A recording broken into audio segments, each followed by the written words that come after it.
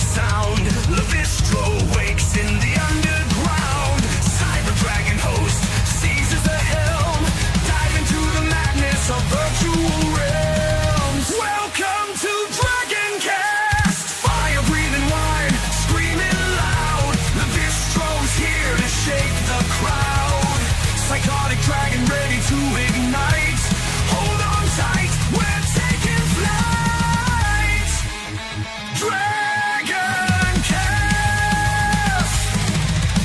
From Gamergate to Goonergate, woke crusaders spew their hate. Lies unfold before our ears. Podcast rage to calm our fears. Reclaim gaming in DragonCast. Fire breathing wine, screaming loud. Lavistro's here to shake the crowd. Psychotic dragon ready to ignite. Hold on tight, we're taking flight.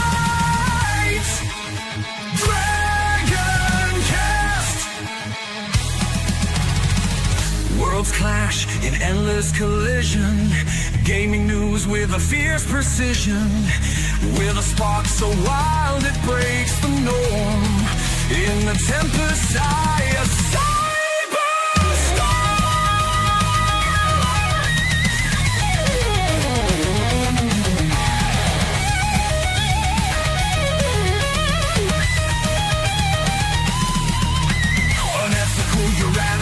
face the score. Truth burns with a psychotic roar. Corrupt suits sneer what they despise. DragonCast will open your eyes. Integrity found in DragonCast. Fire breathing metal, screaming loud. Lavistro's here to shake the crowd. Psychotic dragon ready to ignite. Hold on tight, we're taking flight.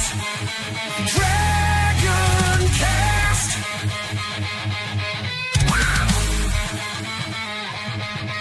DragonCast.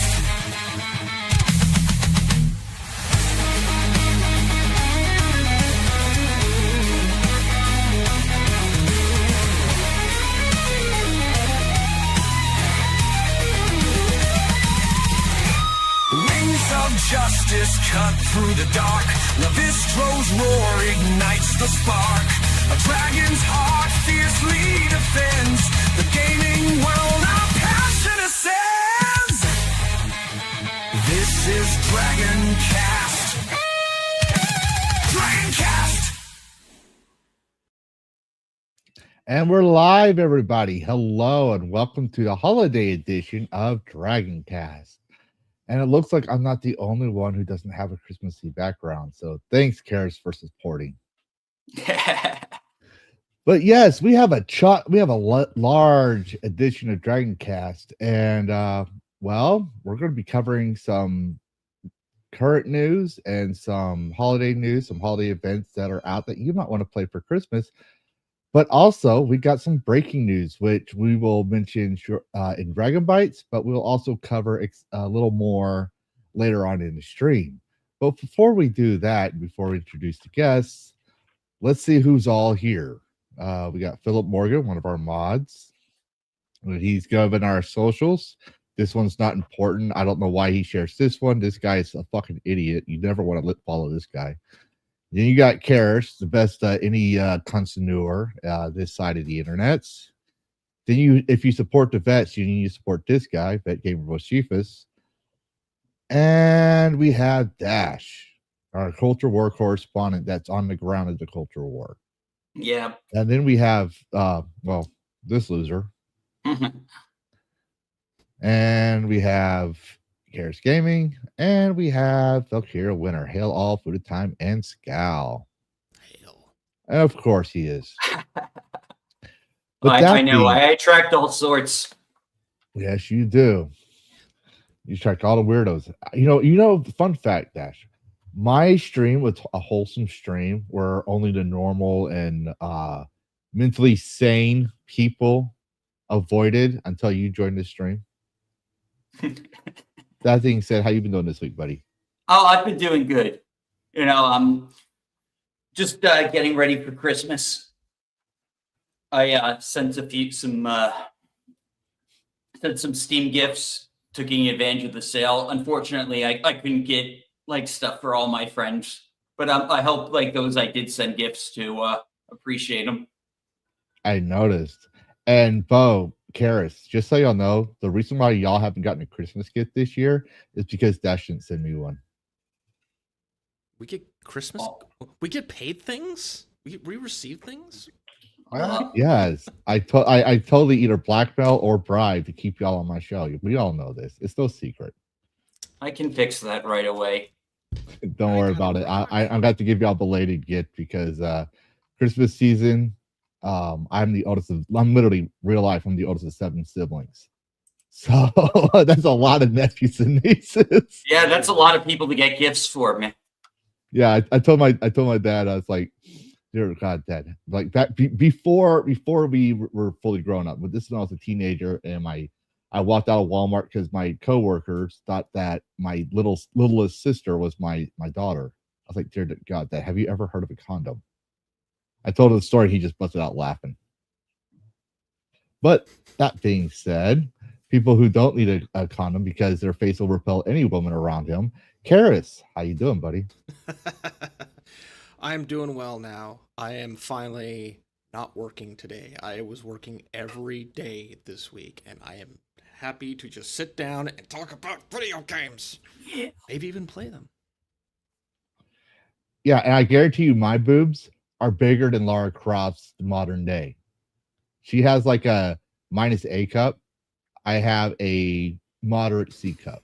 I don't know. The new one from the this new reboot series like looks like pretty Yeah, she looks like the real Lara Croft. The one coming out in 2027.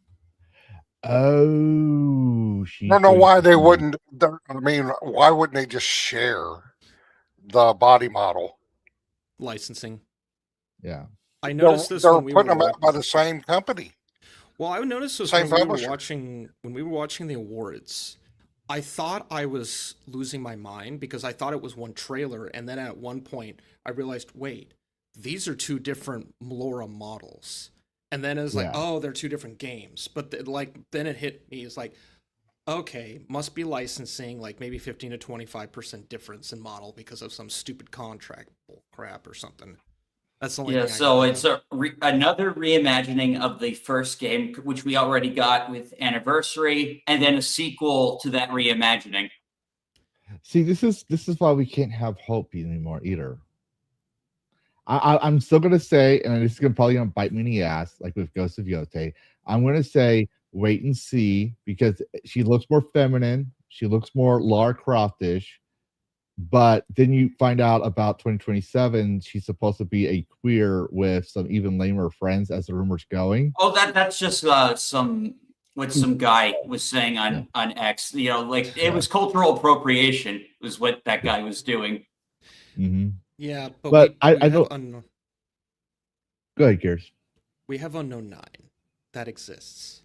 The trailer showed Anya Chalotra, and we didn't get Anya. We got Haruna. But that being said, because Lara, we could talk for days on Lara. But let's talk about the ginger version of Lara Croft, Sarah the Sumerian. I mean, VetGamerBoceifus, our trans representation. How you doing, Bo? What's up? As you see, Sarah the Sumerian has a new postcard for you. Merry Christmas indeed. That would definitely. Let me see if I can do this without getting jinked. There you go, everybody. If that's making its way through the mailboxes, someone is photocopying that. I'm pretty sure if that made it through the mailboxes, the physical copies will be sticky. Why is it so sticky? I don't know. Daddy, why is your card so sticky? Don't touch that. I've been getting into taking these screenshots from the game and then doing this. For some reason, it's just I'm finding it entertaining. Hmm. And they make Yes, great, they are. they make great thumbnails. Mhm. Everyone's going to focus on that instead of the rest of us. They're surely not going to look at this ugly mug. They're going to be looking Yeah. at you. I As think long I'm as they're not showing looking my at head. me, because then I have to keep saying eyes up here. We're good. 'Cause they want to see my head. They want to see,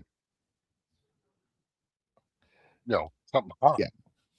Yeah. See, this is why we have you, because you're trans. You look like a woman on the stream, and you're usually quiet, so everyone assumes you're a woman. Now, when you start talking, they start questioning your sexuality, and that's not my problem. I think when I start talking, it's going to get a massive viewer drop off because they're expecting an actual hot chick. That is a good question. Why is she wearing a collar and a leash? I'm not going to answer that question. It's fine. It's cold.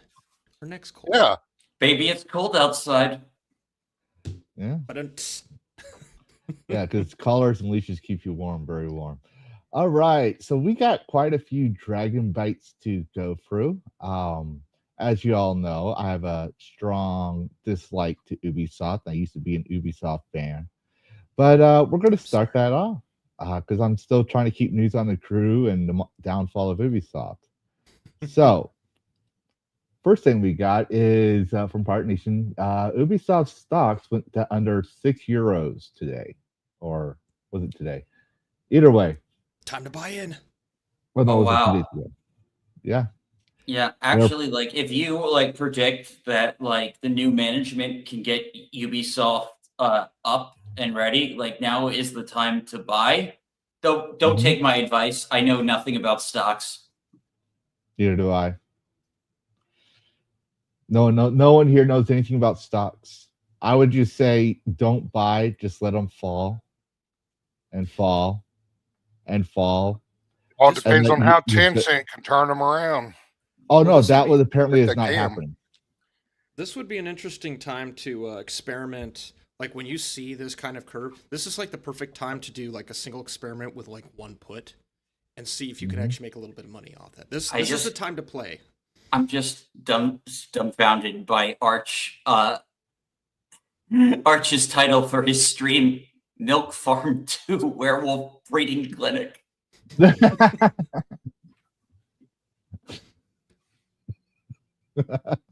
I gotta see if I can get him on one time. Maybe when Oh, I'm, that would be great. Oh my god. it would be Yes, awesome. please do. And then I can accuse him Are you- again of being a brony. Yeah, you go right ahead. We'll actually wait till you get confirmation and send them an invite and then change the title and thumbnail. Is Arch a brony? Yep. He has done lore videos on the Canterlot wedding and the changelings. He did it. He said it was an April Fool's joke, but he still made the video, which means he had to know the lore. Oh, it seems like when we mentioned Brony, we lost 20 viewers, so we gotta move on. We did not have 20 viewers. Yes, we did. Remember, Had I to be can the math keyword. better than you. And just so everyone to know, that's coming up later.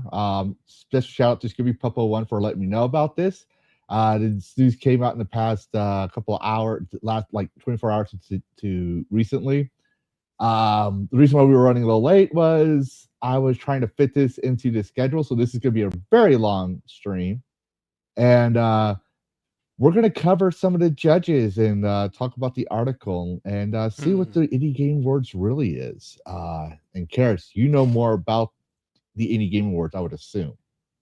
I learned recently that they were a thing, which is funny because the like actual indie devs on like Twitter, they never fucking talk about this kind of awards show. So it's like, is that indicative of like this legitimacy when even indie devs aren't talking about it? But no, I did look into it a little bit and I've got some thoughts on them that I'll. Okay, I'll yeah, wait for we're the gonna. Oh, that should be good. And I got some. We're gonna look at some of the judges. One of them who says she's happy women get divorced. So yeah, if you want to know, if you want proof of that and know that it's not slander, I do have the video, and we will talk about that. But apparently, they were for those who don't want to stay that long or whatever, the Indie Game Awards disqualified Sandfall Games' Claire Obscure 33 awards because they said they used AI. So we're going to be talking about that later on today with Larian Studios, amongst other things. Oh, and Karrus, you love indie games, right? Absolutely, it's in my title.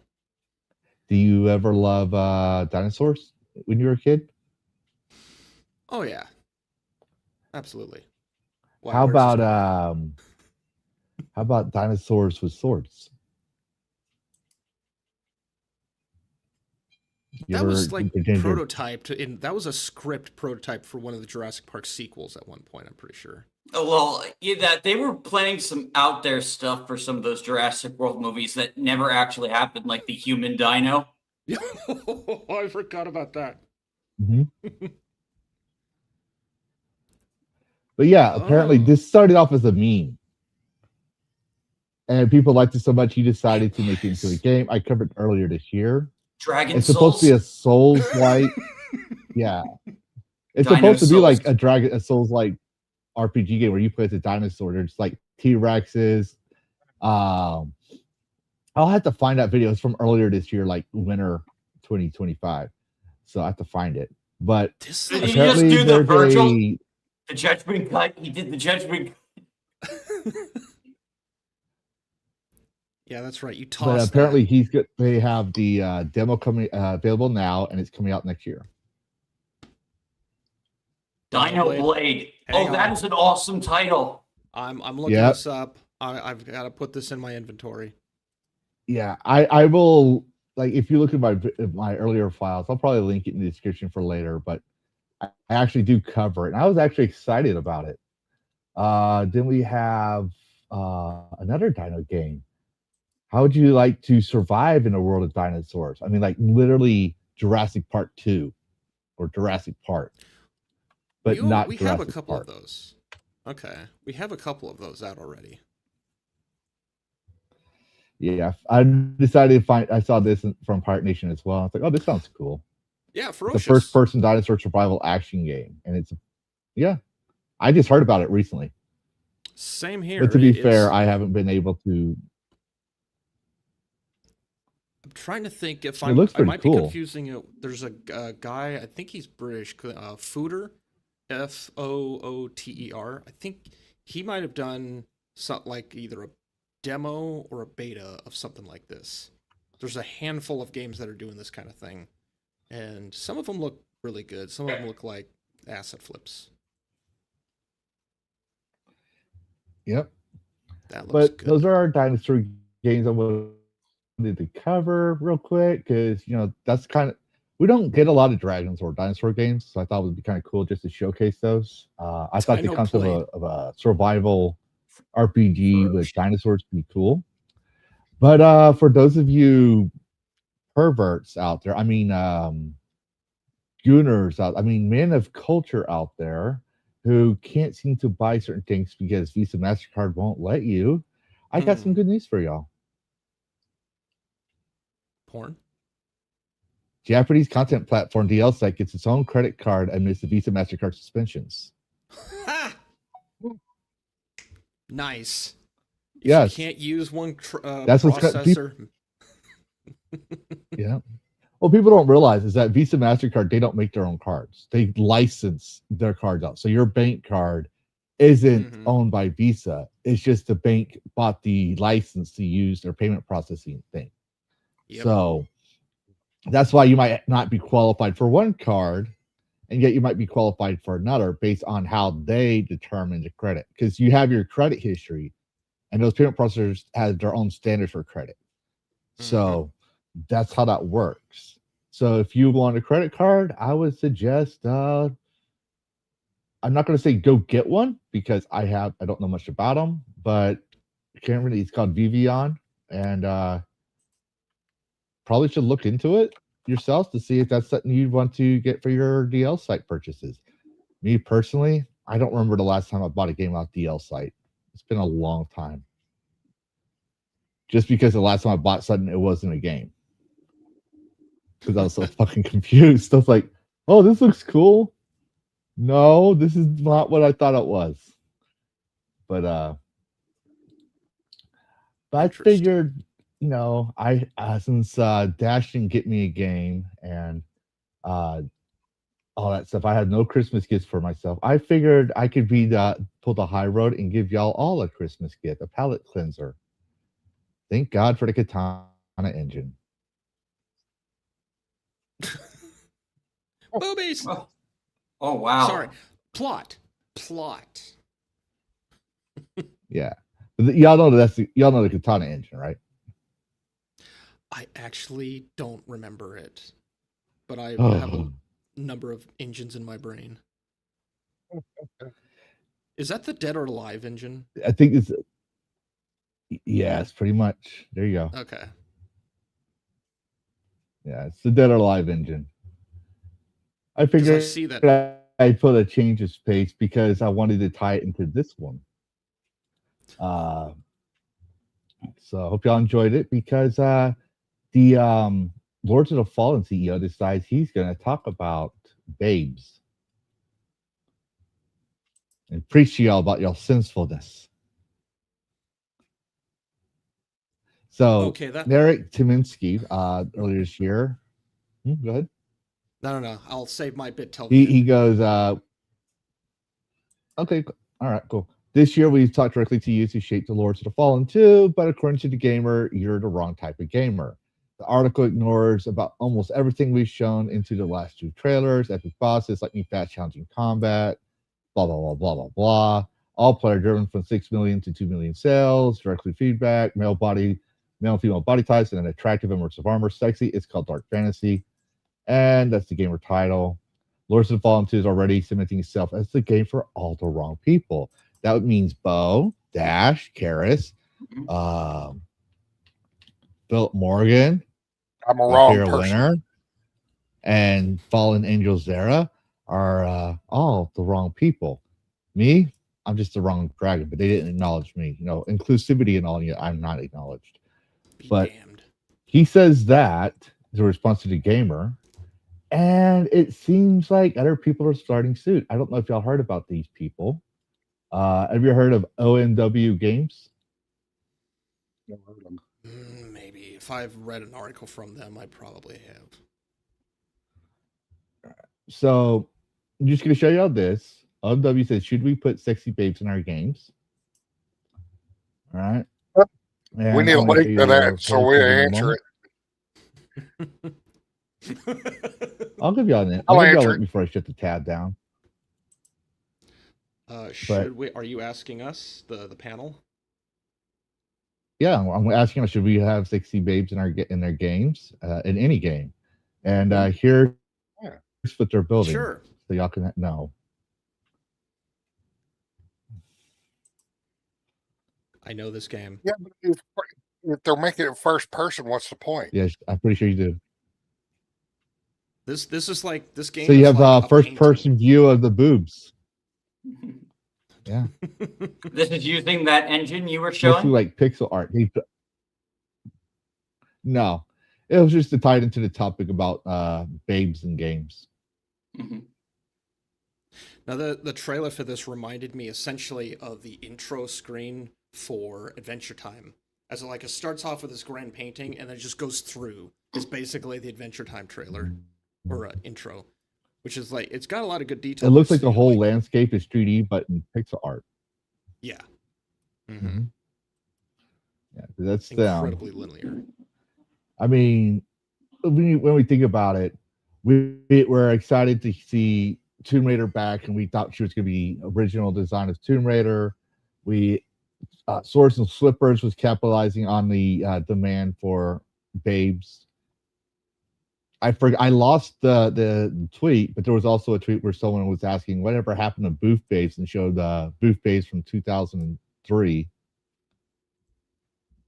because Booth Babes got removed off of them because of sexism or something or another. But yet, have you seen the cosplayers walking around? What, for Laura Croft? No, just the cosplayers in general.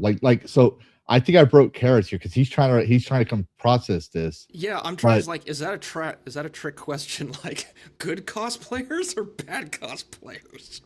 I mean, There's just people who categories. actually.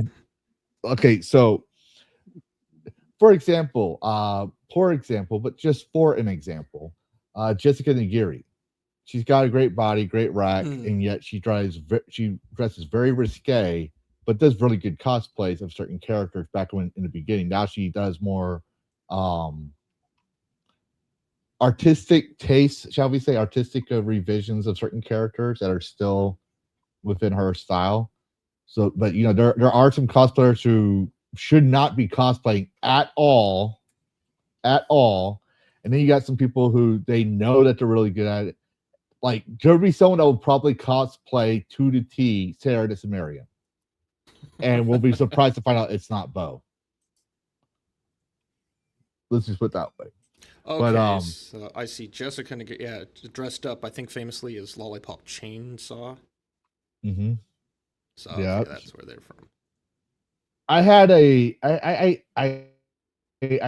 let's just say I actually liked her because I thought she was a real like nerd because she was always true to form with the cosplays earlier in the years. Mhm. Still don't have a problem with her, but I found out from some of my friends who also met her that says she's a bitch. So I'm like, okay. But my point is the fact that there are cosplayers that try to do faithful to the original concept of the character type cosplays, and they do it really well. But so yeah, y'all are free to add on the babes and games. And Scash, you said you want to add something to that. Yes, I just had a thought that I feel like is turning into I feel like this is going to turn into a fad because many of us know executives don't understand nuance and context. They only understand trend. Are we going to have an actual trend where all these execs are going to say, we need to start putting hot babes in our games. That's the newest, hottest trend. And we're going to have this just ham-fisting of like the biggest breasted, just like sexiest, we're talking like Lady D with a bikini on, like just shoved in her face in every fucking trailer over the next 5 years. Because it's a trend. We need to do the thing without them really understanding that it's not just the babe. It's like, it's everything else with it. But executives don't understand that. So they're just going to put like near nude woman front and center on the thumbnail of the game. That depends on the executive. If they're mostly feminist, they're not going to want that. Hey, absolutely. I just and most executives are basically the product of second and third wave feminism. Right now we're in fourth wave. I just out of curiosity, I just created a DS Lite account, and it's saying that Visa and MasterCard are accepted. Oh, on DSL? Yeah, Interesting. So they must have rescinded that. possibly. Because the last time I was on there was about a month and a half ago, and they weren't showing us accepted. Interesting. That either way, it's still a good thing, I would say. Oh yeah, so that way they can't pull the rug from under them again. Exactly. Yeah. Mm-hmm.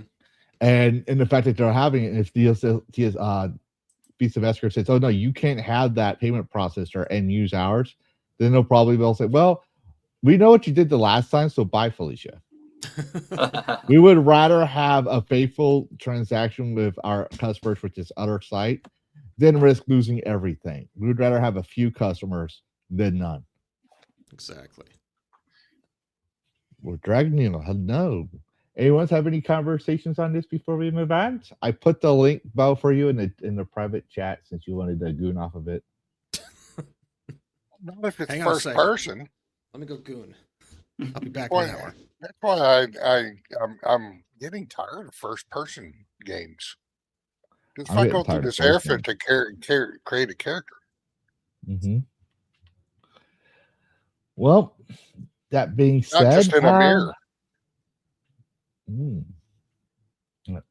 That being said, we do have a last bit of Dragon Bytes that's going to lead us right into the next topic. I don't even know if these kind of lawsuits are worth it anymore, especially if it's been 15 years since you filed to win the lawsuit. But apparently, well, Nintendo decided, and yes, I do apologize for the whiteout. It fucking X did it again on me. I don't know how to keep it locked into the fucking dark mode. Because believe me, I'm wearing my shades to my blue shades that takes out the tint so my eyes don't get migraines. But long story short, Nintendo has won a 15-year-old Wii remote lawsuit, earning $8 million in damages, interest, and legal fees. The judgment orders they come to pay for infringing a European patent. I forgot all about this thing. So Same. they Yeah, it won took 15 something years. from. Why did the case get held up for so long? I don't know. I was trying to look into it. I asked AI, I asked Google AI, I asked Grok AI, I asked ChatGPT, I asked what's the other one? Claude AI. Trying to see if I could find some article that I can't find in the search engines. I couldn't find any answer. A 15-year lawsuit, however, that just tells you how litigious Nintendo is. They are willing to hold you up in court for 15 years if it means they'll win. And for a small bit of cash too, like $8 million is nothing to them. Mm-hmm. It's pocket money. For controllers that are obsolete now, very obsolete. Yep, like they're not manufacturing those Wii remote controllers, even though they were like really cool for their time. Like, you know, I have a Wii set up as part of my setup, so like I have access to a Wii controller, you know, and I was playing Metroid Prime 3 with it. Yeah. But, you know, Dash, you should be very grateful you bought your Nintendo Switch 2 already. Yep. I heard something about price hikes. I have Nintendo to Switch 2 wonder- hardware hit by 41% price jump in DRAM. Mm-hmm. Go ahead. know, I'm with not a- going to read the whole this. It's just a Dragon Bite. with a court case that goes 15 years, like you go back, I'm guessing the Wii was still a little more relevant 15 years ago. I wonder if the majority of Nintendo just forgot about that. Meanwhile, the lawyers were just doing shit behind the scenes, and Nintendo just kept giving money. Yeah, it's like one of those, oh, that thing. Right. We forgot about that. Yeah, we're totally traumatized by this. We lost a lot of money from this. Yeah, totally. How much money are we getting? The sad part about this 41% price million? jump, it's gonna affect everything, even stock. You know, like Walmart's back stock that they've already purchased. They're going to raise the price of it, even though that's not what they paid for it. Yep. Oh, we're gonna get right into that because so we know the RAM's going up, but so I piecing together a couple articles here. We're just going to go through them because I don't think I organized these.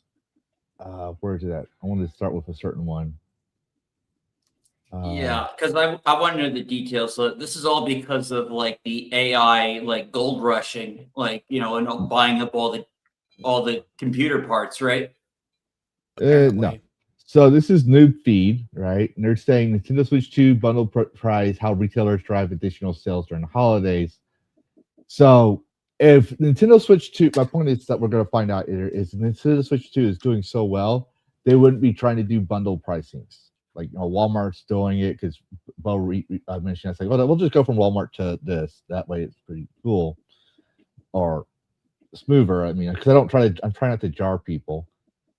But for example, when Walmart lowers the price of bundle, it loses a little on one item, but expects to make more overall, right?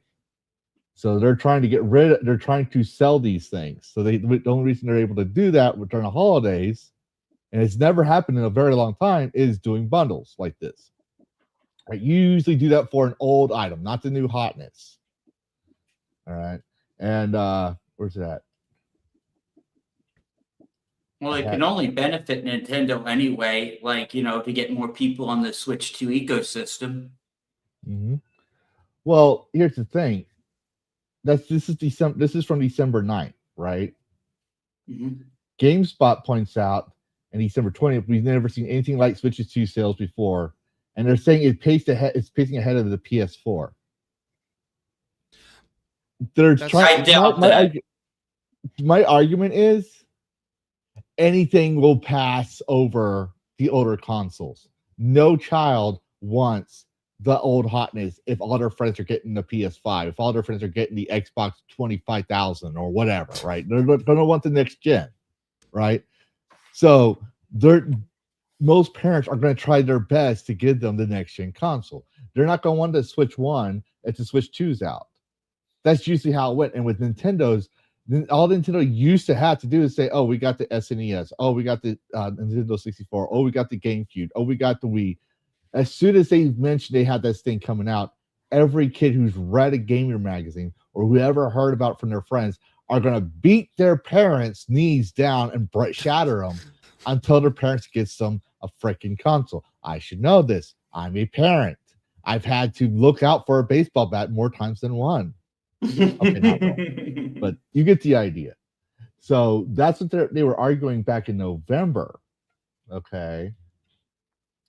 But we got some interesting news. So first, I'm going to give CNET's title. All right. This was on the 17th. All right. This is what Game Journal is saying. You should buy now. Buy. This is a great time to buy. You know why? Video game hardware sales are the worst in decades. Here's why you should buy now. He's so pro-consumer, or so pro spend money. That title just disgusts me, honestly. Yeah, I know. It's like this guy is so tone deaf. First off, people are broke. People have economic issues. People have issues in general. We still have not recovered from COVID economically. And I'm not trying to get into politics. I'm just saying honestly. And this is someone who it relies on the United States government for his veteran money because he's disabled, who doesn't want people to spend their money for this reason. I know the economy is bad, so I feel bad when people donate money or stuff to me. I'm like, no, you don't have to do that, right? But so yeah, the main argument is that the video games are doing bad. So reports indicate Microsoft's Xbox Series consoles were down 70% year over year. PlayStation 5, it was the highest selling console of the month, which was down 40%. Nintendo Switch sales were down only 10%, while general video game accessories were down 13%. So basically, what I'm reading here was PlayStation 5 was the best selling out of all the consoles, including Switch 2. Unless you guys see something different. I mean, I'm just saying what I see, unless I'm reading it wrong, and that has happened. So, but there's all also I've been hearing. All I've been hearing is the PlayStation 5 sales and PlayStation Pro have done pretty good. Yeah. But and they were like being laughed at last year. Or was it last year? They came out last year, right? Oh, it's PlayStation finally getting a boon in sales? Yeah, over Nintendo. That has never happened that I remember. That I find that interesting because PlayStation was like slumping for a long time, and they also have this exclusivity drought. But it's also like one of the few like systems, like for if you want physical games, like you need a PlayStation, like a base PS5. Mm-hmm. No, but, you don't get the DVD with player with base PS5. You had to buy that extra. Oh, I have the PS4 for that. But don't take my word for it, okay? For all the Nintendo shows like Dash Attack, don't get mad at me. Don't take my word for it. Even a Nintendo show like Nintendo Life also admits this. The U.S. suffered Nintendo Life November is. Go ahead. Like they're always carrying water for Nintendo Life. It's in the name. Yeah, Nintendo Life. So it's real. The Nintendo show is also finally admitting it and taking a few breaths from Nintendo's dick every now and then. So the U.S. suffered its worst November since 1995 in terms of hardware sales. They literally say here in the small print, PS5 PS5 beats beats Switch 2. But yes, This can't be all because of Saros. What a lot US of has these suffered its worst articles. November since 2025. This guy keep caring about. Oh, that asshole. Oh, I Yeah. remember him. I don't normally take him seriously. I don't know too much about him, but I used to see him on X back when it was Twitter, and now it's on Blue This is the Sky. guy that was lying about Assassin's Creed Shadows sales, or Yes. Yotai, or one of those games. Yep. But basically, we'll leave it at the conversation here. But Dash, if I remember correctly, and remember, I have a brain injury, so sometimes I don't remember very well. But I'm pretty sure you said you had the Nintendo Switch 2, or was that Dan or both? Dan. Oh, I got a Switch 2. I got it at launch. Because, like, you know, I can't, like, even though I've been the biggest critic against the game keycard epidemic, which actually, you know, Nintendo is finally actually making smaller cards, so we might see less of those game key cards now, hopefully. That'd be Knock nice. on wood. Yeah. But here's my theory, and you can help correct me if I'm wrong. Any of y'all can, but mainly I want to hear Dash's thoughts. The people that really wanted the Nintendo Switch 2, right? The people that were willing to pay $5,000 or no, $500, whatever it was. Yeah, it was like $500 to $450. They bought their consoles on launch day. Everyone that was going to buy it bought it. Now you have to ask the general gamer, you have to ask the normies who play gaming as a pastime, and the parents, are they really going to buy a console for $500, or are they going to wait for it to go on sale? Are they going to pay $100 for a game? Well, for their kids? It's like the same reason why, like, you know, I never had an HD TV the same as everything else, or like, you know, 4K or 1080p. It's because my parents always waited for things to go on sale and for the price to trickle down. Yeah. So, like, you know, everyone was getting those things, like, you know, like my parents were weighing the costs, like, which, you know, in hindsight, it was very responsible of them. Oh yeah. What do y'all think, Karrus? Bo? I was in the general normie kind of standpoint. I had money that I would have been able to set aside for a Switch 2 because I never had a Switch 1. The last Nintendo console I had was a 3DS. And I thought, okay, there's some Switch 1 games I want to play, but I'm genuinely curious about the Switch 2. So I was pretty ready, but I wasn't going to buy it day one. And then almost like from the get-go, it was like bam, bam, bam, bam, bam, bam. All just these terrible things that were coming out, or at least what people were inflating the problems were. And I saw this big picture of don't buy it now. And I was like, all right, I'm not going to buy it now. I'll wait till it's not going to, it's increasing in price. Well, fuck me then, I guess. I lost my window. Well, I think if anything, this is bad for Nintendo, and I guess it's bad for anyone who was sitting out hoping they'd get one. Yep. And here's another thing I want to point out is that well, first off, Nintendo has it for $500. Would anyone buy a game console for $500? Well, the base price is $450. The 500. It's okay, we'll 500. be fair. We'll be fair. Base price. So the base price of Nintendo is $450. So would anyone buy it at that much? $450. PlayStation for $699.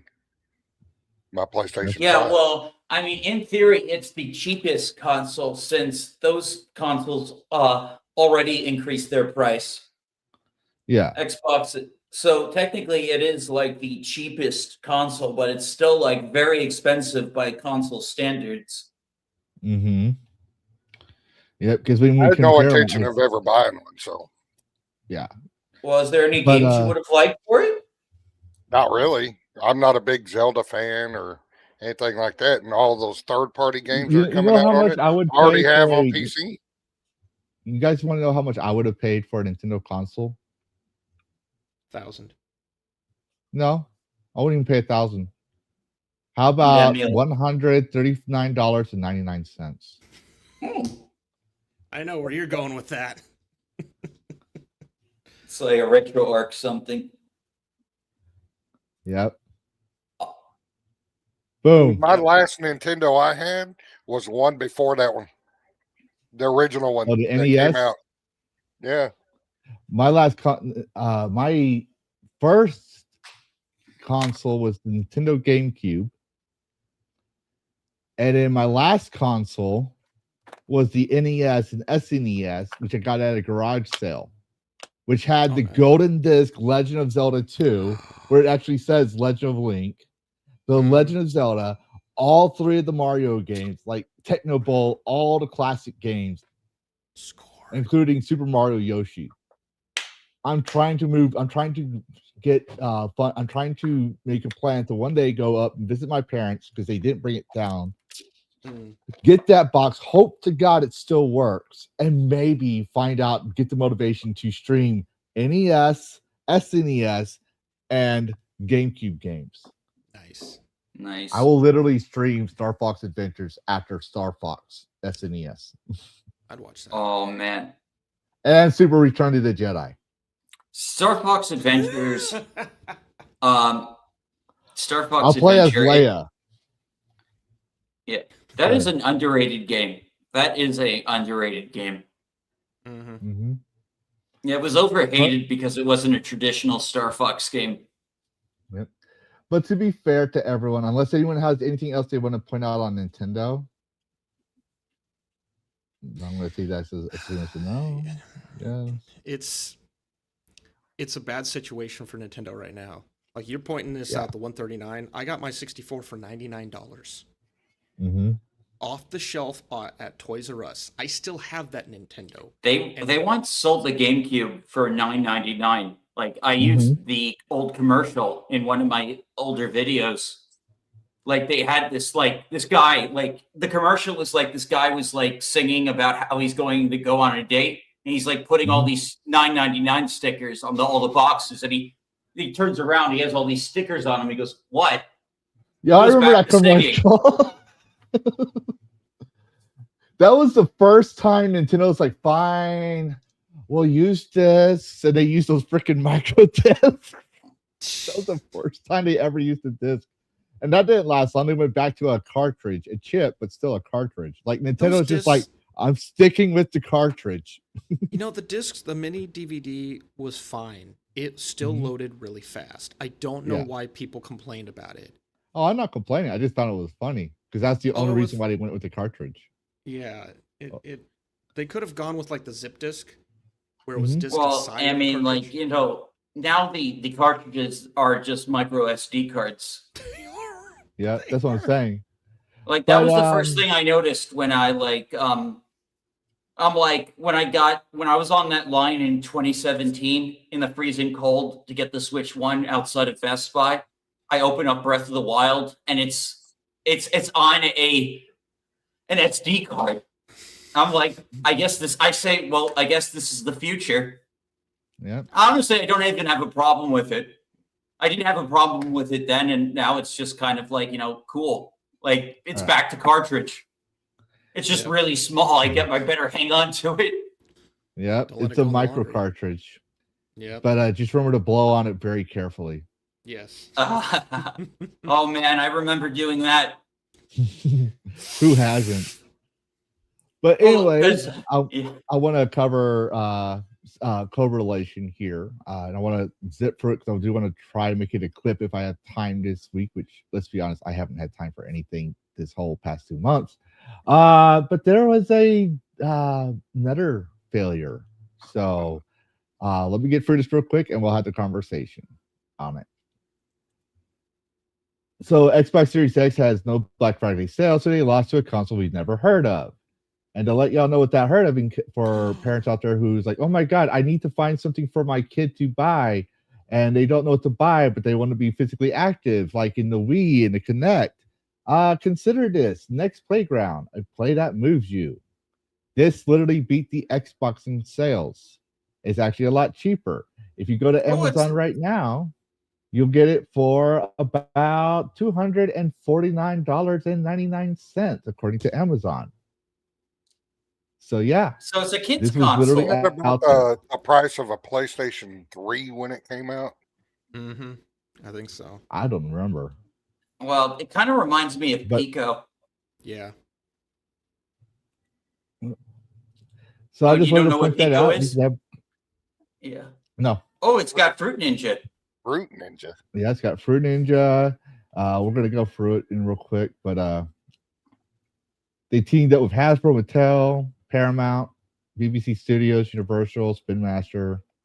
They got Bluey, Zumba. That's a popular physical activity. Cookie Monster Family, Puppies. How to Train Your Dragon. I see How to Train Your Dragon. The fucking Yeah. Care Bears. They got the fucking Care Bears. They got Yes. Barbie. Look, now to be fair, it's mostly meant for little kids, I guess. But they had the engine of Turtles, Kung Fu Panda, Candyland. They got Candyland. like 4. So they have some titles, popular titles for little kids, but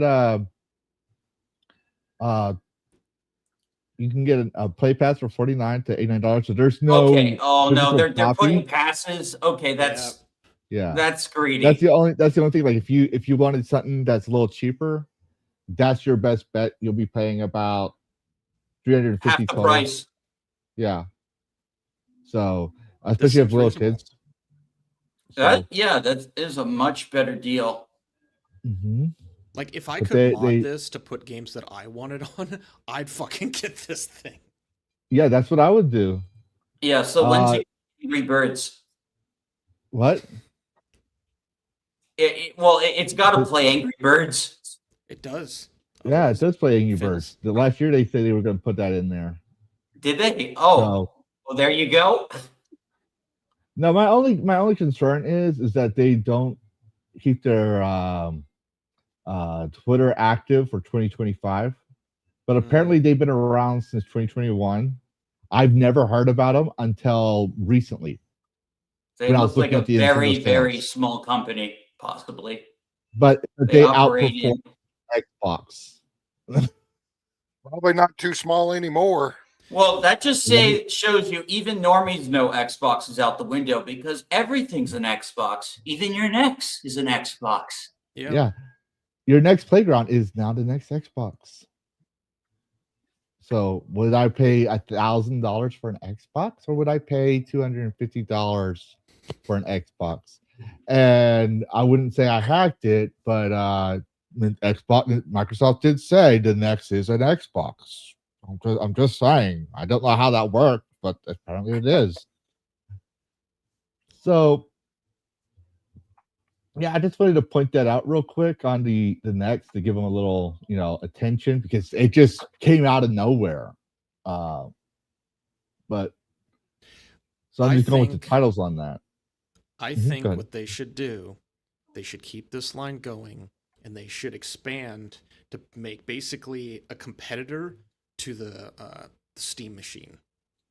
Make like an actual adult gamer version. Well, my theory is if these older titles are shutting down, right? They're going away to Dodo. Xbox which was awesome back in the day. 360 was probably the greatest of its era. Xbox One, it had some good games, but that was like the waning years of the Xbox era. But it seems like next, what they're doing right now is they're trying to take the market base away from Nintendo. The children. They're trying to get, here's some games for the little kids that are safe to play. No political bullshit. Hey, you guys used to play Fruit Ninja back when y'all were younger, right? We got that for your kids. We got Barbie's Great Adventure. We got Teenage Mutant Ninja Turtles. We got Peppa Pig. We got the freaking Care Bears. And you want them to stay active? We're bringing back the Kinect and Wii technology. Now, granted, for me as an adult and a parent, I'm too fucking tired at the end of the day to play on a Kinect or a Wii. I want to sit in my comfy chair, grab my Ben and Jerry's, my large stick of butter, and I want to eat my heart out as I'm playing video games. Yeah, so motion gaming might be making a comeback. Might what be. else is great about this? I just thought back to that hacker guy Ryan Montgomery. No Roblox, no Minecraft, no online multiplayer component where PDFs can just like cleverly make their way into the game space perfectly, at least seemingly in its current iteration. There's no way that PDFs can sneak into this space and like try to convince their kids to do things. I think that is a great option as well. Yeah, But here's another thing. with limited online and it doesn't seem like the games they're putting on are simple. So like, yeah, there wouldn't be any like risk of like, predatory activity. And like, that's why the game chat TOS is so strict on Switch 2 and why I didn't agree to sign up on it, because it's like they have like a separate TOS for game chat, and I literally it's to protect their ass from like the from what you're saying. Yeah, but here's one thing I'm going to point out in here. It's not in the title or the title thing, but it is in the HTML code for the site. Is that AM, and I have it here. I posted it in the chat for anyone who wanted to get it. But look at the chat. It says Playground AI powered. What that I just caught that too. They evidently changed that after they made the listing. What that probably means is something similar to like your NVIDIA card, where there's like some program doing some bit of nonsense minimal code running in the background. I'm not scared by that. I mean, no, if I'm not scared either. By this, if we should be scared by AI in our video cards, then. Well, I mean, my smart TV already has AI in it, so like I'm already screwed. And I heard like I heard something about the LG. I heard something about the LG TVs are now like spying for Microsoft or something. I heard something about that. You know what's funny about that is it used to be our phones were spying for Zuckerberg. And before that, it was the FBI is watching us for our TV monitor before we even had the technology. The V chip. Yeah. All kinds of, like, it was going all over the place. Like this whole, now I'm not going to downplay the whole government spying on us. There are cases where the government was caught in the act, like CIA was caught. Yeah, we were spying on the Americans. Like that's not a lie, but there's the fantasy part, the whole thing where I'm just shaking my head and like, oh my god, you're not Jack Bauer, you're not Jason Bourne, you're not going to get a call saying you're needed. You're not. No, that's not how this works. There's no secret shadow government. I'm sorry. It's just a bunch of stupid idiots doing things and you watching way too many movies. All right. Yes. When these things happen, we should call it out. But there's no secret shadow government. I'm sorry. People have tried to convince me for years. Lavistro, are you a member of the Lavistro? Are you actually a member of the deep state? Yes. I have to be. He's a member of the deep country. I don't know. No. Illuminati. I'm a member. I'm a member of the deep cunt. Like I have a really deep cunt. Oh yeah. And the deep anus too. Oof. When you're in the army, when you join the army, before you join the army, you're a member of the deep cunt. And then when you join the army, you become part of the deep anus. Because the army's gonna keep shafting you with Spring Green Willie every day and every night until you leave. And since I was there in the military for over 10 years, yeah, it's really deep. So at what point I don't even feel anything anymore. When the VA comes to shaft me, I'm like, is it in yet?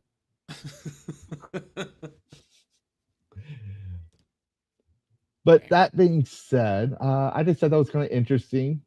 That's cool. I just noticed the AI just recently, but I thought this toy would be interesting for any future parents or parents are going to be having another little one running around soon. They need to wear them out. After I just noticed the bestseller sticker right there, which means it's top of that is going to be the holiday gift this year, I guess. Yeah, it is the holiday gift, and I think it's surprising. It didn't get a lot of advertising, right? No. Didn't get much. I only found one article about it, and that was because I was searching for console sales to see if the Nintendo thing was true. Because I'm not going to say something about Nintendo, truth. Found out that that this thing did better than the Xbox. I believe I was it. like, holy shit! So yeah, goes to show you that people are looking for different options. If you're not going to if you're going to charge them an arm and a leg and their soul and shat them in the ass at the same time, people are just get tired of it one day and they're just going to look for alternatives. Well, Like- Xbox has always had a problem of like neglecting kids. They kind of made up for it with Viva Pinata, but Yeah. but then they like dropped the ball. Dude, that was like 20 years ago. Yeah, I know. That's how long. Like they made an attempt, and it was actually a That wasn't even an semi-successful. attempt. That wasn't even an attempt. That was like, can we even market this thing to kids? Let's see if we can get the kids. They're like, yep, our main audience is adults. Like, it wasn't even a contest. It was like just a marketing research trial. Like, that's all we've been. I had the game. Was it any good? No, it was like Animal Crossing, but with pinatas. That's it. Now I got really bored of it. I was like, I'm gonna go play something with actual violence. Well, yeah. Hatred. I was like 19, I think. I can't remember how old I was. I was like either I know it was right when I first moved out of my parents' house. I had it in my apartment. And yeah, I want to say it wasn't that interesting to me. I wanted to go back to playing Tom Clancy's Rainbow Six Vegas 2 and Assassin's Creed. Like literally, those were I was playing those things back to back. That's how old that game is. I just thought of Bellular News has really been just like hammering home this study that they found that apparently, and Steam has been supporting this as well. Like Steam's median average game amount that people have been getting is like 4 for 2025, and I guess the base price for according to Bellular was around like $20 or $23, which is like a massive drop. People are not buying nearly as many games. They're also not buying nearly as many expensive games. This falls right in line with that idea of we want something cheaper because we don't have any fucking money, but we know we need to find something to entertain our children so they don't go insane. And like just these graphs all line up with each other, and I think it's reasonable. The consumers are voting, and people are having to notice. And yeah, Xbox turns out to be an archaic, dying icon. Then get good, Microsoft. Well, let's put it this way: the Atari was iconic for its time, and then you had the video game crash of 1983. Because Atari made E.T., which was what people argue is the worst game of the library and started the crash. Everything else I was about to say, I think that game started to crash. I actually had that game. And yet, AVGN made a whole movie based around the existence of that game. Yeah. So this could be where we're going to see the. Well, I don't know, but I'm going to say that I believe we could be seeing a video game crash of the 2000 something. I think we're seeing a AAA and hardware gaming crash. Definitely. I wanted to point that out. Those articles, the previous articles, you mentioned Nintendo Life, you mentioned the PS5. Those articles all like to cite either the AA or the AAA as being the only thing that matters in their life. A and below don't even exist, but yet people are playing those games. But those are never acknowledged in those kinds of statistics because, well, let's also they're not Nintendo. And let's not forget, AA used to not be considered either for a while. Yeah. Now they're admitting, oh yeah, people do play AA. It's hurting us to not cover this because no one wants to hear the AAA. This is why they're trying to do all these things, but they still can't help themselves. Yep. Because, well, tribalism. We're going to cover this in detail because this is the breaking news part, and we're going to go into Larian afterwards. But as Insider Gaming points out, The Indie Game Awards disqualifies Clair Obscur Expedition 33 due to Gen A AI usage. Now, I'm going to point out why I say it's breaking news, because what is today? The 20th. And what's on the highlights here? Can't really tell. I got a map. You can't see it? 2025. Yeah, that's Look today's at it. date. Yeah, 2025 for the old man Karrus. I need peepers for my peepers. Yeah. Watch, you get one of those glasses, right? With the prospector lenses that just like click on from Toy Story. Was it Toy Story 2? Yeah. with I was Woody. thinking Mouse Hunt. Christopher Walken's like his ever expanding but yeah, go ahead. Right. But we're gonna cover. I'm gonna cover the news real quick, and then I'm gonna we're gonna look at the page. I found the page and cover, because I didn't have a whole lot of time. We're going to cover 3 people I found interesting. I want to cover on this. Okay, so the Indie Game Awards took place on December 18th, and as many would assume, Clair Richard 33 took over the awards. We all know this, and this is not for the Doritos Pope Awards that we covered. This is the Indie Game Awards. Okay. But they said the indie games the award people have a hard sense of using Gen AI for the nomination process and during the ceremony itself. The statement reads: when it's submitted for consideration, representatives of Sandfall Interactive agreed that no Gen AI was used for the development of Clair Obscur. In light of Sandfall Interactive confirming the use of Gen AI on the day of the Indie Award premiere, this does disqualify Clair Obscur Expedition 33. But what I'm noticing here when I was skimming through it is, and I looked online. Now I could have been I overlooked something, or I didn't see something. I don't know. But from what I heard, I haven't seen anything from Clair Obscur 33 on this or Sandfall Games. Or anybody else? Yeah. I'm on Twitter now, and I ain't seeing nothing about it. You'd be all over Twitter. Yeah, and here's the thing: we do see in the because we're going to cover this as well later, but we're squeezing this in here for the block so people can see, know what's going on. Here's my take, and we're gonna show why I think this. They are political. They're not a real games award. Yes, they give a games award. They're acknowledged as a real games award, but they're not giving games based on the mechanics and stuff like this. They're using a soapbox. And when they find out, their viewers are like, "Oh, you gave a game award, a game company award for using AI. Oh no, I'm panicking right now." They're like, "Oh shit, we need to fix this."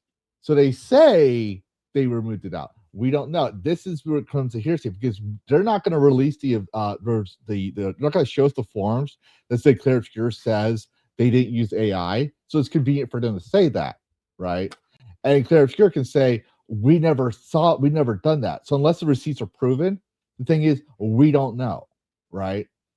So I'm going to take the merits of the work, right? So like, we got a good game from Clair Obscur, who we all saw together on the Game Awards. They thanked the gamers, and they made a. I misunderstood that they thought they won. No, they were doing this even if they won or not. So what I've seen from Sandfall Games so far is, it was the game of the summer. People loved it. There, as you can see, they had their whole entire team out there. So clearly, no one lost their jobs. It was a small team, which means you don't need 100 people, right? So I was like, you know what? Let's be fair, because I never heard of I used to work with indie companies. I've never heard of the Indie Game Awards. Okay, so here's their webpage. All right. Well, we're not gonna do their social. We're gonna use their webpage because reasons. But here's the Indie Games Awards, 2025, right? Indie Vanguard class of 2025, right? They have Indie Vanguard class of 2000, best storyteller. The Mohammed Fahmy Storyteller Award. Mohammed Fahmy. Last I heard of the name of Mohammed, that was a prophet. Not trying to get into it. Game Devs of Color. They have that award. Game Devs of Color. I consider Game Devs of Color a very racist, like Jim Crow era. Yeah. Like the best actor for colored people is. That's what I read when I see Game Devs of Color. It's a Jim Crow law, even though it's not, but it's We don't need game like. And this isn't the 1950s anymore. We need to stop saying colored people. We never said that for most of my time I was born until after the intersectionalism came out. But here's the presenters and the jury, right? Now I went through. Oh, look who's in there. Yeah, I was actually going to point that out. Like, you look at the jury and the people that are part of that, you start to kind of get an idea of Inside Gaming, which was the news source we were the just article we at. read. Mm-hmm. And you got GameSpot, Giant Bob.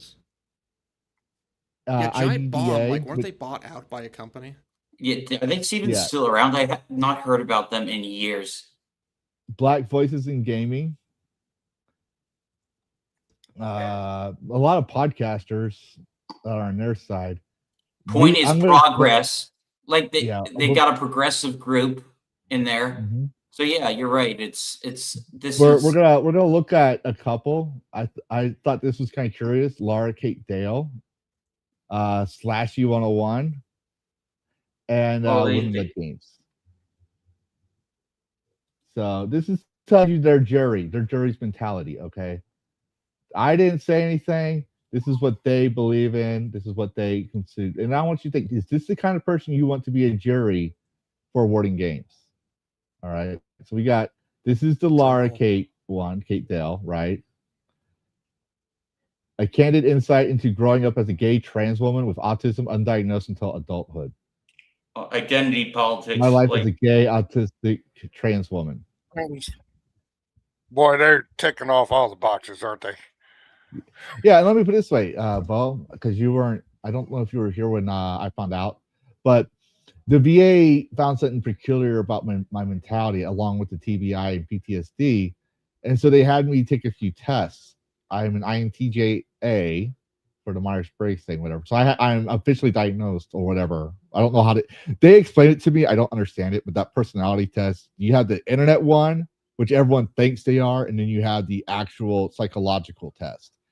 So I took the actual psychological test. So I have an INTJ, which they led me into taking another test, which they found out I have Asperger's syndrome. I never knew this. I lived with Asperger's. So that means I have autism. But you don't see me going around with my life as a straight autistic dragon. You don't have business cards. This is why I don't advertise my disabilities. This is why I don't put any of labels that might apply to me on my bio. I let people figure me out for themselves. Well, yeah. Well, I never told you or Bo I was a Christian until we had Goonergate happen. And Bo said, I can't remember what Bo said. It wasn't nothing negative. It was just something where I had to say, I'm a Christian. And when have I ever used my faith? Actually, that is the only thing I have. I have that I'm a Gooner and I'm a Catholic. Yeah. And the thing is, my point is the only reason I'll mention my TBI and PTSD and all that stuff is if it relates to the conversation. It's never been my identity. Oh, yeah. I want to show. Oh, yeah. I have you've autism. Explained to me. You have explained, there is, you do have triggers. I do know that. And they're legitimate triggers. Yeah. But at the same time, I don't let it run my life. I don't let it make me a slave. I don't let my disabilities make me a slave. But at the same time, I don't let it be my identity. Unlike this person here, there's a difference between oh yeah, I have autism and I don't run around and wave as a flag. How often do I mention autism? I mean, she has queer consultant in her thing. She worked on accessibility. No,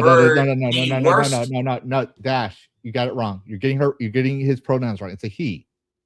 Yep. It's a he. I am not going to entertain someone's fantasy and delusions when they admit that they're mentally ill.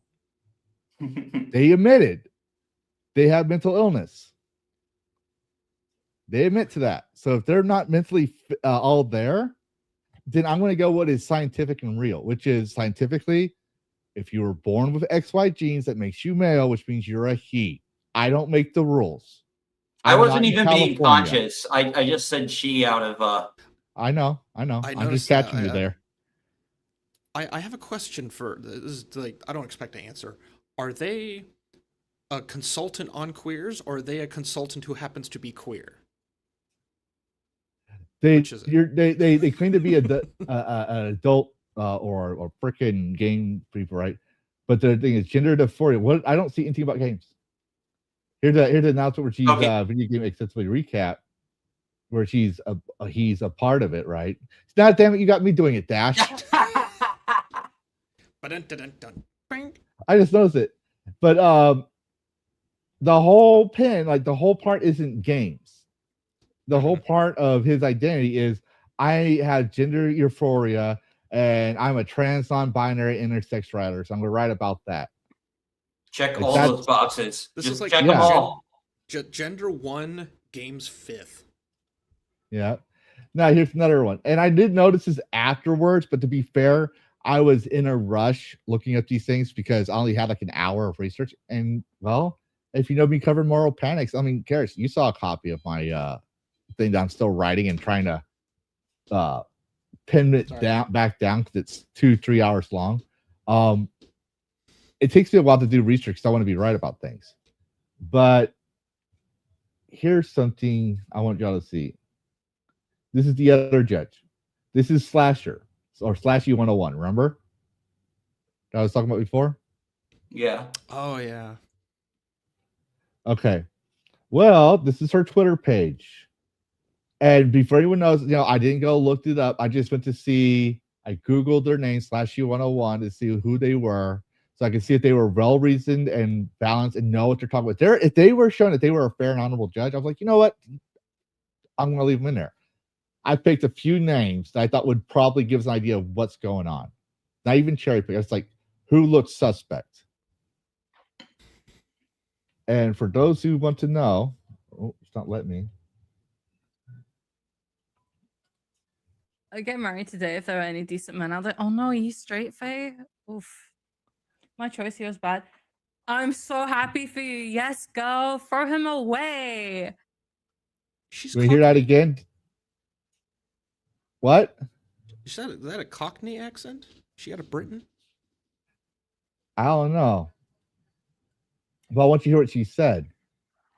You see what's in the background. That's right? the bi flag, yeah. Yeah. And as we all know, we got a bi person here who honestly we didn't know was bi until he was already on here, and it's too late to kick him out now. So well, yeah, the thing is, I went through this whole arc of denial because of my religion, and then I just I thought that's I fine. had That's this between you and God. That's Yep. between you and God. That's all we're gonna say. Like, we're not mocking. I'm just saying. Yeah, If anyone I wants to know. say, I know. if we're making fun of bi people, I'm saying, to be thanks fair, for we the do have a save. bi Thanks person. for the save, boss. Yeah, we're just saying, is like, to be fair, he's we didn't know he was bi, and it's too late to kick him out now. So yes, we are totally targeting her because she's bi.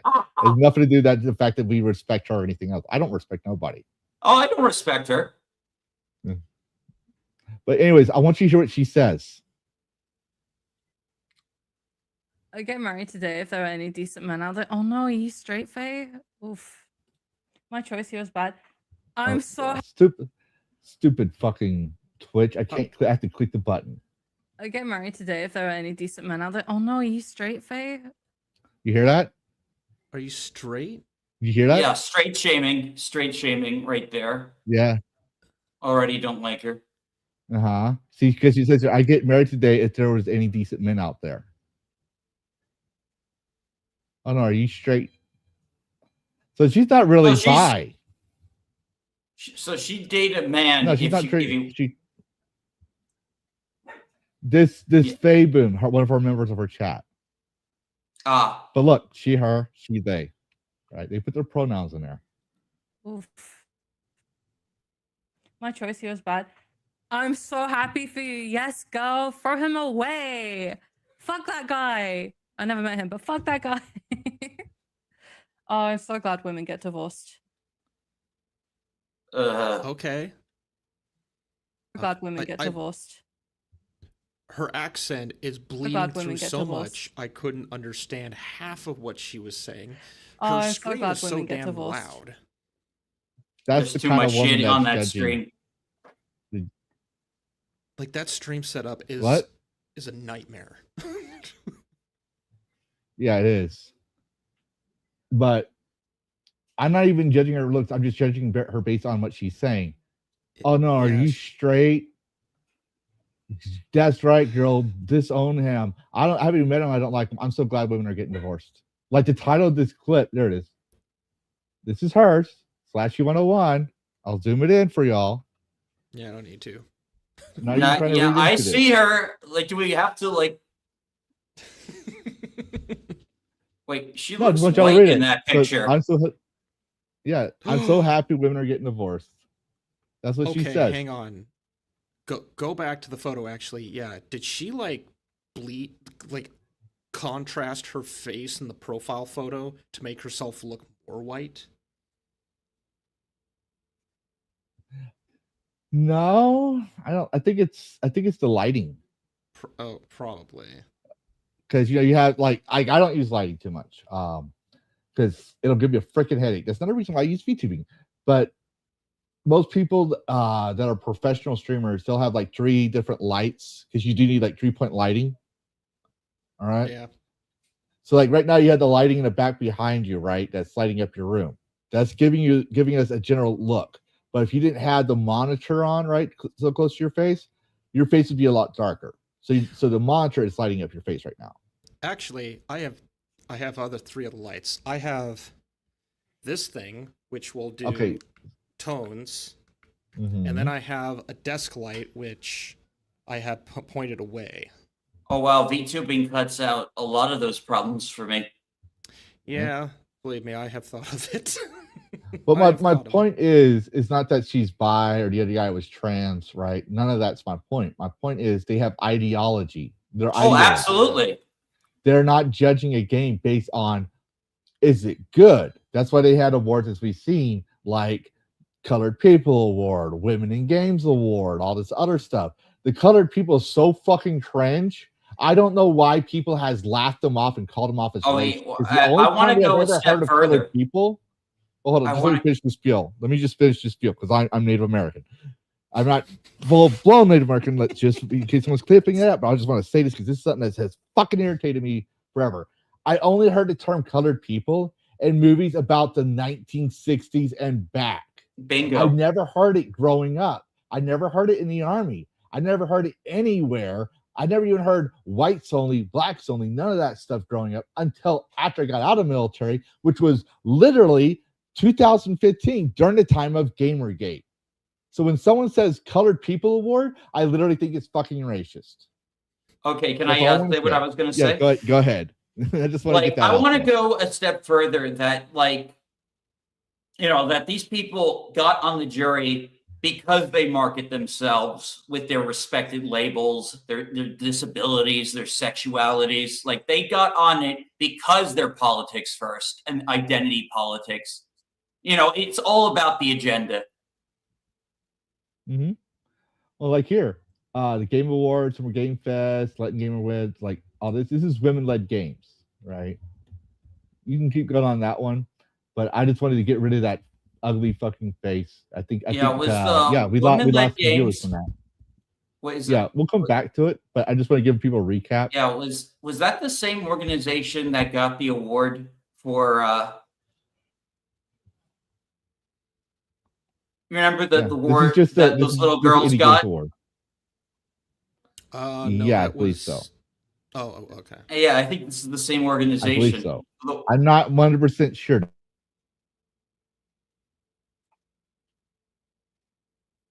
I believe so. Presenters, they totally look normal. Then you have all the people we mentioned, right?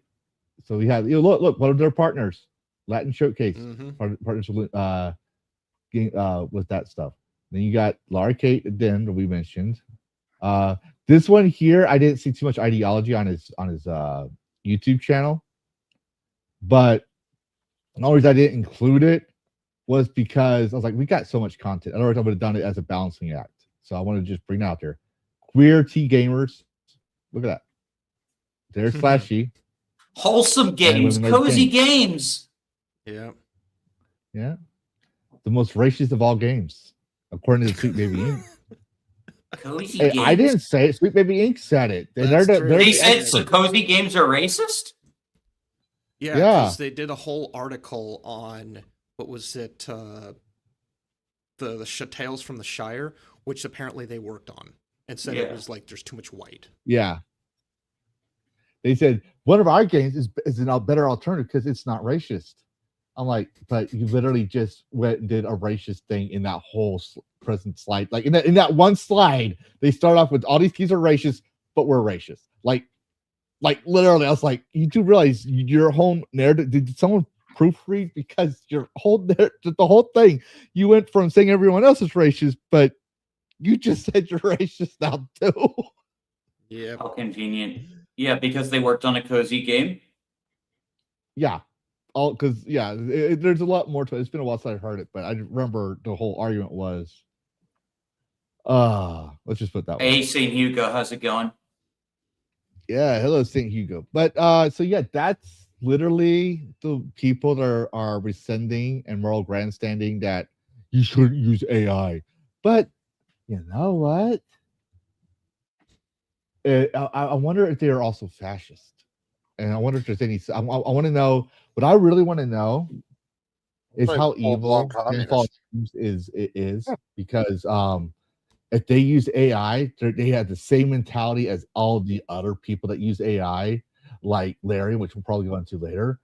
But I want to know if Sandfall Games is fascist and if they had sexual harassment issues, because people like this, right, like Slashy and all them, right, that we pointed out, right, these people are noble people that know what they're talking about. They're morally just and good, wholesome, all that stuff. So, and they're always targeted by everybody. As his former Larian employee claims, sexual assault and fascism are at the workplace. Yeah, so this is ridiculous. So- I've commented on their claims. It is outlandish. Oh, it gets I'll let better. you do the reading. Oh, I'm gonna let y'all do the reading if y'all want, but I'm just gonna point. I want to point something out because I have to go check on my son real quick. He's giving me the "I'm hungry" look. I gotta see what his problem is. But see down here, it says the source is Blue Sky. I'm never making a Blue Sky account. I don't know why we acknowledge Blue Sky accounts, but just so you'll know, I clicked that source a while back, and well, he kind of deleted it. Wah, wah. Yeah. So, let me see if I have it. I thought I Well, had it. probably because they put themselves in great legal trouble. Like Larian, No, you got called out. So I'm going to show from the forums. I just had to make sure I was logged out. So this is former Larian employee claims sexual harassment and also the willingness to fire a fashion despite employee protest. Okay, so here's the what thing. form is this? This is FAMI boards. You're not gonna find out who I am. Some kind of Trust gay me on that. place? Is that why you're hiding your membership? No, because it's very left leaning. So, but they had the same thing, right? I'll click it for later. But someone responds, I'm curious, have you talked about this before, or do you feel more comfortable with talking about it now due to recent negative turn against Larian? I totally understand the fan base can be extremely harsh if they believe their favorite studio can do no wrong. So he's basically saying, are you saying this now because this is legit? Or are you saying this now because negativity? And we've seen, okay, so Hash, all right, Hash is trans. All right, I don't know if I can zoom in. Let me see if I can zoom into this. All right. Feels like I'm going to read it real quick. Hold on, son. Let me read this real quick so I can let my. All right, cool. Thank you, son. All right, so I'm going to read this real fast. Y'all have access to this? Do y'all have seen this before? I've seen it. I've read it. I've read it before. I know it. Okay, cool. Because if you need me to give y'all links to it, I'll give it to y'all. But I'm going to read it real quick, let y'all open a panel, and I'll join right back in. Okay, so Hash, this feels like a good time to talk about when Larian employed an outright fascist and refused to fire him over COVID. Oh no, one of our engineers was radicalized. Wow, one of their engineers was radicalized. By Tim Next time Pool. we saw Tim Pool on his chest. Tim the Tool Time Tim. Next time we saw him, he was watching Tim Pool videos. There you go, in office and tells about cultural Marxism at work drinks, the whole 9 yards. After a while, he had this little cohort of freaks that shared some of his sentiments. Everyone was uncomfortable with this guy. Folks went to Swen and said, "Hey, this weirdo fascist, he's making us uncomfortable. He's at odds with the team's values." Swen's response: "He's invaluable to the team. It's too hard to replace him this close to release. He's invaluable to the team because of his fascist ideals, not because of his work ethic." Naturally, the vibes got worse. Hanging out at lunch now sucks because these guys might bring their bigotry, like complaining against that Aragon is black. And then what the fuck? The new MTG crossover. This is the 15th time, and it has never failed to give me that what the fuck. Like, this is a rant. This is literally just a fucking rant. Oh, and yeah, here comes the ball grab. Yeah. And there's a lot of minorities on the team. There's a check now again. You have the bigots in the studio. Swen is happy to profit from the cash of making a woke game. Well, I argue it's woke like, but it's not really woke because it's not preaching to you. Yeah, exactly. But semantics. While letting bigots endanger the minorities in the studio, my work experience as a trans woman, and you kind of find out in my moral panic coverage, I quote people who say stuff, and they start off even back in the freaking 90s as a woman, as a mother. They literally start off with that. And that goes all the way to the 70s. But I only keep it where it comes to the focus of games. Anyways, as a trans woman, was shortly after coming out. And my worst experience as a trans woman was shortly after coming out in the work. My freaking brain in grammar. One of the other office weirdos and sexual harassment, Alfonso, Felix, Victoria, whatever, walked past me in the office one day. He makes a weird remark about my tits and then says to confirm something grabs my crotch at the middle of this office. No fear, no shame. But why not report it? Well, the ship has sailed. We had unchecked fascists in the office. People taking the piss out of Baldur's Gate's gender options, multiple cases of sexual harassment, and more. More importantly, we were told that if someone is important enough, they will not be dealt with. I just realized something that I didn't pick up the last few times I went over these posts. They actually he mentions a direct name of this Felix Pedella, who currently works at CD Projekt Red. So if any of that is true, this guy could literally sue Hash for saying he grabbed his balls. Let me correct you there, because I don't think you said it right. You said if any of this was true. No, if any of this was not true. Also, you got to remember, Dash, this company, Larian, is not an American company. So it's based on their laws for slander and libel. But yes, they could be sued based on their own individual laws if those laws allow them. We have free speech. A lot of people think that these countries have free speech, have certain amounts of free speech, but there's always limitations to those free speech. We get the benefit of if we say the British king is a faggot. Well, that's American free speech. They can't arrest us for that because that will cause an international incident. I know I'm not saying the British. Could if you were over in Britain on vacation and you said it. Yeah. I'll go over there and tell him to his face. I'll say that. I would say that to Stalin and anyone else. I mean, Stalin's not alive anymore, but I'll say it to anyone. You're just going to call the King of England gay just to prove a point? Yeah, I'm an American. Have you, Dash, how many dumpster fires have I started with my Lavistro 84 account? Just to prove a point. Yep. I mean, I got John Del Ross. With John Del Ross. Back earlier this year. But if I want to prove a point, I'll prove a point, and then after that, I'm done. Once my point is proven, I'm done. I move on. Yeah, I'm that petty, I guess.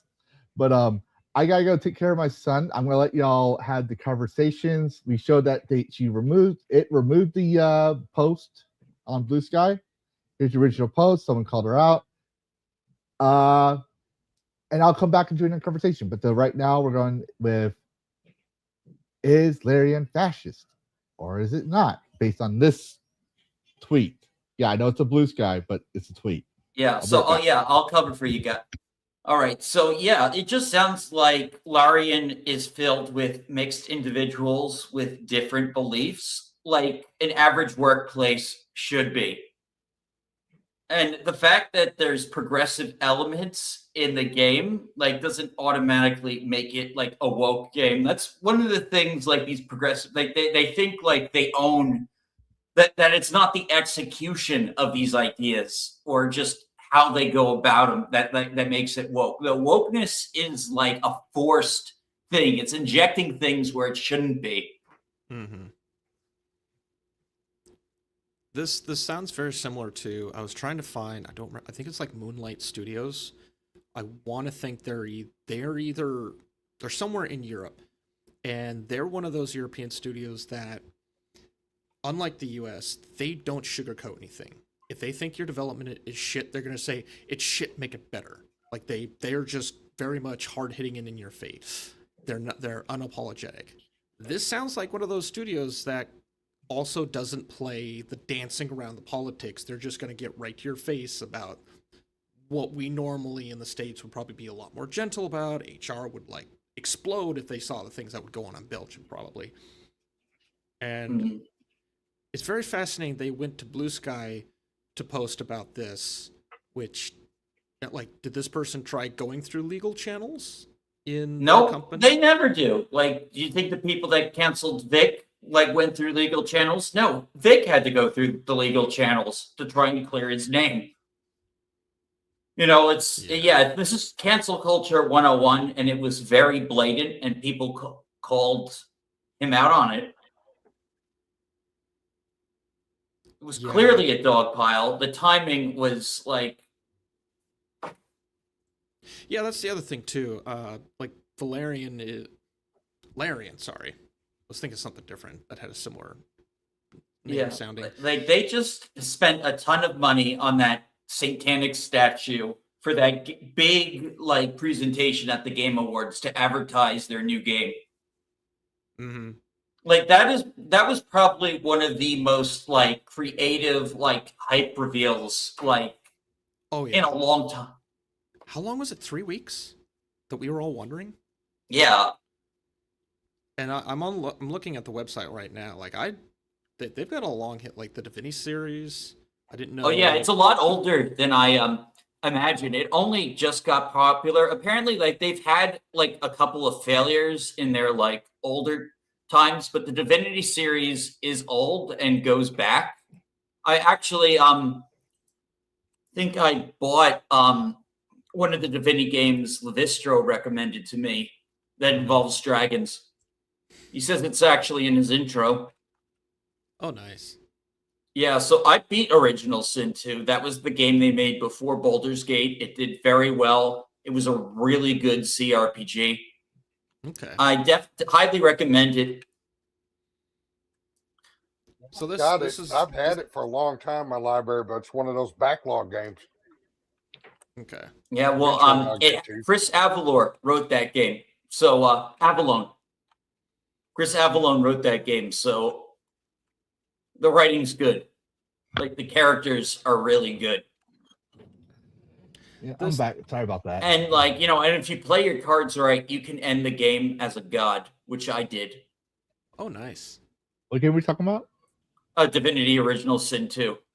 Okay, yeah. I love that game because there are so many things that are people think it was glitches, but I point out no, they're trying to get as close to tabletop as you could. Like for one thing, you could put this. I can't remember. I saw a clip of it, but you can put a body that has this aura that kills everything around it in your inventory, right? And you can walk around and kill nearly every NPC in the game as you're walking. And I was trying to find that thing because I saw it like a year ago. I didn't even know you could put corpses in your bag. Yeah, you could. Shove Unmodded. the body in. Yeah, this is before Larian even had the mod feature. Oh wow. And people were like, "Oh, that's got to be a glitch." Like, no. When you think about it, when I play D&D, as long as I can convince the DM that I can do this, I can do it. So, for example, I my last D&D campaign, we played Rime of the Frost Maiden. I won't give any spoilers, but I will say I was playing as a necromancer. And, I think you told me this story. It was in the trial rooms, right? Oh no, I'm not telling that story. I'm just giving you an example of how I hid my skeletons. And I told him I could put my skeletons in a bag. He says, but they can't breathe. I was like, well, skeletons don't breathe. They're dead. They're undead. It's a class. This thing goes all the way back to at least 2E, from what I found out, is that you could put the skeletons in a bag. And he goes, okay, I'll allow it. So I would walk around town and with my skeletons. And I played the necromancer in Tombs of Annihilation. And that time I was playing a necromancer who was more of a wizard studying the necrotic energies, like how does it work, as opposed to actually being an actual necromancer. So think about someone who's trying to understand how it works, and you kind of study the tools of the trade, right? So you kind of need to know some necromancy skills. So his main thing was I cast fireball, but he's like an absent-minded professor. So when this guy says, I can, it was a homebrew part of the quest that the DM made. He goes, I can make masks, but I need skeletons. And I'm like, I got undead, and I just dump my bag of holding out, and all the items fall out, including my army of skeletons in the middle of the village. And we had a paladin in our group, and he goes, he's in character. He goes, he's not evil. He's just stupid. He's not evil. He's just stupid. Like he's trying to resist the urge to kill me for that, because the entire village is like freaking out because I have my skeletons out there. And that literally can be applied to Baldur's Gate 3 to a certain extent. Like there's still mechanics here and there, but they try to keep it as close to TTRPG as possible. That's why you have to check every now and then with dice rolls. That's all 5e rules. But yeah, that was a fun game, and that shows you that Larian actually was very faithful to the franchise of D&D as well as to the rules. The closest thing you can see to that, in my opinion, would be KOTOR. That's in the Old Republic. That's 3.5e rules, without the skill checks, I believe. But yeah. So we have this claim of issues, but as we see from the Game Awards stuff, they use their identities. And one thing I want to point out here with this thing is, he says down here, he was that he grabbed the crotch. Where else have we heard about grabbing the crotch? Trump. Yeah. So this reference to women, of course. Now, if this is true, I'll say if this is true, that's shameful. We don't do that. I have a hard time believing it's true because people normally don't fucking do that. The fact that they named someone, though, is very suspect. But there should be ways to sue, because they say that this person works at CD Red now. From what I heard, they don't. So this person is a fucking liar. They don't work there anymore. That's what I'm understanding. Oh, so maybe it was the sort of thing that says here, former Larian employee. No. I'm not talking about her. I'm talking about the guy who grabbed their balls. The defendant. Him. And it was man. Previously worked on Baldur's Gate 3. Okay, Lavistro, you're completely misunderstanding. So someone had to grab her balls. The guy that grabbed her balls, they are saying they currently work at CD Projekt Red. I see. He is saying he worked at Project. Read the fifth tweet again. Okay, let me see. Fifth tweet. Okay, yeah, I didn't see it. So Felix currently works at CDRP. So currently they're hired somewhere else. So that's interesting you point that, because what do we see here on the page? Previously worked on Baldur's Gate 3, Mind's Eye, Wishbound. So they don't say currently. Now that you're pointing out, I've just seen this. Mm-hmm. They previously worked at these, but it's not fair. This person that he claims grabbed his balls or crotch, whatever, is currently an employee. So what have we seen in the 2010s before COVID? What was the whole point of cancel culture? Me Too, everything But what else? sexual No. What was the point of that? What do they want? power, No, well, that too, but what do they want? canceling. Well, what, yes, but when you cancel someone, what happens to that someone? They delete. Some of the times they delete themselves. No, that's not what I'm getting at, but that is a tragedy, yes. They don't work there no more. Yeah. They lose their jobs. And then what happens? Mike Laidlaw was the creative director of Dragon Age of Velgard before it was called Dragon Age of Velgard. And then he's gone. There was a controversy, so to speak, right, about him, or some disagreement. We don't know too much about, but apparently something happened to him. And then the Queermancer shows up as the creative director. Lavistro, check the private chat. Found something interesting. You did you? This might go a little deeper than just what. There might be some relevancy to this claim, but it might go in a different direction. Well, if there's some relevancy, like I said, if it's true, shame on him, he should be canceled. But it's just we see the pattern too often. So here's what Karrus is talking about. So I'll let you lead it, Karrus. So what are we seeing here from the Eurogamer? Yeah, I looked up Felix. Apparently, the developer, assuming it's the same Felix Padula, former, where did I see it? Cinematic. They weren't an engineer, unless I'm confusing the information, but they worked in like the cinematic area. Formerly worked at Larian, and then there's a lot of fluff in here about, oh, I'm grateful, area, chaotic, creative, blah, blah, blah, blah, blah. But what I see is they used to work at one team. They left and went to another team, and I don't see a whole lot of information about the why. It's just suddenly like no one just stops working as a legendary person unless they have a reason. Like no one just gets bored one day. So I wonder, like, with everything, like there's a lot of words in this article, and I'm seeing this big void of the why. And then this claim comes out from this Blue Sky post. There might have been some disagreements, and this dev, Felix, might have just said, you know what, fuck it. I'm going somewhere else. I have more shit to do.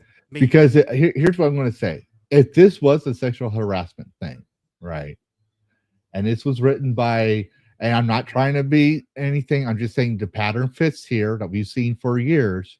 When it's a woman writing or someone that has their pronouns in bio kind of writing, they will call and try to find out if there was a sexual harassment claim, which means that other former employee would have said, yes, he grabbed me by the balls. This would have been, a controversy announced by Kotaku, Polygon. Everyone would have been following this article.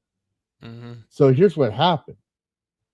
There's a legal term for this called chilling effect. I recently learned about it. It's when companies were sued for sexual harassment and stuff like that, right? They don't want it happening again. They're afraid of it happening. This goes all the way back to the 70s. I'm not saying the 70s thing was never happened. I don't know. I wasn't hatched then. I was never one to say keep on trucking, man. That's not my decade. But it created a chilling effect. So they would do whatever it took, walking on eggshells, everything, to show they would never do that again. And we see this with 1991. There was a lawsuit about sexual harassment that the Supreme Court says a person based on their genes alone is validated as a valid evidence. So basically, it was called the reasonable woman claim. So no one could invalidate the testimony of a reasonable woman in regards to sexual assault and sexual harassment. I'm not trying to downplay things, but what did we see in around 2000 with Johnny Depp and Amber Heard? That reasonable woman was not a reasonable woman. She shit in his bed. She was the abuser. They both had things wrong with them, but she actually defamed and lied. She was the poster child of the Me Too movement, even though the Me Too movement was about 2007. yeah, all this stuff is going to come out in my moral panics as we go through the decades. You're going to see that there's a history with gamers and feminism since 1976. It's going to be hard to ignore. And in 1976, it wasn't that they actually had a problem with gamers. It was literally, we're going to use this to talk about this other thing, not related to feminism, but I'm going to show you how the feminism method works in it. Because yeah, they literally teach you to see everything as sexist, everything as racist, everything as political in college for women's studies in the 1970s. So, and the feminists themselves admit to this. Like the founders of second wave feminism admit to this, later on.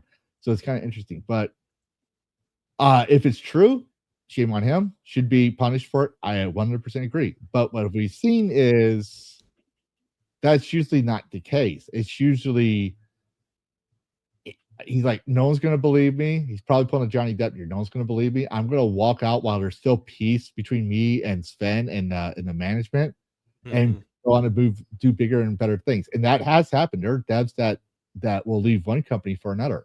That's been the thing since the 90s. They move around. So do you think that these two had a history that, like, maybe it didn't go down exactly I think he was stupid enough to mention he watches Tim Pool and has some views that would consider right-leaning. The industry is predominantly left-leaning nowadays, and it has a lot of these younger people with identity politics. So there he's like, oh shit, I have the entire company wanting my head on a silver platter. And he thinks he's going to get a better shake at CD Red. He probably got a better offer there where they don't know what is going on. And I think that's why our trans former Larian member mentioned his name at CD Projekt Red, so that he can let the people there know, hey, yeah, you have a right-wing bigot working in your company. This is just a double-layered cancel attempt. Like, they're trying to cancel Larian and Sven on one end, and then this other guy at CD Red. Because he watched Tim Pool. Now, I don't watch Tim Pool. I don't agree with everything Tim Pool. Well, we don't know if this is the same person who watched Tim Pool. Yeah. They allege that multiple people were like saying anti-SJW stuff on the team. Yeah. And it was probably like very milquetoast thing, because Baldur's Gate is very, very friendly. For a dark fantasy game, Okay, let me put it this way. The way I see Baldur's Gate 3 when it comes to politics is the same as I see Final Fantasy 7. And the reason I say that is when Final Fantasy 7 came out, eco-terrorism was a thing. People would literally damage things in the name of the environment. So it wanted to talk about the political issues, but it let the viewers think for themselves. I never once agreed with eco-terrorism. I never once thought about it because I didn't think about it because it wasn't related to the story. I was going for the story of Cloud and Tifa and staring at Tifa's chest. Yes, I will admit it. I was staring at Tifa's pointy chest way back then. I cried when Aerith got stabbed by Sephiroth. Oh, I know. Spoilers. Oh my god, the thing is 20 years old. You should go play the fucking game. But the thing here is we're starting to see people are not wanting to be around these kind of idiots. They're like, because I still believe in innocent until proven guilty. You made a claim, now prove it. You say he grabbed your balls. Prove it. I'm sorry. I want evidence. I want Felix Padilla to say, yeah, I grabbed his balls. Instead, it says, I guarantee you, no straight guy is going to look at a trans person's tits and say, nice tits.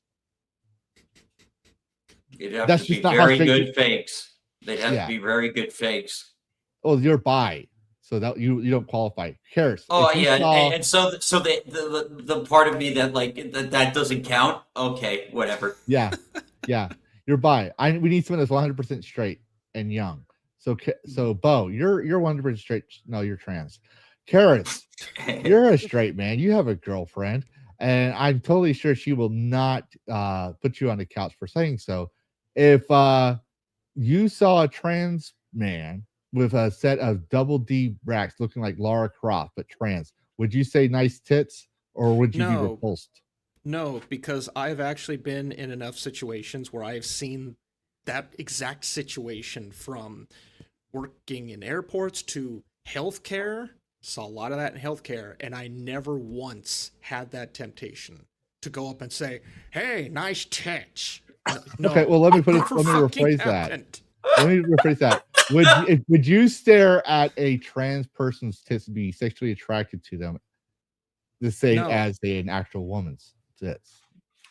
I think let's There, just I rest my case. This is why I don't believe the story about Phyllis Toledo doing the same well, thing. you Yeah, need he to find a passing one that's like really fucking good. And there's not a lot of them. I would agree. Like, okay, the closest, most frustrating interaction I've had with a trans woman was when I worked retail. This trans woman was a fucking train wreck. Their implants or their HRT was terrible. They were completely unkept. They had a lot of missing teeth. Like, this was the worst possible fucking scenario you could imagine for interacting with a trans woman. No, absolute masculine voice, willing to get violent over the fact that I didn't, like, the store I was working at didn't have a Bluetooth LED light bulb, and they were kind of quasi-threatening to beat my ass down with a PVC pipe. Yeah, this was not a great interaction. Oh man, that's scary. It was, and they were like half a foot Well, taller than me too. You know, to be fair, if you're talking about Bo, just say Bo. I'm 5'9", Bo. Are you taller than me? I'm Yes. 5'10". Yeah, this. Yeah, this he's no, taller than trans you wo- by an inch. this trans woman was at least like 6'2" or something like that. Definitely not me. But no, this is what I'm saying is, like, I don't believe, but we're gonna look down here. Yeah, Felix Padilla. So yeah, it could be the same person, spelled the same. Far I more wanted to glaring. Can I make a small comment on this whole indie game award thing? Of my, like, this is my baseless speculation, so like Mhm. take it with a half a grain of salt. I think this is a marketing attempt because think so, I too. didn't know about this thing. None of you knew about this thing. There's an article from Polygon talking about the nominations for this. Twitter didn't fucking talk about this. I don't think anybody knew about this. So let's come out with an article and have it marketed to basically be everyone was loving Expedition 33. Everyone is like, oh yes, it's totally worth. There's a little bit of talk of like, should it have gotten all the awards? Nah, yes, no, whatever. No one has actually come out and said, fuck Expedition 33. Here's the reason why. Enter Indie Game Awards. We're gonna be the naysayers and we're gonna shame Expedition 33. That's what this seems like to me. This seems like just a way to market themselves, to be honest. And I don't Yeah. want It to kind of is, but I also think it's. Let's be honest here. They're not a AAA company. They're even the No. Doritos Pope worships AAA in his cinema. Yeah. And here they had to play, like you said it. You said it after the show. It was the safest video game awards ever. It Yep, was. they had to placate to the judges essentially with these lower budget, like less corporatized games. They had to admit, like, because they were getting called out that the awards were chosen by the game journals. Another And he's a game journal. The Doritos Pope is a game journal. That's why I can't remember his name, because I always remember him as the Doritos Pope. But my point is to go off your. I do believe what you're saying. I do agree you have a valid point, but I also think they found no way to rescind, to not give Claire Expedition 33 the award. But what's the next panic? What's the next controversy? AI. And the moment you say AI bad and this other person says, yeah, we used AI, then it becomes a panic because, well, we're going to get into it. I'll show it later on. But even say what you will about the guy, I'm not saying you good or bad. I mean, he did make a great game. But even Daniel Vavra of Kingdom Come Deliverance 1 and 2 said, yeah, even the writers even said, we're all doing this. We're all using AI to scope out things and this and that. Yeah, I'm Which is what we're seeing gonna a go- little bit of solidarity with Sandfall on that front. Like, I think like a bunch of these AA studios are getting ahead and saying, "Yeah, we're with the future. Get over it." And so, like, what are you gonna do? Boycott every game now? Mm-hmm. Well, see, here's a perfect example I was saying before. They're afraid that AI is coming for their jobs, right? Their jobs. But Asstarion, because I hate fucking Asstarion. I hate him. I fucking hate Asstarion. He's like reminds me of, not because he looks gay or anything. He reminds me of a British fop. Those powdered wig guys. Yeah, to be honest, I think Asstarion overdoes the sassy gay guy thing a little too much in the game. I but even think about the Neil gay part. Newborn is a good actor. Yeah, I was just thinking the whole British fop. I hate the character, but like I really do. But Asstarion actor Neil Newborn doesn't get why games like Arc Raiders using dull as hell AI for voice work don't go back and actually redo the lines of actors once we make it big. That's an option. I'm just saying. Meaning, I want my money. That's all it is. You get paid. Voice actors. This is from someone who's had to hire some people like low budget voice actors, who's had to do things before AI was coming around. They charge you a certain amount per word, and I'm not talking about like 5 cents per word. You could be paid. I paid around $1 to $5 a word. So I like Coke. $15 just for that. It adds up. That's why voice lines are usually very summarized in scripts. But so if there's a line that needs to be fixed, right, you have to pay for those lines. And I'm not saying you shouldn't. I actually do agree you should pay an actor for their worth, and word per line has been going around since the print days. So that's not the problem. The problem is, however, if Baldur's Gate 3 did that to Neil, I'd be like, yeah, that's fucked up. But if Arc Raiders was using AI for voice and doesn't use real voice actors later on, what's your problem? It's not they didn't take your job away from you. You got voice. They're shaming him for not. He's shaming Arc Raiders for not coughing up the cash. There's a lot of poor shaming going on in a lot of these like areas. Like people will shame you for not having money these days, or for doing things that save costs. And you know, else who's poor according to them, according to these same people. You know, else who's poor? Us? Minorities. So if you're poor shaming, you're racist. That's just what I'm saying. I mean, I'm going off the rules. I don't make the rules. You're asking progressives to have consistent values. Yeah, that might be a little too much for them. I'm asking humans to have consistent values, because I guarantee you, I can look at the right side of the politics and see the same thing. True. To be fair, because I'm not tribal, but he's saying that for the jobs. I just wanted to cover that in there because now I do have a quote treat where this one guy said, Sven is running away because he doesn't want to have the AI talk, blah, blah, blah. He could have just said, yeah, we use AI. I'm sorry. Merry Christmas, blah, blah, blah. I'm like, this isn't the one you think it is. He's not running away. Most people during the holidays, because it's a Christian holiday and the focus is on family and people we love. I'm sorry no one loves you, but it's not the win you think it is. He's saying, we're going off on the holidays. See you guys later. Meaning, I'm not having this conversation when I'm supposed to be spending time with my family. Good for fucking him. Yeah, like him and his wife, they run this company. They need a break. They just debuted the game. Like they just announced the game in the most over the top fashion possible. Then I consider that a big win. Like I think this was really based what he did. Like his old angry posts telling these, basically like even his fans to just stop, leave us alone. We're making the game. Yep. Now here's the thing I'm going to say. The Common Nerd last year was making a slogan for a while. I don't know if he still does, but he was making a slogan called "Make Shaming Great Again," and I think it should make a comeback. And I think that's exactly what he did. He shamed everyone for being upset over AI. Someone has to say, if you want to downplay something, you got to show how stupid it is. For example, he says here, "Holy fuck, guys, we're not pushing hard for or replacing concept artists with AI. We have a team of 72 artists, which 23 are concept artists, and we are hiring more. The art they create is original, and I'm very proud of what they do. I was asked explicitly about concept art and our use of generation AI, and I answered that we use it to explore things. I didn't say we use it to develop concept art. The artists do that. They are indeed world-class artists. We use AI tools to explore references, just like we use Google and art books.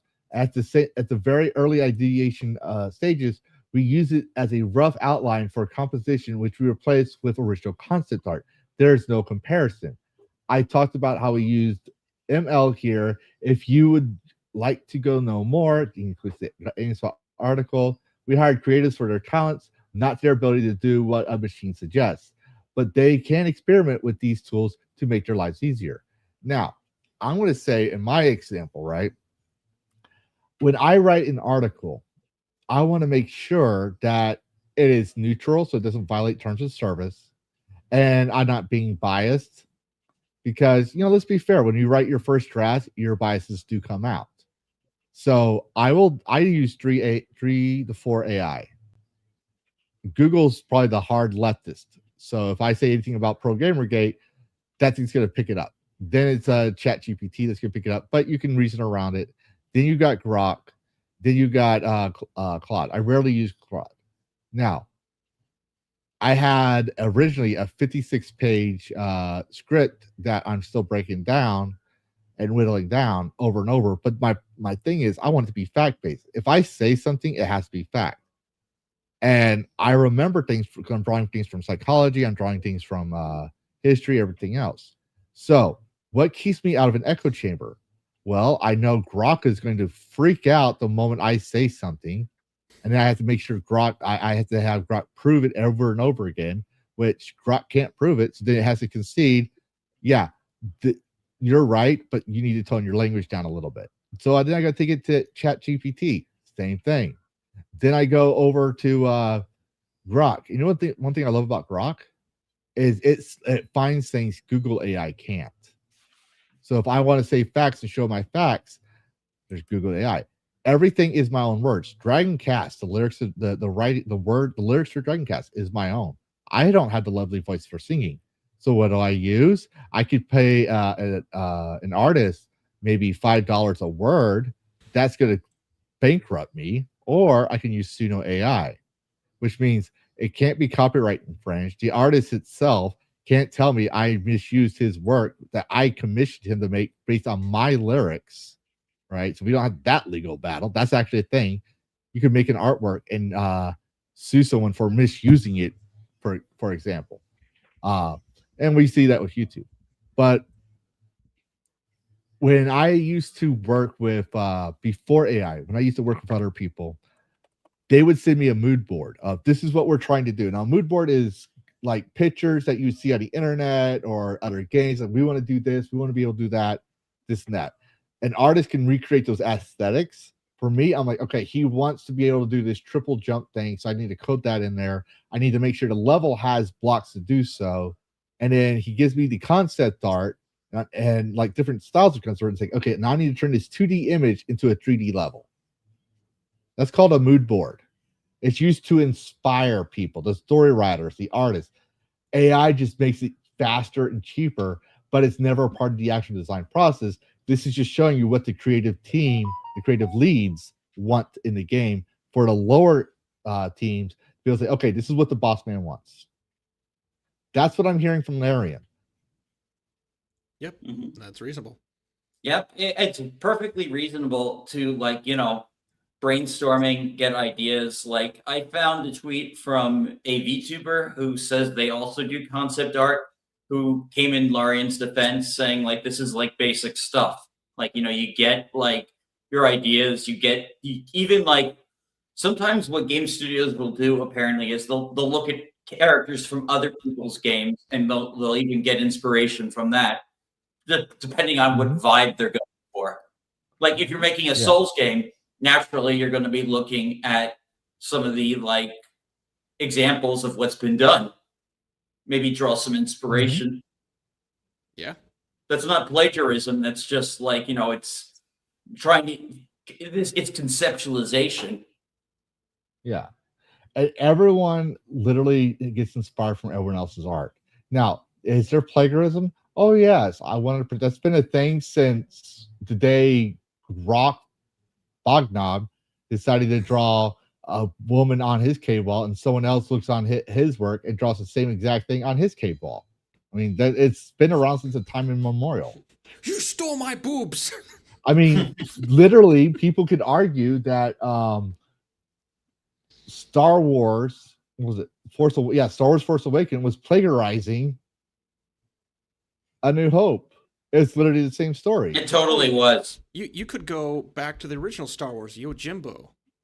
Dam Busters. Yeah.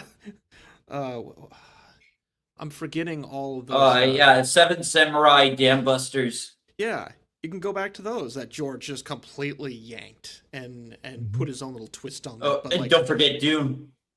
Yes. Yep. Yeah, absolutely. And that's the thing. It's like it's a difference. There's a difference between copying word for word, and even if you put in a sci-fi thing, right? Whatever.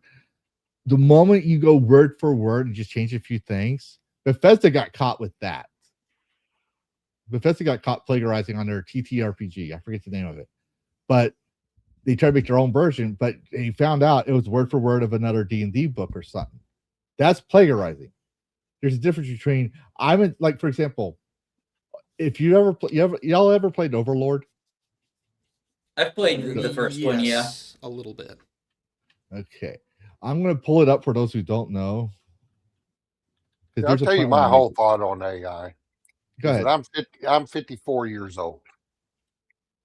And waiting 5, 10, 15, or even 20 years for a sequel or a game to come out, my time's running short. And so if AI can help these studios decrease production time, I'm all for it. Exactly. There you go. Yeah.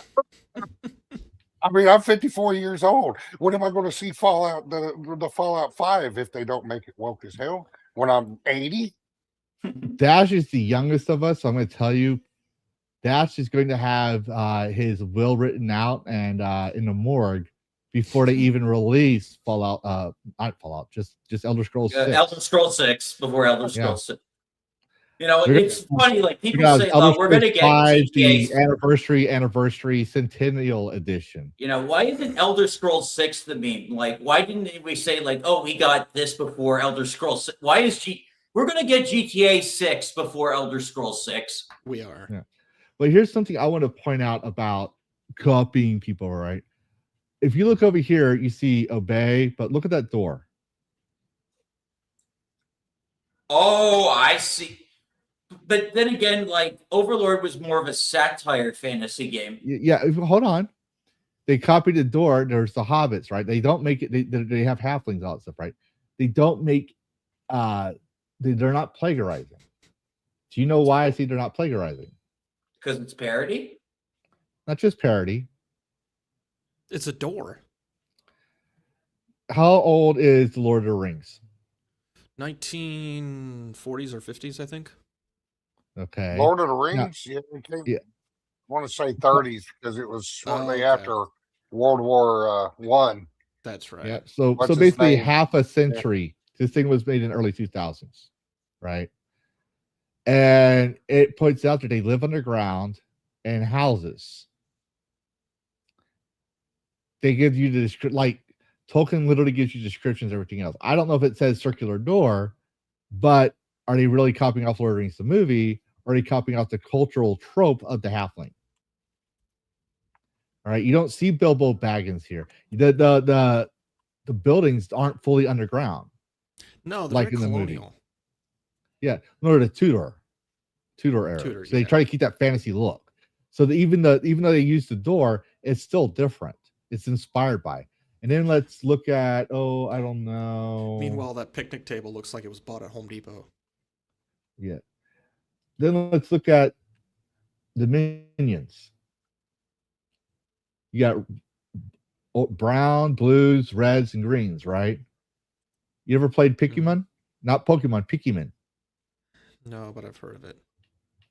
The mechanics of Overlord are kind of like Pikmin. I can see that. Mm-hmm. Let me just pull it up here and bring it in here. like doll. It's not letting me There's do it. definitely a blend of like goblin / gremlin. Yeah. Well, here's Pikmin. Okay. Also came out during the same time. Like this is the new like Switch version, right? But still, they had it back in '98. If anything, I think Overlord did like get inspiration from Pikmin. Yeah, inspiration. It's not, you don't see these guys. You see the colors, you see the inspiration, the color coding, everything else. Every JRPG copies off of another JRPG. They're the same mechanics, right? Every game has inspirations. Like Saints Row is basically a parody of GTA. It's more cartoonish, same mechanics. It's literally a GTA clone. A GTA clone that one of the game mag companies, I forget which one, I think it was IGN, said, and I quote, the GTA clone to surpass the original. That was Saints Row 1 back in the early days. So I'm not trying to get off topic here, but my point is like they would have used this like, okay, Overlord was like, the popular thing right now is Lord of the Rings. It just came out, people are liking it. They like raunchy humor, they like snarky humor, so we want that in there. And we're going to use Pikmin mechanics. So we kind of want to, be inspired by these things. And they created Overlord. Not one, you can draw from different parallels, Lord of the Rings, everything else, but not one of them is singled out as the main thing. It's not a word for word of Pikmin. It's not a word for word of Lord of the Rings. For example, you kind of look like Sauron, but you're the main protagonist. You're a bad guy, but you're the main protagonist. You're rebuilding your tower. You're rebuilding things. So it's loosely inspired by. You can see the inspirations, but it's not a one for one. So what you're That's the saying difference between is plagiarism and inspiration. So what you're saying is Pikmin was heavily inspired by the Teletubbies. Exactamundo. I would be surprised. Sometimes it's just. Say again. So that's exactly what I was sitting here thinking. They look like Teletubbies. I had to look up the years that they came out, so I wanted to line my joke up to the release. No, I do think like they were around the same time. I think it adds up from my memory. Teletubbies was 97, I think. Yeah, Pikmin was the 2001. Like, yeah. It was like a launch title, I think. Like, Now, I will say there is some downsides to AI. Let's not get ourselves on this. But one downside is it's making PC gaming a little unaffordable, right? So I still think we talked about it a little bit before, but like. Go ahead. I'm gonna let you... I still think there's going to be this unknown thing because companies expect consumers to buy things. We are expected to spend our money despite us not wanting to. That's just like these days. That's the way the economy is. We are constantly marketed, buy the Switch, buy the PS5, buy this thing, buy that. If the PC gaming market is no longer going to exist because the hardware is not there, are we not going to buy games anymore? Like, are new developers not going to be able to do anything because there won't be any hardware? Is gaming going to crash in a whole new way? Like, is the industry going to allow, is the economy going to allow that to happen simply because they're more interested in AI? Or is there going to be this new contender that comes up and says, you know what, I'm going to fix your problem. I'm going to make a bunch of chips and storage, and I'm going to make them cheap and affordable, and we're going to fix this problem. Like, is that going to happen? Maybe in 26. That's exactly what's going to happen. That's exactly what's going to happen. It's always happened. Perfect example. We'll take gaming out. We'll go back to the early 1900s. I don't know if it was 1950s. I don't know. But I remember watching the McDonald's story on TV. All right. And they explained that, people were making burgers and stuff, but it takes a while to make a hamburger. And the original McDonald's owners, they literally made it into a science. How their kitchen assembly line goes, everything. They closed their shop for months just to figure out how to make a faster hamburger in 90 seconds or less. And they did that, right? To answer the process of hamburgers. Because before them, fast food wasn't really a thing. Now, granted, the whole story goes on that one of their partners, a CEO that finds them, ends up betraying them, becomes the McDonald's corporation that we know, and they had their own shop. That the original shop is not part of the McDonald's corporation, and McDonald's became its own little thing with the golden arches and stuff. But Yeah, Ray the point Kroc. yeah, the point is that everyone has, and this is even in game design, everyone sees something and wants to improve it, right? So someone makes a game, let's say Legend of Zelda, and they're like, I can make this better, or I can make this game better. I can make this game better. You know what? Dragon Warrior Monsters, awesome game. You go out there and you collect monsters from the Dragon Warrior line. Awesome game. I got a better one. Imagine a 10-year-old gets sent out of his house by his mom to go meet Professor Oak to choose one of 3 Pokemon and go out in the world by himself and capture all 151 Pokemon, battling all the gym masters and all the adults all by himself as a 10-year-old, so his mom can get laid by Professor Oak. I mean, yeah, I went there. But the point is like, it's a JRPG. It's a totally different, innovative JRPG. And then later on, someone says, you know what? Let's get these Pokemon some guns. So Dragon Warrior Monsters became a kid capturing monsters at 10 years of age, to those same monsters he's capturing now has guns. You know, everyone will try eventually to improve a game or a concept, or in this case, well, like Sam Walton, the creator of Walmart, he created a franchise, Always Better Prices. And he had all kinds of innovations that no other supermarket or department store ever had before him, that every department store after copied off of him. And he's like, I'm going to make this cheap. It's going to be made in America. I'm going to sell made in America products. It's going to be cheap and affordable. And it was good for a while. Now it's where the freaks come out at night. But it's still a lot cheaper usually than most companies. Eventually, the market someone's going to come by and says, I have a way to do this better. Because there's going to be demand for it. Yep. You're going to find a way. It's called innovation. And that's the one thing I love about capitalism. People say, oh, this and that. It's like, no, that's cronyism. Capitalism is when the cronyism comes around and a capitalist guy says, you know what? There's a demand for this and I know how to do it and I can profit from it. He profits from giving people what they want, making the world a better place in that sense. But what do I know? I'm just a dragon.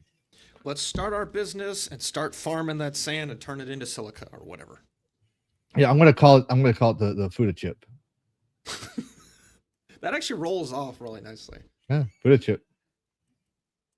And watch, there's gonna be videos about, if that happens, there's gonna be videos about me saying Lavistro was a dragon VTuber who's obsessed with Fudas. That's why he named the chip the Fuda chip. And you're gonna make a video with it. You're gonna start with a ukulele, and you're gonna throw it out and say, "You're fucking damn right, I did." No, they're gonna clip this video. They're gonna find this video. They're gonna clip this video to prove that's what it was. And they're gonna like ignore the fact that his podcast is called DragonCast. Ignore the fact that he always says he loves dragons. Ignore all the dragon things about him. He was obsessed with Fudas. Like that's good. Like 20 years down the road, I guarantee you, if I actually did that, or when I died. Like 50 years down the road, say 50 years down the road, I make this chip company, I die, it becomes a thing, people want to do this deep dive like I do on it, and they're gonna catch that.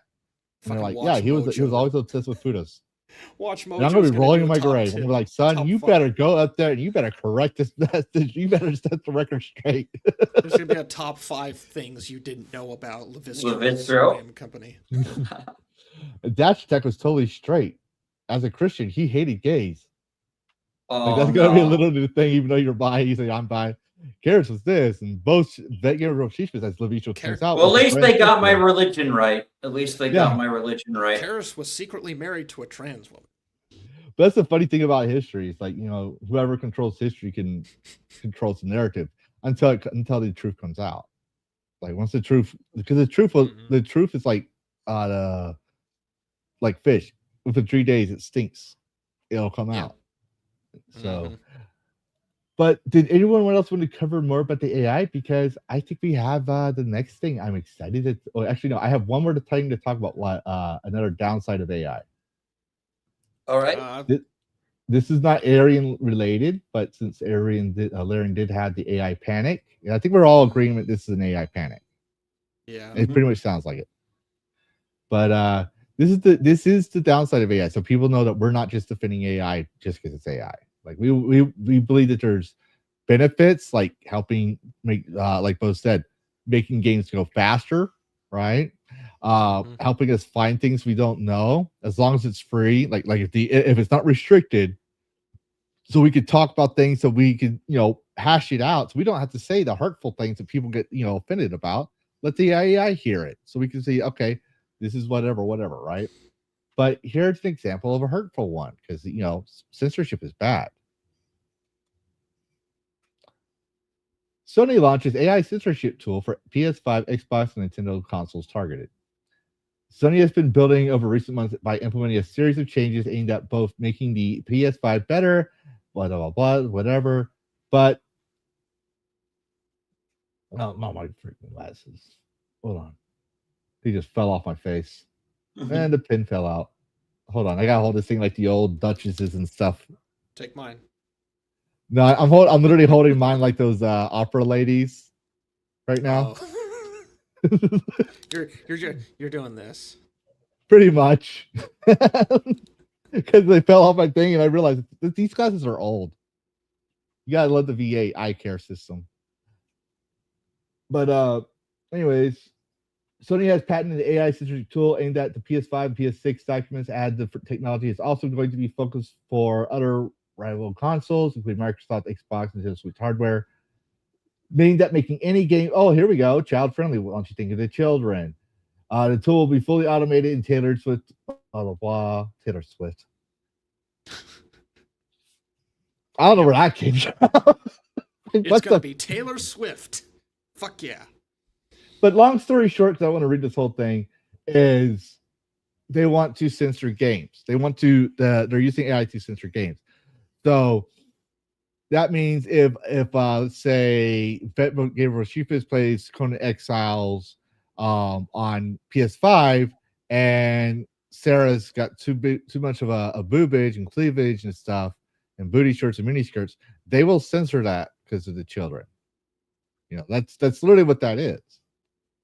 I think AI being used for censorship is not a good thing. It's already happening. Y'all remember Smash JT's video where he had a clip of the woman who had her knees in such a way that it looked like it was really like low cleavage, and JT fought with YouTube and like, no, it's inappropriate, blah blah blah blah blah. And it's like, it's her knees. Like, what is wrong with you?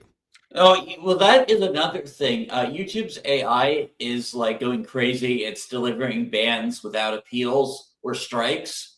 It's a lot of channels are being affected. I did hear one of the affected channels just got their thing back, and there's a lot of press pushback from like Dextrose mostly.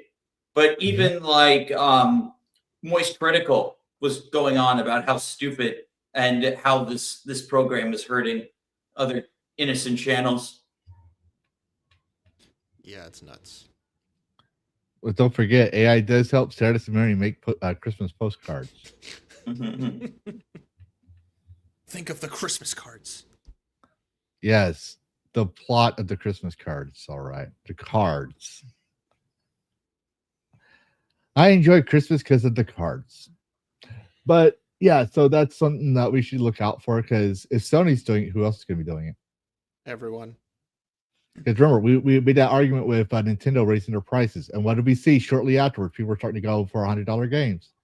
Once someone tries it, everyone else is going to try it. And the only one that's going to stop it isn't the FCC, the FTC, or anyone else, other alphabet soups.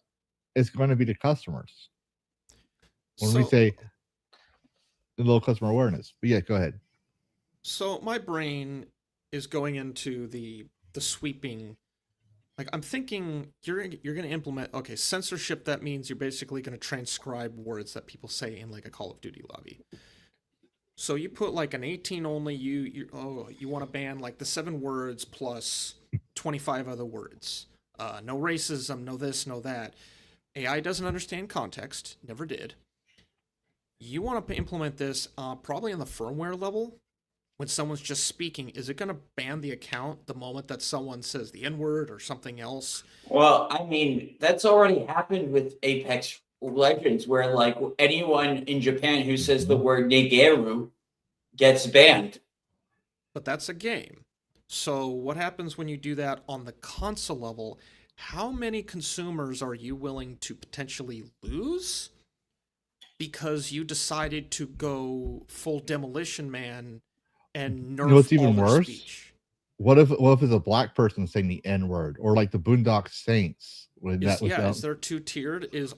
What's your ethnicity? You're black. How's Okay, it gonna we'll give you the know? filter pass. I guarantee you what's going to happen. AI is not going to see it as black, white, Mexican, or Jewish. It's going to see human said the N-word, ban. Which is what our arguments always say. If it's not, I'm not saying that we should say the N-word. I'm saying if you're saying it's a bad word, then no one should say it. It's like, it's not who should have had the power. If the power corrupts, then nobody should have it. It's the same thing. No one, not one person has the genes or is graced by divine right or anything else to have the power. No one has the right to say bad words if society says it's bad. It's not your word. I don't care if you say, oh, well, what about the pain and hurt and everything else? Motherfucker, if you keep saying that word, then it's no longer pain and hurt anymore. It's just bullshit. You're just trying to be special. It's like, I'm not saying the plight of your ancestors is wrong. Boo-hoo. I'm half Comanche. White people are on my land. Do you see me bitch about it? No. I got conquered. Yeah, exactly. I got conquered. I'm still alive. I'm still alive. I guarantee you, my ancestors conquered other tribes. It's just how it works. But my point is like, you can't I understand, like the main argument we'll see for moral panics is won't someone think of it children.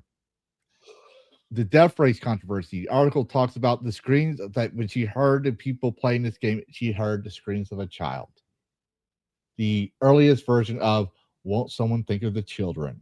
To be fair, traffic deaths were a big thing back then. Seatbelts were finally starting to become law. And then in Seattle, there was a case about a corrupt politician who got drunk, ran a curb, hit and run case in Seattle. That's why it worked in Seattle, because she was like, when you read the thing and you research of local politics, even though she doesn't mention names, the way it's patterned and framed, it relies on schema, like your memory.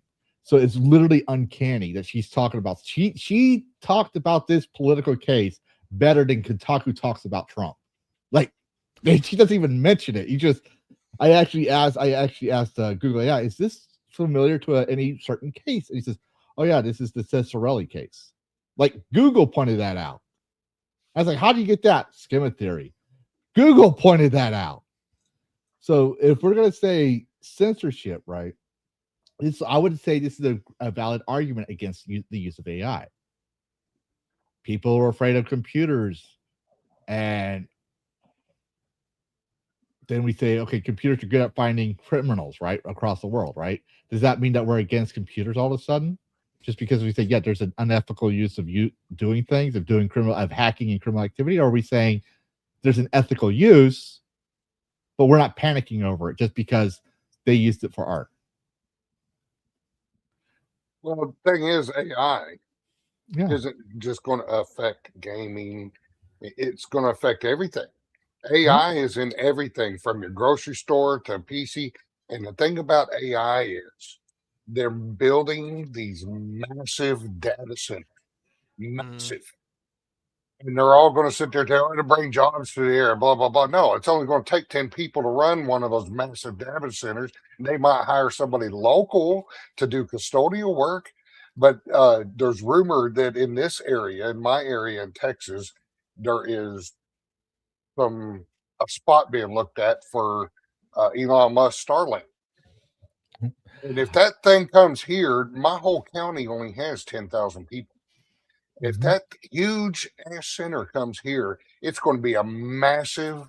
It's just going to suck water. It's going to suck all the natural resources out of our county. There won't be anything left because it's going to take our entire water table to keep the place cool. And then Exactly. they're saying it's going to bring jobs, blah, blah, blah. It'll bring maybe 10, 15 people from out in California that'll come run it. Mhm. Because how many people in my county, my poor county, are going to know how to do repairs on AI servers and keep them running and stuff? No one. Yeah, you Yeah. need to understand servers. You need to understand Jira or whatever. You need to Yeah. understand networking, cloud infrastructure, like Yeah. disaster recovery. Like this is a massive operation. that Yeah. not And one thing I'll everyone point can out do. is like Hugo saying people are afraid of what they don't understand. I'm going to argue that. I'm going to argue it because I mentioned it before. In the 1970s, people, as they say, were afraid of computers.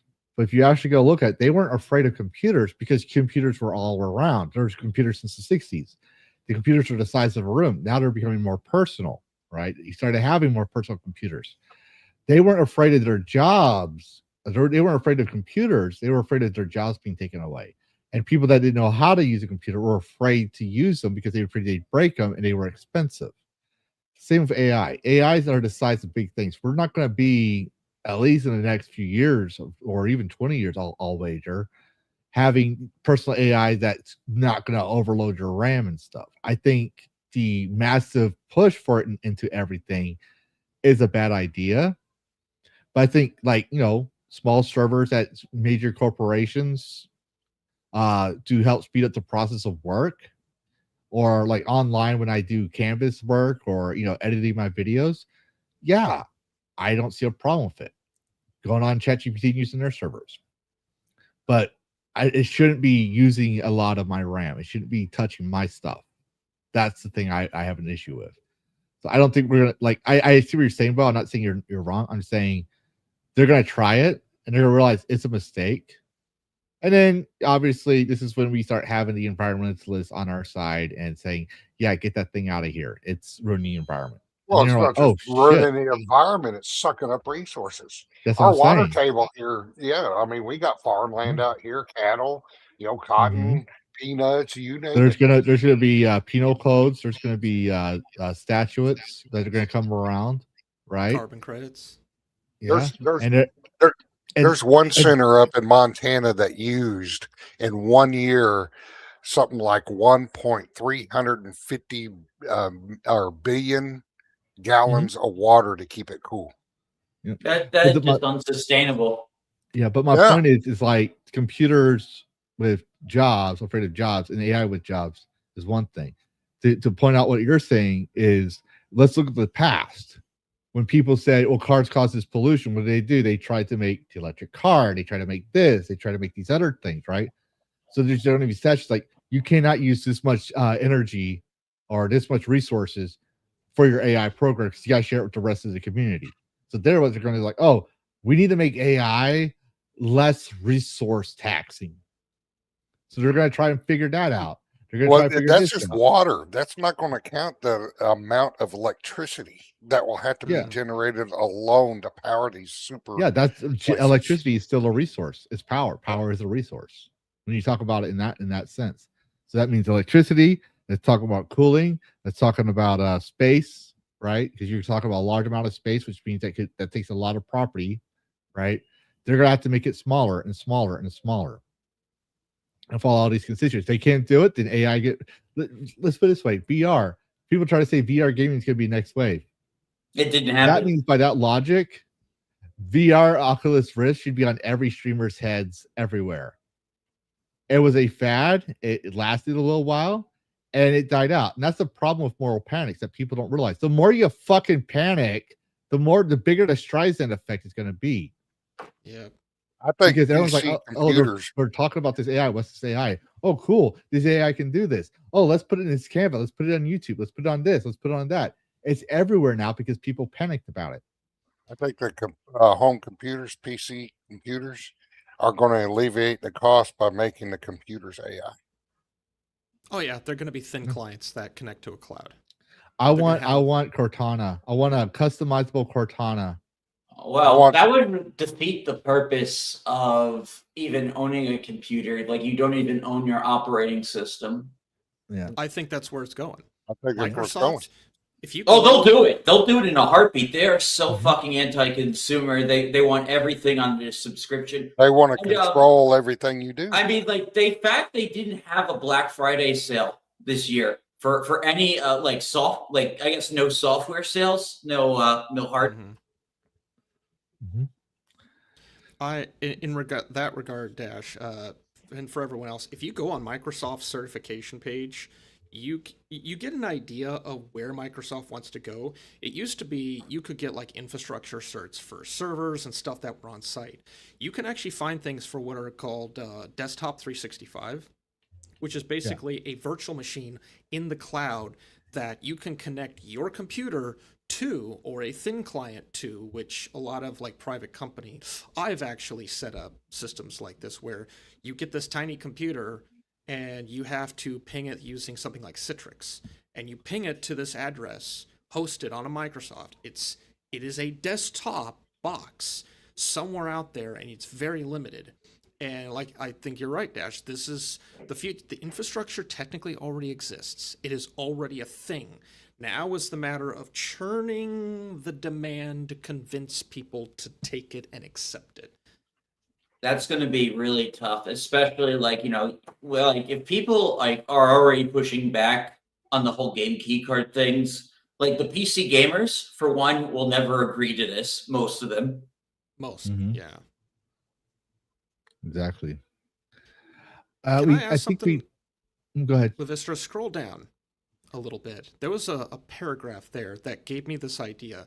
It's the second to the last. No, go back up a little bit. It was the second to the last paragraph right there.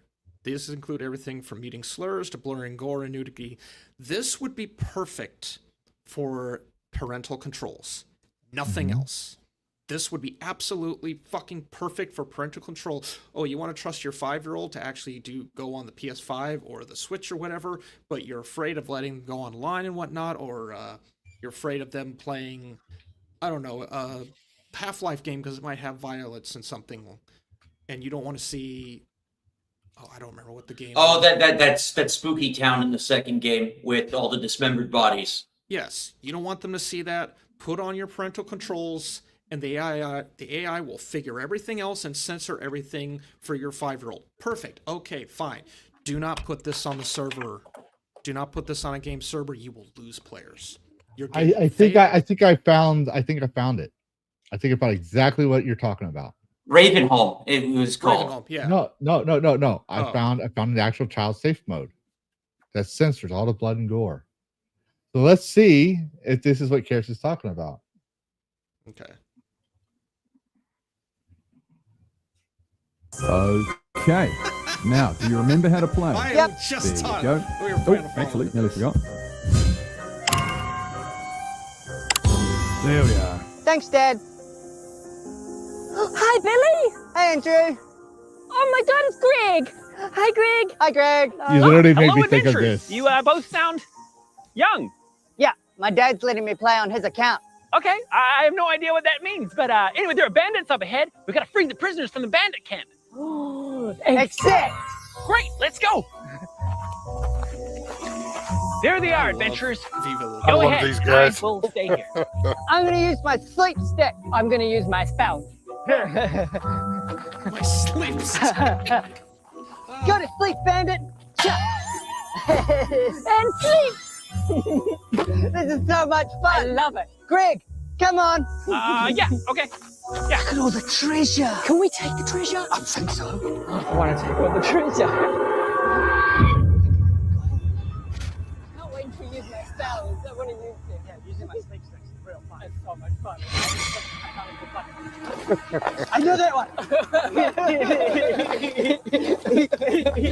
Oh, look, another bandit.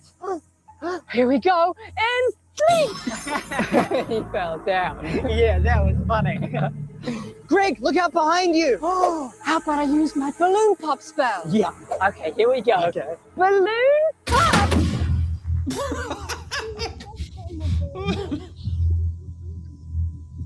Oh, that poor NPC. It just became self-aware. Oh wow. Look, the prisoners. We need to save them. Yeah. This is what's really gonna happen. Yeah, we need to save the prisoners. That's why we're here. I wonder if I can put them to sleep. Try it. Oh, no. Oh, Here we go. no. Oh, Oh, it's so good. wow. So much fun. Come on, Greg. Let's go. Down this way. More questing. Okay, I think we've seen enough. But this was back 2 years ago. Yeah. You made me think about it with the AI censoring, and I know how knowing how AI works. I would not fault that it's what AI would do. Yeah. But you know what? If that's what AI would do, I will literally play the game in child-friendly mode just that to would fuck be with the game. That This is would my be sleep funny. thing. Child mode of Dark Souls. Yeah. Oh man, I gotta find this video and see the comments. Probably. Even Dirt There- League? there were- Oh yeah, they're real good, dude. There was it was back in the TF2 days when it was really popular. There was the Meet the Pyro video, which was one of the last Meet the character.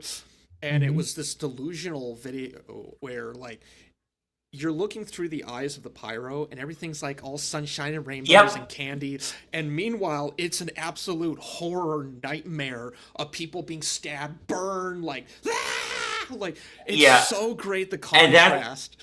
And then they actually made the Pyrovision goggles an item. It was amazing.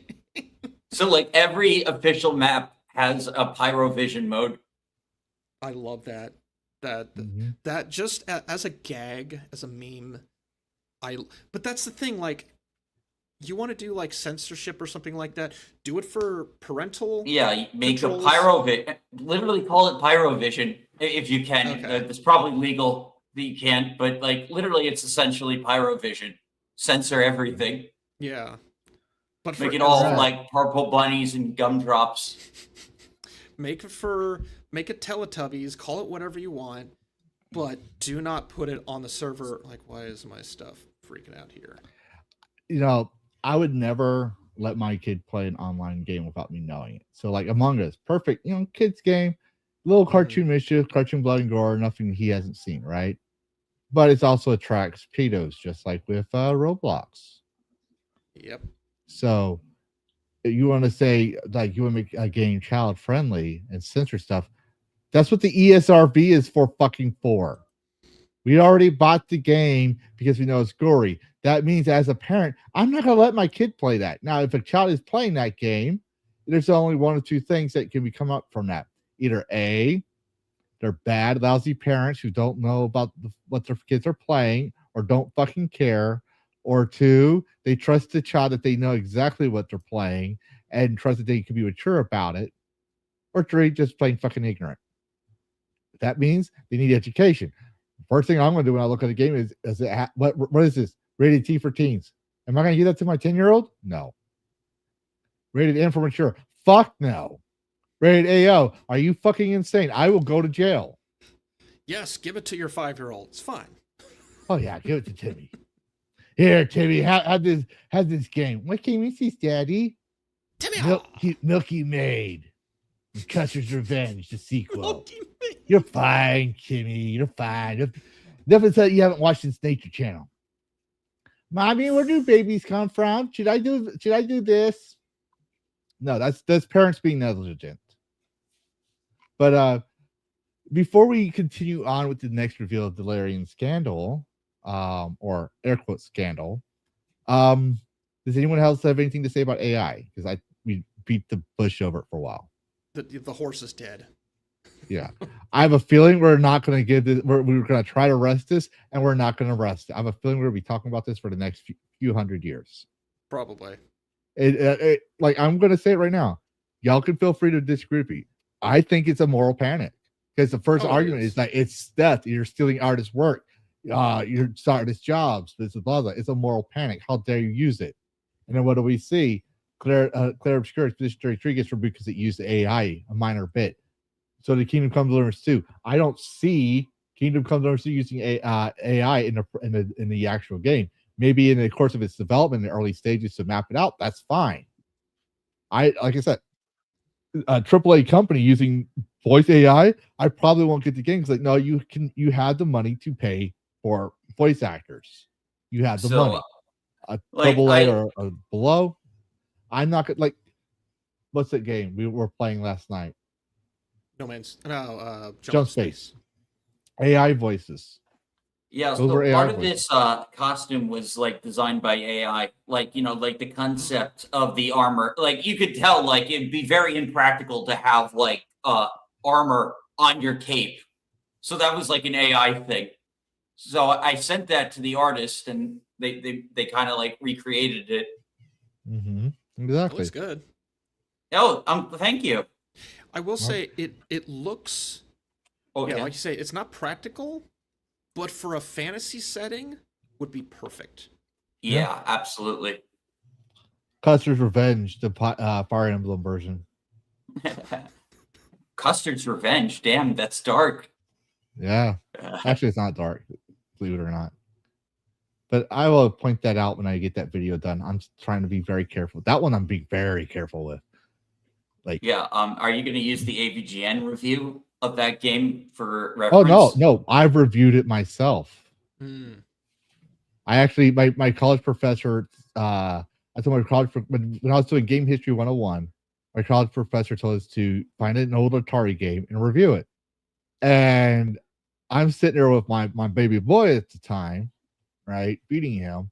And don't worry, he couldn't see anything. She didn't show it to me or anything. She says, "Why don't you? You're Native American. Why don't you review Custer's Revenge?" I never heard of the game. I played the game. I wrote about the mechanics. She got upset. She's like, "Don't you find anything wrong about it?" I was like, "I find it wrong that you had to review a porn game." She says, "What about the meaning of the Native Americans and the R of the Native American woman?" I was like, "Wait, what?" It's I was confused. I go look it up. I was like, "Oh." Thing is, and I'll just spoil this part. The only part where she's actually bound to anything is on the cover art. But if you look at the back, her name, the Native American's name, is Revenge. Custer's Revenge. Typical of 1970s and 80s porn, slapstick fucking humor. There was nothing in there to say that that's what you're doing to her. But here or there. Being said, do we all we're 100% done with AI talk until next show. Until next show. Yeah. So everyone's eager to know, what do I mean when I say a GG figure, Gamergate figure, may have been hired by Larian? So game writers call out Larian Studios for poor hiring practice amid Gen AI backlash. This fight stages to last. When the Larian Studios announced Divinity at the Game Awards, players couldn't be more excited for the studio that brought them Baldur's Gate 3 to return to fantasy RPG series under its belt. Long story short, they said these writers were saying they were not paid for practices or stuff like that. And yes, these people are applying for a job, but no one likes to work for free. Larian, however, according to the writers like Zoe Quinn, a game writer who most recently was the lead writer of Alien Rogue Incursion. Ooh, lead writer. Yeah. Oh, I don't think I got that game. So, yeah. Is that the Alien game I got? That's the Alien game you got. No, I'm going to double check. Yeah, so I'll wait for you. Because I don't have it. I have Aliens Fireteam Elite and Aliens Isolation. Same. So yes, everybody, that means Zoe Quinn is still around working in games, and she was working on Aliens. So if you don't want to support her, you probably should not be playing that game.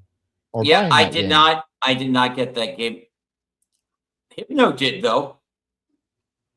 I know Here's he did. My question: by her working on is the game good? Is it shit? It's got mixed reviews on. It's got mixed reviews. Her games are shit. Let's just put it this way. So there is a common denominator where her name. Like when I first heard about Gamergate, to be fair, I played Depression Quest. I have depression. I have clinical depression. I have PTSD and TBI. I have depression with the wazoo. I am constantly fighting the dark side of depression every day. That it's normal as breathing for me. I don't even think about it very much. It's just, I hit it. I have my safety filters in place. I've been doing it for over 20 years, whatever. Her game made me so fucking depressed and so angry. Like, it was as a stereotype about depressed people. I'm like, that's not how depression works. That's not how depression works. It was like a self-insert of herself. I was like, this is not how depression works. And I'm not a psychologist. Depression Quest. Yeah. Yeah, this is the early Gamergate stuff. Like, you know, Depression Quest, I think, was what really, because like they were like sleeping around. Yeah. Well, my point is like, she was trying to promote her game. She said that her game was actually a good game and people were sundering it. And me, I test all things and hold what is true, right? So, because I didn't know what the fuck was going on, I looked into it. Then we hear these other things. So one thing I knew about Zoe Quinn is she does a lot of hearsay. Oh, these racist, alt-right bigots, blah, blah, blah. They're hurting my game. I'm getting sexual harassment and sexual assault complaints. Now, I don't know how true that is. I haven't seen any receipts.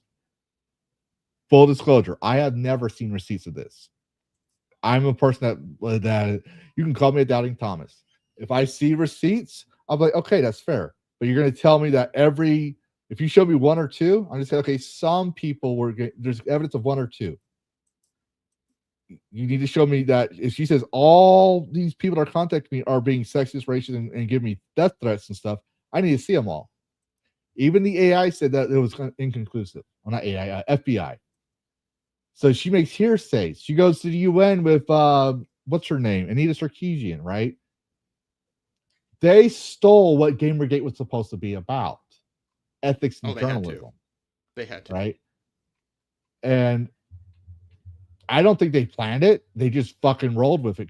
We were attacking game journalists for being unethical, and they used that as a smokescreen to avoid the man behind the curtain that they were taking, special favors from the game devs. That everything was a 9 out of 10, just like the Doritos Pope. But anyways, she writes, everyone is more or less okay with it, dude. You may risk you make people people immigrate to work there because you don't do remote work. They risk having to change. Oh my god, this grammar is horrible. It's breaking your brain. Oh, and also, isn't like Zoe Quinn responsible for Alex Halwaka's death? Yeah. We'll get there. But anyway, she goes, I'm not reading this whole thing. It hurts. But they talk about this, right? And then she goes, I know this because they tried to recruit me and I strongly considered it, but they're also do an unpaid writing test where you have to also make it playable company. So that's not something I vibe with. And she's a writer. Yeah, like you have to actually write to make If sure you like what you write can be translated into a fucking video game. Yeah, well, not just that. If you write and that's your job to write, right? That means you do it a lot. Again, schema theory. The more you do something or the more you read about something, that's the knowledge that quickly pops up. So if you're writing a lot, that means you have to fucking edit your work. You have to proofread your work. So that way, if she's always writing, that would come up in her tweet. Oh, I only have a certain amount of characters. So I need to make a coherent sentence within a certain amount of characters. This is why how I talk and how I write are two different things. Now, granted, when I'm tweeting on something, I don't care about my typos. I don't care about none of that stuff. I'm just going to write it out. Occasionally, if you see a long argument, it means, okay, I don't know how to make this in a certain amount of characters, but you see it's a well thought out, not a freaking rant. Because So I don't know how to shorten that. what was her big wall of text speech like? What is her actual claim that Larian does? Oh no, this is her claim. Believe me, bro. I know this because they tried to hire me. Believe me, bro. Yeah, Hold on. Hold on. Dash, hold on. I'm trying to relate this to her reputation. Believe me, bro. I noticed because I had a lot of death threats on me on my DMs. I'm not going to show. Believe me, bro. All these people are sexist and racist, and it's not because I actually slept with these companies. You should trust because you're a game journalist. And they go, oh, you guys are all sexist, right? She's always been like, you should trust me because I'm a woman, a reasonable woman. That's her. That's her reputation. I know this because they tried to recruit me. Where's the receipt? I want to. Can you scroll back up? I'm still like missing something. All right, okay, so under Vigs has been pushing hard on gender. Everyone is more or less okay. People are weak because you don't do remote work. They risk having to. Oh, okay, I get it now. Yes. And here's the thing: Brian Francis is a senior editor for Game Developer. I remember his name because I was covering an article he wrote a long time ago, like earlier this year. And I was like, I'm not editing this video because I'm just, it was hard because the way he wrote his article, the grammar was just like this. So it's like, from now on, I'm going to read anything you write before I make a video on it because it was so horrible to read. I ranted and raved about the senior editor who didn't know how to fucking write. That's how I know about Brian Francis. So she's basically quote treating a game developer senior editor. But yeah, the pattern continues. She's still in cahoots with game developers. She still says, trust me, bros. So that's why I said alleged. I need to see proof. If she has proof, I'll believe it. Her name is so fucking tainted. It's amazing that anyone would still even invite her in the door. Oh, no, I guarantee you, not to cut you off, I'm just going to agree with you. I guarantee you, if Larian admits that, yeah, we considered her, no one would buy their game. It would bomb fast. They would definitely get backlash from some of the people in our community for even thinking of the idea. But let's be glad that she didn't get the job. Yeah, no, I don't even believe her. She always says, trust me, bros, because he hears it there when Game Snatch posted as well. But the responses are, oh, that's Alex, I think. Yes. The internet never forgets. It means something. I don't know if that's Alex. I haven't seen a picture of Alex. But it's got to be Alex. It has to be. Yes. The source is trust me, bro. Okay, yes, Gail, you're right, 100%. My sources, I made it the fuck up. Yeah. But the thing is I'll trust Larian's word because they've been giving really good product. They started off shitty. Their first game, Divinity, wasn't that great. Don't get me wrong. I've been playing one of my favorite games of theirs is Divinity 2 Echo Draconis. I recently picked it up on your request for your recommendation. It's literally in the there's a cutscene in it, literally inside of the DragonCast theme song where that one guy jumps off the cliff and turns into a dragon or wyvern. Actually, yes, that's from the game. You turn into a fucking dragon. I have never seen a game like that ever since then. I mean, it's a wyvern. I want a dragon, 4 feet, wings. Yeah, but I'm gonna stream it. I'm gonna stream it at some point. I'll have to check that out because I know nothing about the Divinity series, zero. Okay, Bo says he's gonna have to leave in a few. Did you have anything you wanted to say on this, Bo? I didn't pay that much attention to Zoe Quinn and them back in the day. It wasn't something that I followed. Yeah, I know who she is now and seen the stories, but I wouldn't play anything she wrote in. At least that I'm aware of. Yeah, I could bring in her freaking Blue Sky, but I don't want to. But that is just before I go, I do have a game recommendation. Yeah, we'll let you do yours, and then I'll let you say your final things, and then we'll have any final thoughts on this before we get into the Christmas part of the show. Because I won't take too long. we actually did a pretty good. I think we did pretty good. I thought we were going to be longer, but we're doing better. But let me know you got it, Bo. For anything else, does anyone else want to have any? Oh, there we go. He's getting better at this. I'm so proud of him. I trained this boomer well. All right, so this game is Spaceborne 2. I haven't played the first one. First one's got, but it came out about a month ago, and I just saw it the other day.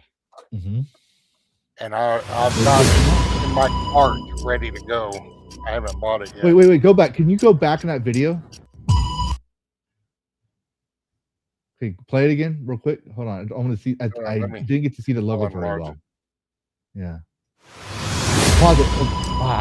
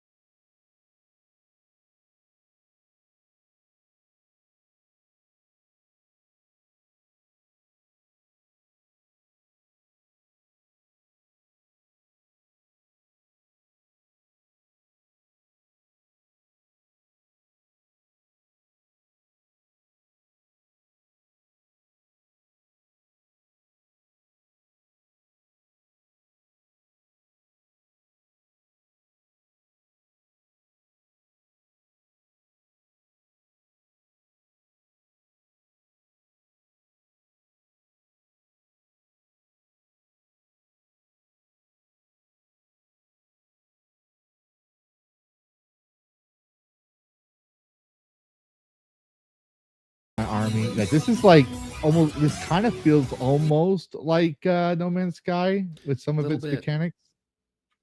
I don't know. I just saw it the other day. Oh shit! Snow? Yeah. Unreal Engine 4 can do this. At least I think they started doing it in 4.24. I think. Okay. I think. Don't quote me on that one. But no, they had it before Unreal Engine 5. The visuals do look, I guess you could say, either older or simplified, but I think it looks good, good though. It looks good, yes. It looks. We don't need cinematic realism. This is good enough. No. It's got very good, mostly positive reviews, but recently they've had it mixed. I think it was people after they come out of I don't know. I read some of them, and I'm like, you know what? I think people are just being pissy to be pissy. Yeah. Yeah. No, this looks cool. I think I have this in my list as well. It's buried. Well, you can get both of them right now. Let me go back to my cart here. I'll stop sharing. Let me go back to my cart, and I'll tell you exactly how much it is. Hey, Bo, I've can got you make sure you send space. me that link in the DragonCast later so I can put it in the description? The Spaceborne bundle, which includes Spaceborne and Spaceborne 2, is $12.38 for both games. Get it, people. Yeah. Thank God for winter sale. Go. Send me that link, Bo, in the Discord, and I'll put that in the description when this show's over. But as far as what I'm doing with it, y'all know Sarah the Sumerian's come out to play recently. And I got Sarah, the level 80 engineer from Guild Wars 2. I'm still waiting on Bethesda to see what they're doing with Fallout 4 because my game is totally screwed right now. Damn. And waiting on Starfield 2.0 to come out, see what kind of changes. And they saying it's supposed to be a big, like, Cyberpunk 2077, I wouldn't say remake, but level event on their 2.0. So we'll see what happens. So wait, hold on. Is Starfield 2.0 a patch update, or it's literally the sequel? It's supposed to be a major update, and I think it's going to come with the DLC. Starfield? Yeah. Yeah. Next year. It's going to be early next year sometime. I remember when the great Todd Howard, praised though he may be, said that there was nothing wrong with Starfield. You just need a better computer. And they're still fixing bugs to this day. So I will gloat about that when someone be a jerk like that. I will gloat and be a jerk back until it's no longer something I want to gloat about. So, yeah, that's going to be a while. Oh, there's also another game that I bought that had been, I think we featured it before. Hang on, let me get back to my, before I leave, that's on a major sale is Warhammer Inquisitor and Warhammer Mechanicus. I think we featured them both before on wanting to play, so that's why I didn't bring them up. But Mechanicus, I know. Let's see, Mechanicus is $3.59 right now for the base game. Yeah, and Inquisitor Martyr is $4.99. The entire definitive edition is $8.99 on Inquisitor Martyr. Here, I'll leave it.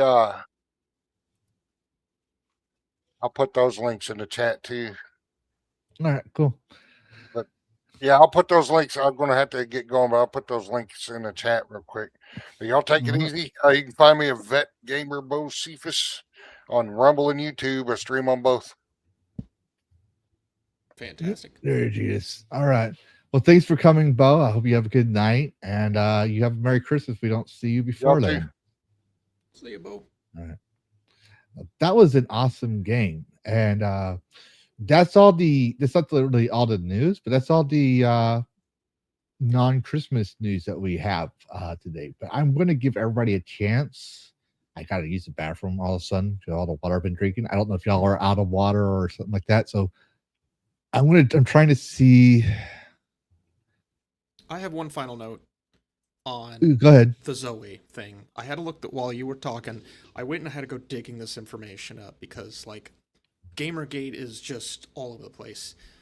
The same year that Total Biscuit put a video up basically saying, here's the fucking problem, is apparently when Anita and co went to the UN to try and get ahead of the fucking internet.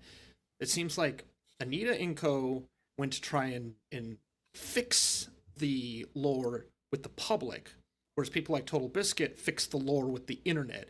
And for all this time, you've just had this back and forth fucking war. But that's not the interesting part. The interesting part is, with people like Zoe and Anita, take away Gamergate, what are they? What do Nothing. they have? Absolutely actually, nothing. I got something for this. Hold on. Oh. There's some wise people, not me, but there's some wise people out there on the internet that tell you how you deal with a feminist. And I gotta find it, but give me a moment. These wise people will tell you exactly what you got to do, and I just gotta pull up the thing real quick. I shut the screen down but here we go. Just thought back to Mars Tech. We need to nuke them now, sir. Kill. I'm terrible. Okay, hold on. I just had to pause it. I'm gonna do a screen share right now. Share screen. There we go. But for those of you who don't know how to talk to women and feminists, here's how you talk to a feminist. Oh boy. It's one of Dan's Fist to Shame videos. Again. So the history of feminism. Be quiet. Actually... Shut up. Oh. Okay.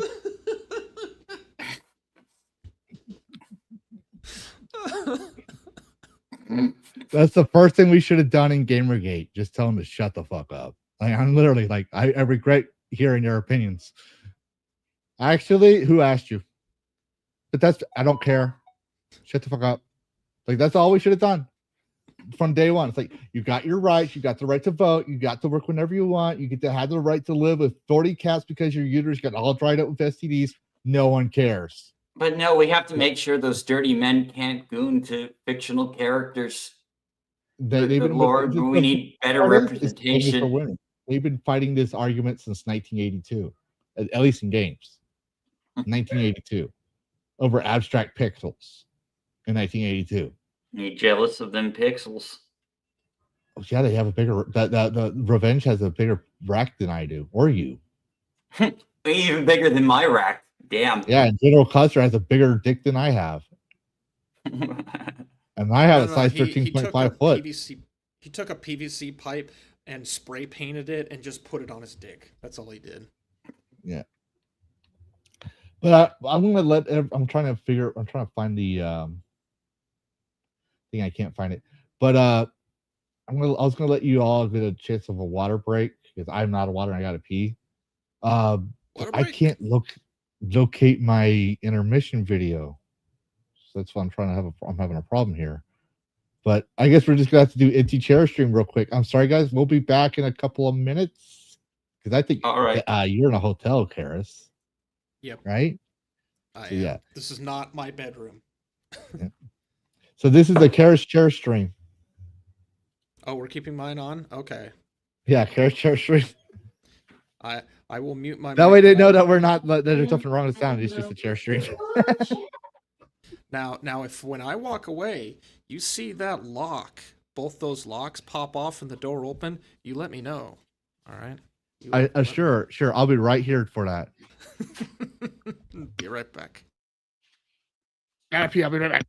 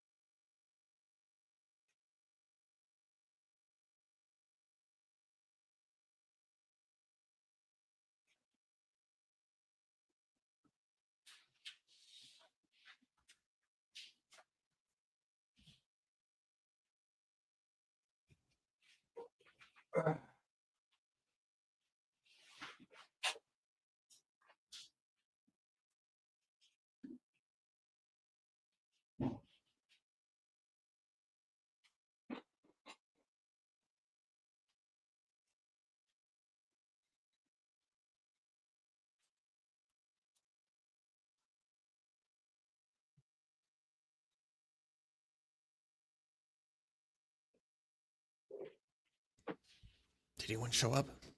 Is it secret? Is it safe?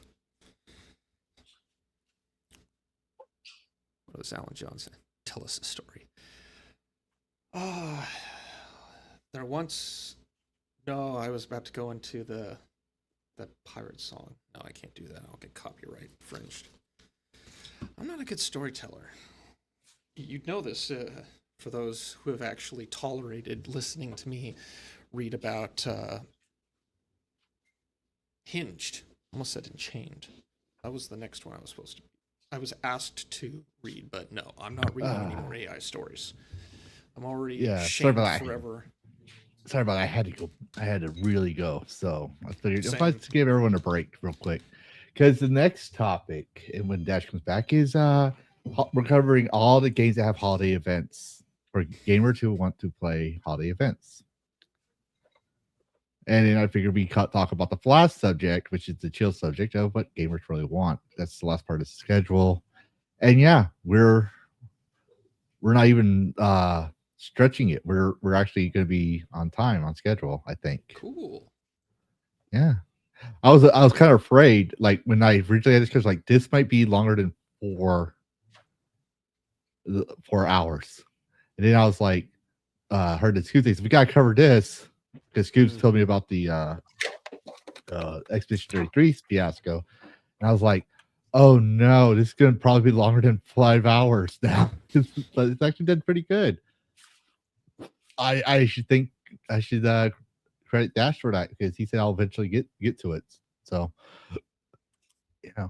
Hang on, I'm having some volume problems. What did I do?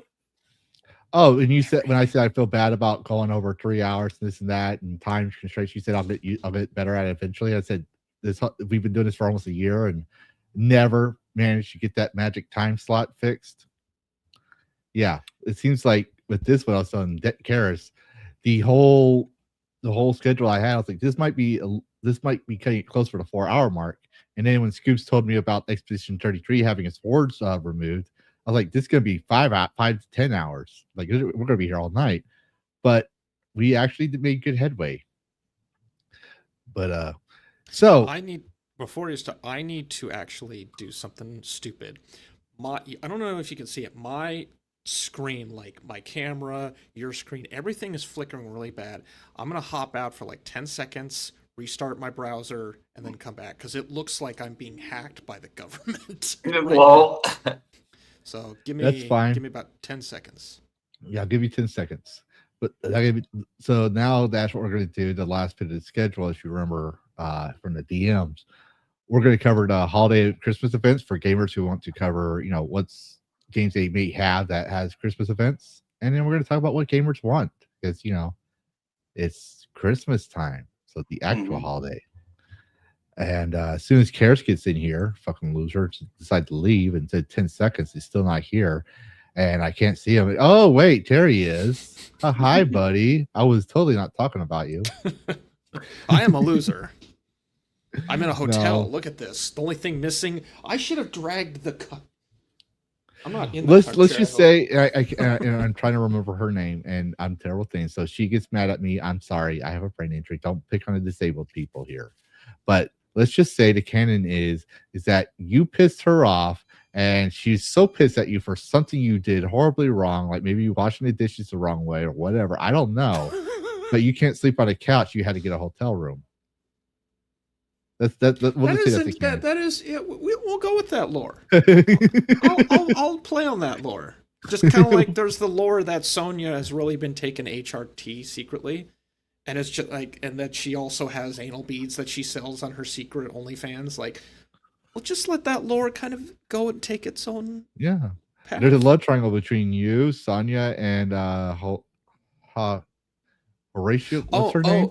Hataru. No, the story that one of my mods, Skytex, wrote is that there's something between, what was it? Sonya, myself, and Scaly? Sonya, myself, and a fucking chain, I think it was. Something like that.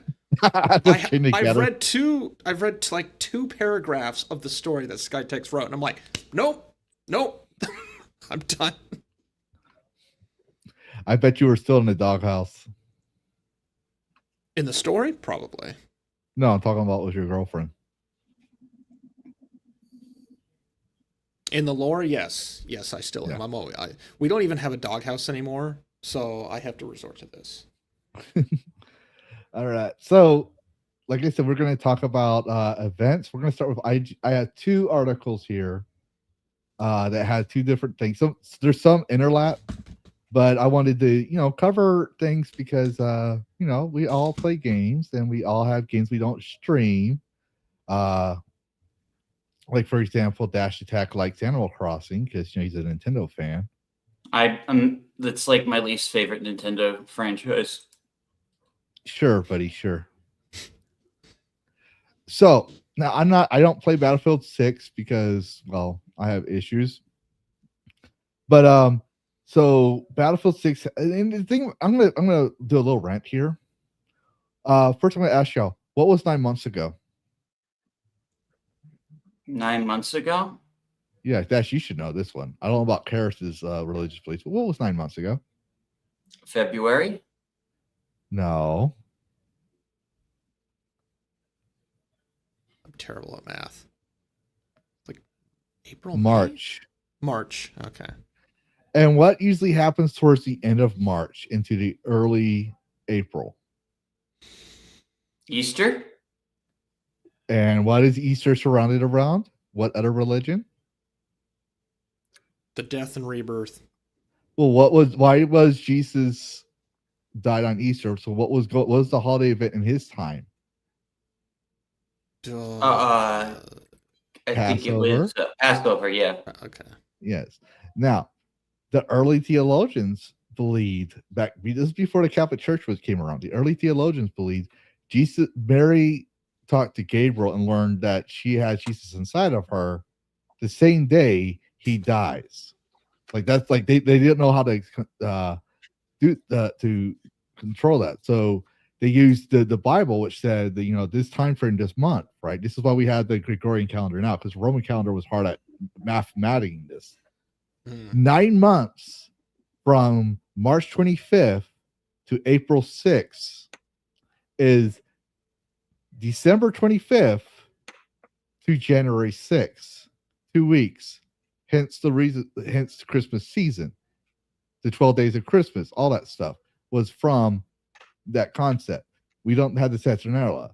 That it was literally from 9 months ago. So, because how long does it take for a baby to pop out of a woman's tummy? Is 6 months.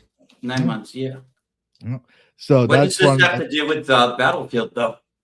People want to say people have been always trying to get rid of Christmas. So like it's Xmas, it's winter holidays, winter season. So the war on Christmas stuff. Yeah. That's just. I'm not trying to read too much into it. Typical PC bullshit. Like it's in every game. Like even like even like with Square Enix games, like they'll call for their mobile games, it'll be called a Christmas event in Japan, but it'll be called a winter event in America. Mm-hmm.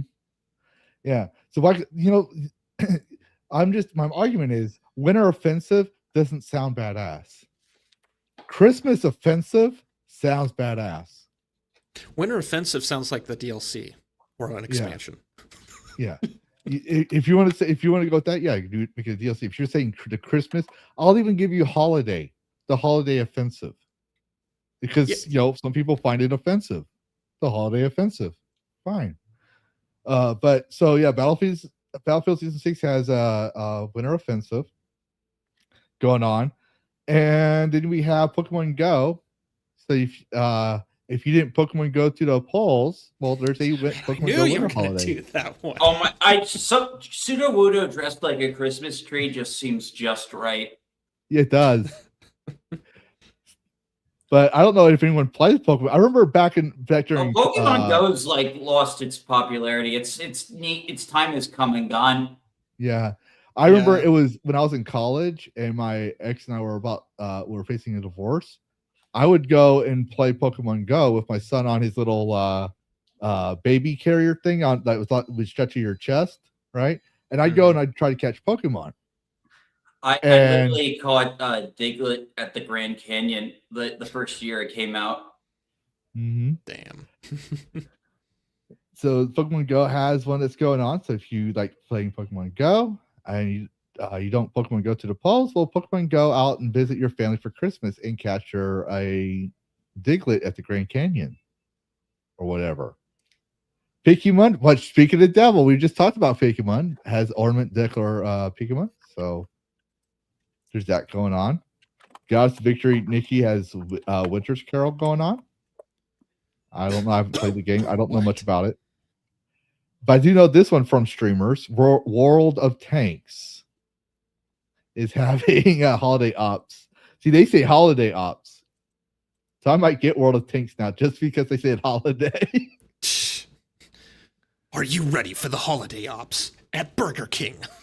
They got Benedict Cumberbatch for the ad too. Damn. Yeah. I guess he needs a paycheck. Let's go see what. We got 2 videos, so let's go see it real quick. If I could ask all visitors and members of the press to step back a little.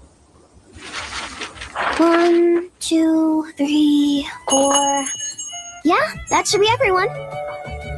It looks like we're all here. So let's head inside the train, shall we? It's time! I'm Diesel, leader of the Infinity Rail Squad and a crew member of the AZ. And I'm pretty sure that's a gadget, so we'll just move from that. Let's go see what we really want to see. World of Tanks. This game won't die. Frost sparkles on armor, while fairy lights glow on guns. Commanders give the orders to decorate. And the loaders have even removed the vehicle's ammo to make room for all the gifts. The villagers are already prepared for holiday ops. Everyone's only waiting for you to start celebrating night and day.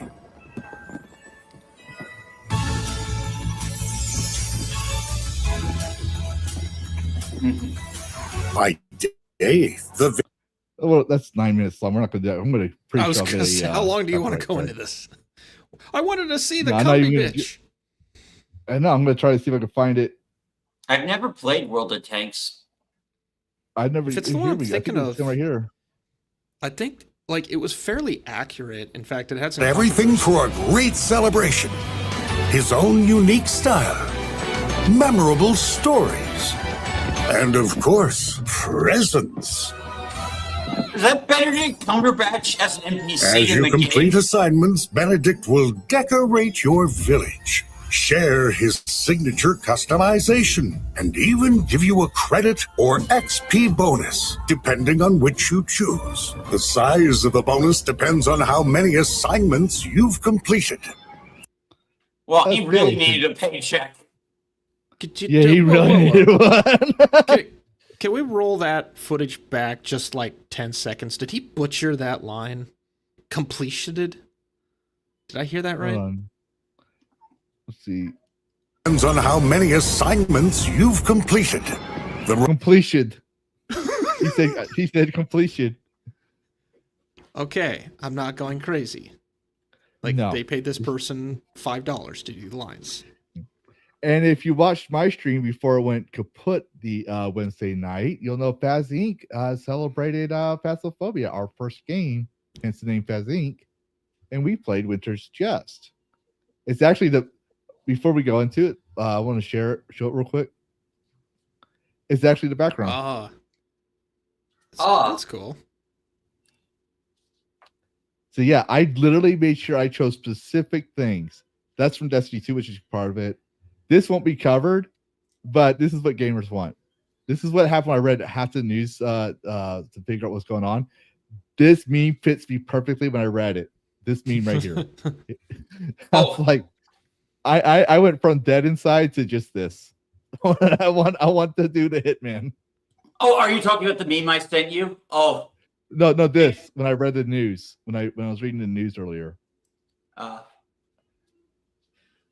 That's why I was picking on you earlier with that one. I won't show it, but that one Space King or Furry versus Warcraft. Oh yeah. The mock thumbnail of like me just making fun of me and my weirdness. Yeah. Yeah. But hard me, squeeze me harder. Call me Daddy. Dash. Call me. Yeah, call me Dash, and he's saying at the bottom, "I'll buy that for $1." Because it said furry juice. Is this what gamers want? I actually did thought that was what you're going for because I'm so used to being like a punching bag on my own show with the cartoon gentleman. No, I like to punch everybody. I know we all like to punch me too because I get my shit too. But it's just, I like to make jokes. So, absolutely. And I never done. I would never make a show where we just roast you unless it's your birthday and I wanted to. It'd be like that Dean Martin roast where you're the man of the hour and we just roast you. Oh, shoot. Yep. Apex, okay. Yeah, so Apex People still Legends, play Apex. Yeah. I know I mentioned it earlier in the show because of this AI, but yeah, cool. Apex still going strong. So they have Mary Mayhem. So Care package coming down. Whoa! You don't see that every day. So we're gonna just go for Mary that. Mayhem. That's a good name for it. I like it. I never play Apex, so but they had a nice opening there. It was interesting. For people who like, go ahead. I played the running guy, the one with the accent. Back when I did play it. Yep. Delta Force has from December 19th to January 15th holiday arcade modes. And then Vampire the Masquerade Bloodlines 2. Never played it. Don't care about it. They have holiday cosmetics. Animal Crossing, Dash's favorite game, has custom ugly sweaters, which has always been a thing since the first Animal Crossing game on GameCube. You get to see a lot of Christmas stuff. So they have that available now. Destiny 2. Now you know where the bear in the background comes from. I don't know if anyone plays Destiny 2. I even think I thought they ended service. That's what I thought. No, I played a little bit of it because I was convinced to. And I was like, you know what? I never played the first one. Let's give it a go. It's not for me, but they're still trying. They are winding down, I think, a lot of the story, if you can call it that. But they're running out of things to do with it, basically. Well, look who decided to show up for modding work. Late for work. Sonia! Hey, Sonia, how's it going? We totally did not mention you at all in this video at all. This is a video? What? I've been lied to! But yeah, so Destiny 2, for those who do like it, has its event. Then I never play sports games. Yeah, me either. If you play sports, this is probably the only time we actually covered a sports game in our entire DragonCast series. Right here. Maximum Football has a holiday blitz. See, they use holiday, so that's nice. Oh, there's Christmas in Tamriel? Yeah, Elder Scrolls Online, New Life Festival. So you know what it reminds me of? That time when Karrus said, "Are we going to watch the holiday Christmas special, Star Wars Christmas special?" And I said, I'm not a monster." Because the Star Wars Christmas special is canon, apparently. It is since the Mandalorian. Like the Mandalorian basically made the holiday special canon. Like they mentioned Life Day. The Mandalorian costume is the same one Boba Fett wears. Like the Mandalorian is basically just based off like Boba Fett in his first appearance on that short. Yeah. So yeah, it's canon. It's very canon. Life Day, George. Seriously. Yeah, they should put it on Disney Plus. They need to put it on Disney Plus. Life Day. They have the Ewok show. Why not have the? See, here's the thing. I am no stranger to doing cruel and unusual punishment to my enemies. I'm like, if I could do it and get away with it, I would do it. But even I wouldn't torture someone with not even Son. Actually, no, I would do it to Sonya. I won't lie. I would make her watch the Star Wars Christmas special. I'll just watch the B. Arthur segment, and then I'll be done. But yeah, the Elder Scrolls Online. I haven't played it since it first came out, but the Elder Scrolls Online is having a New Life Festival event. So if you like Elder Scrolls and want to play that, that's coming out. Trove Snowfrest, and I've never heard of that. I never heard of it either. I don't know how to explain it. It's an MMORPG. It looks like Roblox. It does. And then there's Gorn Dungeon Brawlers update. So that's out now. So I guess that's a dungeon game, maybe roguelike. White Knuckle, don't know. Community update. Peak, don't know. That's probably Roblox. I don't know. And then obviously Fortnite. Yeah, it's getting popular. It's an alright game. It's one of those like it's often called friend slot, but it's like Fall Guys but with less people. Fortnite or the other one, Peak. The Peak or Fortnite you're talking about? Peak, yeah. Okay, so I never heard of it, but glad you know about it. But it's a cooperative climbing game, so something Sonya likes. It's all right. But then again, obviously we did mention Fortnite. Hey, there's the Harry Potter skin right there. Yeah. No, it's you got Saint Nico over here, and then Rocket League.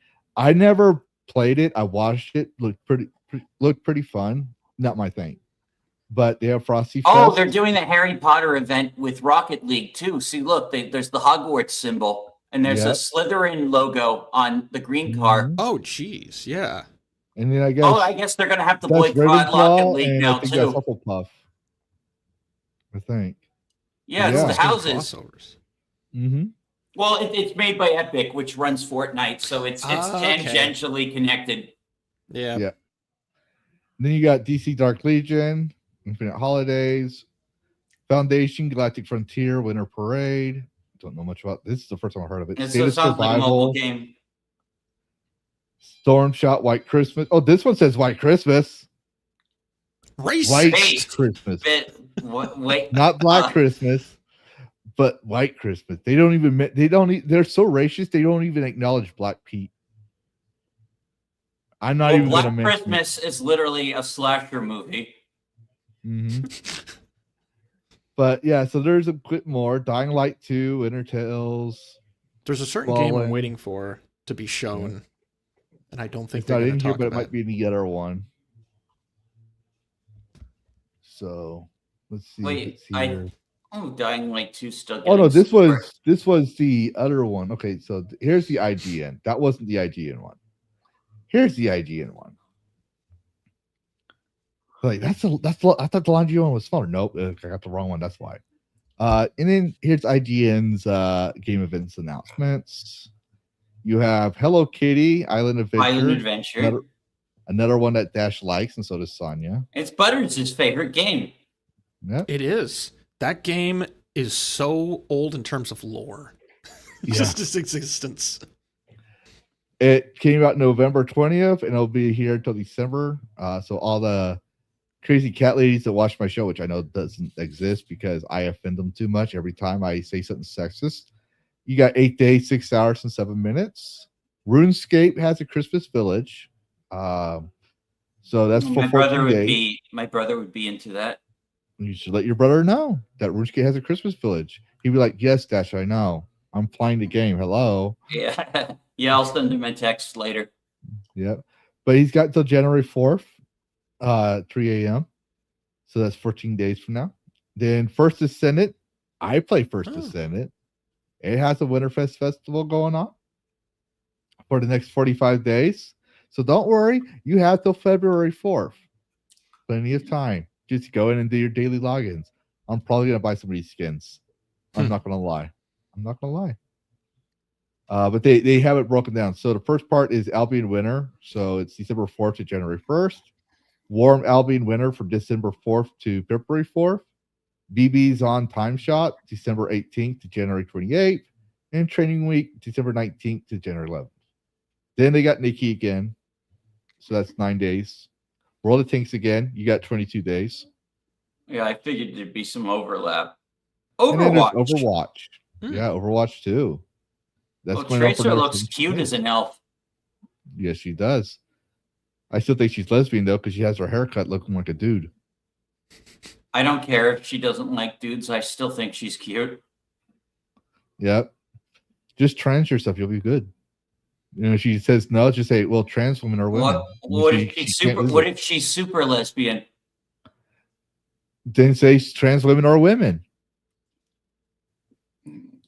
No, I know where Dash is going. He's afraid he's gonna like get punched or something. No, because of the whole super straight thing. So like, literally, do I have to explain the lore behind super straight?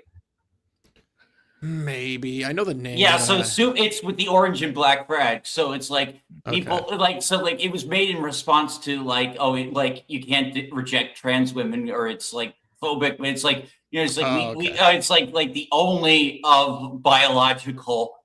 So it's like super straight. So there was like a super straight pride, and then there's like super gay. Well, anyone who doesn't like it is a super phobe. Like, people got really mad at this meme.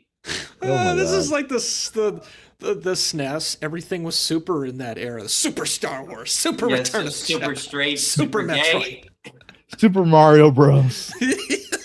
Super Legend of Zelda. Actually, I think Legend of Zelda is the only one that wasn't super. No, it was just Link's. Yeah. But Okay. you know, you can't. Super is only going to diminish Legend of Zelda because you can't be super. There's no word to describe the awesomeness of Legend of Zelda. You can't super. Zelda. Zelda's Yeah. like my But favorite. to Nintendo answer your franchise. question, Sonia, aren't I proud? No. I'm just relieved you finally, after so long, finally watched it. Oh, She never saw it until I told her, you need to fucking see it. oh yeah, it's one of the best movies ever. Mm-hmm. Well, we were watching a movie, one of the Seth Rogen movies, with Keanu Reeves in it. I said, this is just a literally a clone of It's a Wonderful Life. It literally is. Didn't that movie just come out, the Seth Rogen Keanu Reeves movie? I don't know. I don't usually watch it. It's just Sonia was watching it and I just popped in, and there were some funny parts, don't get me wrong, but it was so woke at the wazoo. Like literally woke. That's AI Panic in there. Let's see what else. The Uber Eats, unions, all kinds. Like you can't go 2 seconds. Seth Rogen's like lost his mind. Yeah, you can't go 2 minutes into that movie without some sort of political thing. What a waste of Keanu Reeves. You know what? To be fair, Keanu Reeves shoots Seth Rogen. No, not Keanu. Someone else shoots Seth Rogen. I can't remember his name. I was like, you know what? You fucking deserved it. That was the only funny. That was like the funny part. Other than Keanu Reeves was literally carrying that whole movie. Keanu has range. He can be like the tubular guy from Bill and Ted. He can be John Wick. He can be Neil. He can be Shadow the fucking Hedgehog. Yeah. Yep. And he was literally Clarence in this movie. Like a totally different version. It was so weird because you're so used to him being the dark character. Oh, so he's an angel. Yeah, he's the angel. He's like Clarence. He is so fucking innocent, which was funny. But so continuing on, we have Dead by Daylight has Bone Chill, another game event from 16 days. Once Human, love this game. I played it when it first came out. The only thing I hate about it is when they reset the season, your base is gone. They say, "Oh, you got blueprints." I was like, "No, you don't." I didn't realize it was a live service game. I thought it was just a one and done like horror game. No, Once Human is it's awesome. It's awesome. Like in the scene of Lavistro plays, you'll see my character flying on a bird. That's from Once Human. It's actually a pretty good game. It's got a good story. It's just I don't want to have to rebuild my base over and over. And people say, "Oh, you got blueprints." I don't want to deal with the blueprints. If it's one of those games, maybe I won't like suggest we play it in the server because I'm still have trauma from V-Rising and getting betrayed and losing my home. Damn. Yeah, I know. Fucking traitor.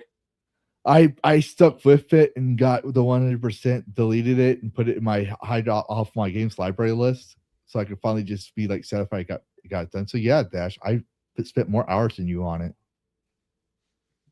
You stuck with V-Rising longer than I did, I guess. Yeah, just like a month. No, not a month. I think it was like 40 some hours, maybe something like that. I can't remember. I know it's just a little bit longer, more than you. I can't remember. I have to look at it. But Once Human has about a month for holidays events going off. So if you want to do that, Throne and Liberty, I've heard some mixed reviews on it. I think it's just a generic mobile game. What? The Throne and Liberty. Oh no, it's an MMO. It's an MMO. It's an MMO. And I heard some people like it, some people don't. Take what you want. You got 10 days on the holiday event on this one. World of Warcraft has the Feast of Winterfell for 2025. So something we might see Tom be streaming because he likes to play World of Warcraft. Yeah. Mm-hmm. Well, if they mention that means they're going to mention FF14. They normally do have a Christmas event. And we got Destiny 2 again. The only thing that would get me to play Destiny 2 on their holiday event is I want the wings and the dragon-looking armor. Yeah, that armor. But I would never play Destiny 2 because I have so much self-respect. Also, Destiny 2 can be really long. Like the raids will go up to 16 hours. It's nuts. Yeah. I don't have 16 hours to play. That's why if I did, I would play it, but I don't. Obviously Phasmophobia. Oh, you know what took another thing that's long? Try doing the apocalypse mode at gold level. It'll take you 2 weeks to do. I would have 4-hour streams where I'm just sitting there listening to the ghost footprints and trying to determine which ghost it is, because you don't get any clues. There's nothing. You have to figure it out from basically non-listed objectives. Oh, wow. And you have to get all the bonus achievements, all the bonus goals, right? So like you get 3 bonus goals. You have to capture a photo of a ghost, and you have to figure out what it is. That's why at the end of my Lavistro Plays intro, you'll see me playing Phasmophobia. You see the night vision goggles thing going off, and you see something coming towards you, and then it stops as I take a picture of it, walk out, and it shows what ghost it is, and I've got all 3 trophies. I got the Revenant. The Revenant is the ghost you don't want, because the moment it detects you, it's the slowest ghost, right? It doesn't know where you are, and it was like 1, 2, like it's like really slow. Mm-hmm. And then once it detects you, you just hear brrr of its footsteps, like Sonic the fucking Hedgehog. Oh, it's like it takes a long time to beam on you, but once it's got a beat on you, you're basically fucked. Yeah, no. If it doesn't see you or sense you, it's slow. But what if you walk into the room it's in? If you're in its line of sight, or if you have your electronics on you, right, it will come after you. So when I got that goal, right, I literally just sat there with all my electronics off, listened for it, timed the event, because it's like I want to say about roughly 3 minutes for the hunt to go on when it runs around to find you. I timed it just right. Put the NVGs on. I was still too close. When it came in, you just see this thing just run through. I take the picture, it disappears, but it was so close to me. If I was a nanosecond wrong, or just a nanosecond, it would have killed me. I got the 3 ghosts trophy on it. I never recommend it. It's like, if you get a rev, don't try it. You want the Daogen, because Daogen knows where you're at, but you're able to kind of stall it, I guess, in the right sense. Like there's a way to it'll speed up and slow down when it sees you. The Daogen's reverse. So if you go into the next room of the lobby, there's the main doctor's office. You just loop it around the desk. You loop it around the desk, you're good. I never got the Deo. Never once for the apocalypse. I got all the worst ones. The demon, all them. But yeah, so Winter's Chest is coming out, and that one I can say you gotta find the boxes, and it adds points to get yourself a nice little card and a trophy. So that's what's going on now. We talked about that, which is 16 days. Lost Ark. I guess it's over. Okay. So no Killing Floor Christmas stuff this year. Yeah. And then you got Final Fantasy 14. Yep. Starlight Celebration. You got 10 days for that dash. You're still playing that game, aren't you?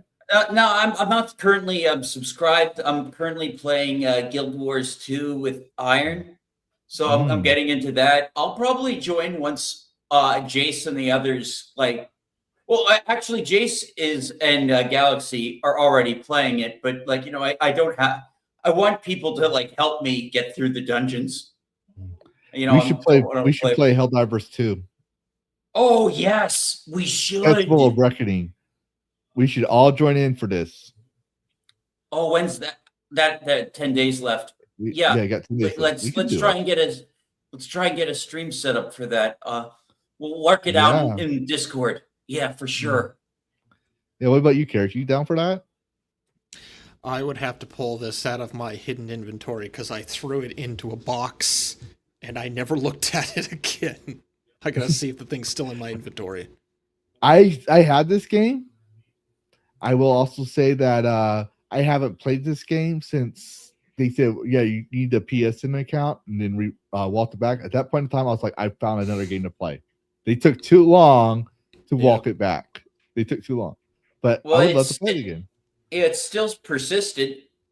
Mhm. I hope Yeah. the Halo stuff. I hope the Halo stuff is still in the game. Oh, I would love to see that. I didn't see the Halo stuff. Yeah, But, they did an ODST crossover. Then you got Diablo 4, Goblin Greetings. So you got that. 16 days on that one. Marvel Rivals has a winter celebration. So you know, Do they go got get any your sexy Christmas skins? I don't know. Let's see. December If they don't have 12th, Loki Santa Claus. 19th, December 26th, new costume, Cloak and Dagger with Thor. So they might. I don't play Marvel Rivals. I'm not big on PvP too much. Yeah. I already talked about Pokemon Go. No one. Wait, is it? Yeah, it's Pokemon Go. Then we have. That's it. So, yeah, that's our. That's a lot of games people can find for the holidays if you want to be in the Christmas spirit or something like that. You want your rare collectibles, sexy skins, whatever. So yeah. That being said, I want to write that off. And we have what do gamers want? So more games. Yeah, more games. Who doesn't? But like I think the thing I want to say is or what I'm trying to get is people keep telling us what we want in our games. Like you gamers want this, gamers want that, gamers this and that. But we're gamers. We know what we want. And I figured, we'd have a conversation about that of like this year is coming to a close. What kind of games we want? What do we want to see in games? What do we want to see in the future of gaming? And I can answer that. Yeah. Well, hold on. And then next year we'll come back to that and see if we got anything like that. Well, I know what I want. Yeah. Yeah, go ahead. I want a new prototype or something like it. I want something like prototype. So like prototype 3?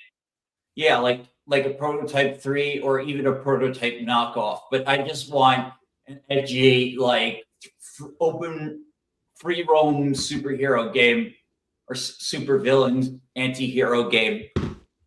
Where you can just just cause mayhem, fight the military. I just miss that level of grit. Mm-hmm.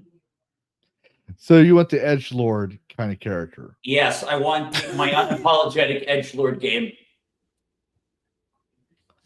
Well, you know what I want to see I want to see something make a comeback, and it will never happen. But this is what I want to see. Great girls. The booth girl babes. I see. Yeah, I want gamers that had their testosterone back. I want to see the sex sales advertisements. I want to see the Capcom model girls. I want to see a Crash Bandicoot holding swimsuit models in a gaming magazine or advertisement. I want to see that back. Or just Daxter being a Giga Chad and like looking at Laura Craft's boobs on the PlayStation magazine. Yeah, like this is what advertisements were, right? This is what made the games awesome. This is how they made their money. I want to see that because, well, we're guys. I no longer want to be apologizing for the games that they are the way they are. I'm not going to say like, well, to be fair, that was a different type. No, motherfucker, that's still today now. What freaking the first Descendant proved that. The way we acted when we saw Lara Croft looking more feminine proves that. Dash, you're like what, in your 20s, right? I'm 33. Yeah, see, you're not that younger than us, but still, we're not that old, and we're still talking about it. People are still, well, that makes me feel hopeful that I won't lose my sex drive anytime soon. But I just saw this from Dash. I just saw I can't really share it because it's too like political. But you were talking about the Pokemon. We'll share it. You know. Oh yeah, because it's just a funny ancient meme from the from 2016. Yeah. Yeah, because it's not political per se. It's making fun of the whole conversation, the cringe of it. There's no politics in it. It's just, let me be clear, Pokemon Crystal clear about every voter on this Pokemon Stadium. Damn better Pokemon go to the polls this time. I'm going to Pokemon snap you to a Pokemon Battle Revolution and be ready Pokemon Rumble because I've got one more Pokemon Conquest before I Pokemon Shuffle out this Portal Coil and become the sweet Pokemon Gale of Darkness. That's good. So it's an older being, but it checks out because it's talking about the politics, but it's not really talking about politics. It's making fun of someone being cringy about it. It's like when we covered that Homeland Security thing, Dash. That's why I'm like, yeah, I would agree that's not political. It was literally making fun of Hillary, but okay, yeah, let's go with that. Yeah, it's not making fun of her politics. It's making fun of what she said. That's the difference. So, but yeah, so that's what I was thinking. I want booth babies back, but but what I'm saying is I want games to go back the way they were. I want game devs to be game devs and game journalists to be active game journalists. And I don't want them to fucking bend the knee just because some Karen or some pearl clutching Jack Thompson wannabe wants to sterilize games. Yep. We had the freedom of speech. We had some of the early 2000s up to 2011 gave us some of the biggest game victories. And the biggest one of all is that video games are free speech. That means that as long as we're not calling for violence, like I dream of blowing up the White House, not literally, I'm just quoting a celebrity there, or defamation, like Dash Attack made the frogs gay. Or, it was me. I put the chemicals in the water. I'm the one that turned the frogs gay. It was you. Or obscenity, and I don't mean about swearing. And no, porn is not obscene unless you show porn to kids, which would be very bad and against the First Amendment. If it's none of those pretty sure things, that's highly illegal. Yeah, that's obscenity, which makes it outside of free speech. There are limits to free speech. There's 3 limits. If it's none of those things, if it's not illegal, it should be allowed. People should be able to explore it, interact, explore it. And believe it or not, I never understood homosexuality and just felt like, it was wrong and didn't much think about it. It just went what the common knowledge was until I played Dragon Age 1, and it was Anders and the Televenture in Dragon Age 3 that made me realize, I may not agree with it, but they had that right because I wouldn't like, that same type of treatment. It made me give people respect. Otherwise, I would do this to Dash, other than the fact that he's would say Sonic is not as equal as Mario. Fucking Nintendo still. I still like girls, man. That's for lying. Oh, you're getting just like Digny. Fuck you. We need to play the Will Smith song, "Pretty Girls." But no, that's what I want. I think we're getting close to that because we all talked about how the AAA is freaking out, and we mentioned the crash of '83. And the reason I want to mention is because there was a journalist that made me think about it because I hadn't thought about it much other than when I was in college. And one of the factors of the crash of video game crash 1983 was an oversaturated market with low quality games and hardware. That was literally the crash. The Atari controllers wore out too quickly and too fast. AT was an example of a low quality game. And I forget the game journalist's name, but he said there's an oversaturated market. So there's too many games. The video game crash was too many games, but low quality games. What do we have? Well, now we have an abundance of games, an abundance of choice, and it's just the low quality ones that suffer. Yeah, that's always been the case. There's an abundance of books. There's people reading Dante's Inferno, which was what? Hundreds of years ago. Yeah. I read the writings of John Locke, for crying out loud. That's also hundreds of years ago. I'd like to read Damn. philosophy, you know. But I also like to read the Wheel of Time series. It's one of my favorite books. Tolkien was that 1940s. I can't think of a recent book, you know, nowadays. The Star Wars Expanded Universe. I'll go with that. The EU. You know, that's more recent compared to what I usually read. But my point is, like, we have all these books. People pick and choose what they want. So if you want people not to play those games, you got to make good games. Problem is that AAA is not doing it, but we're getting those answers with AA, single A, and indie. Yep. So that's what I want to see happen more, and that's what I'm hoping to see next year. What about you, Karrus? You've been quiet. What I want is 2 parts. And I've rambled and bitched and said bits of this over the last year or so.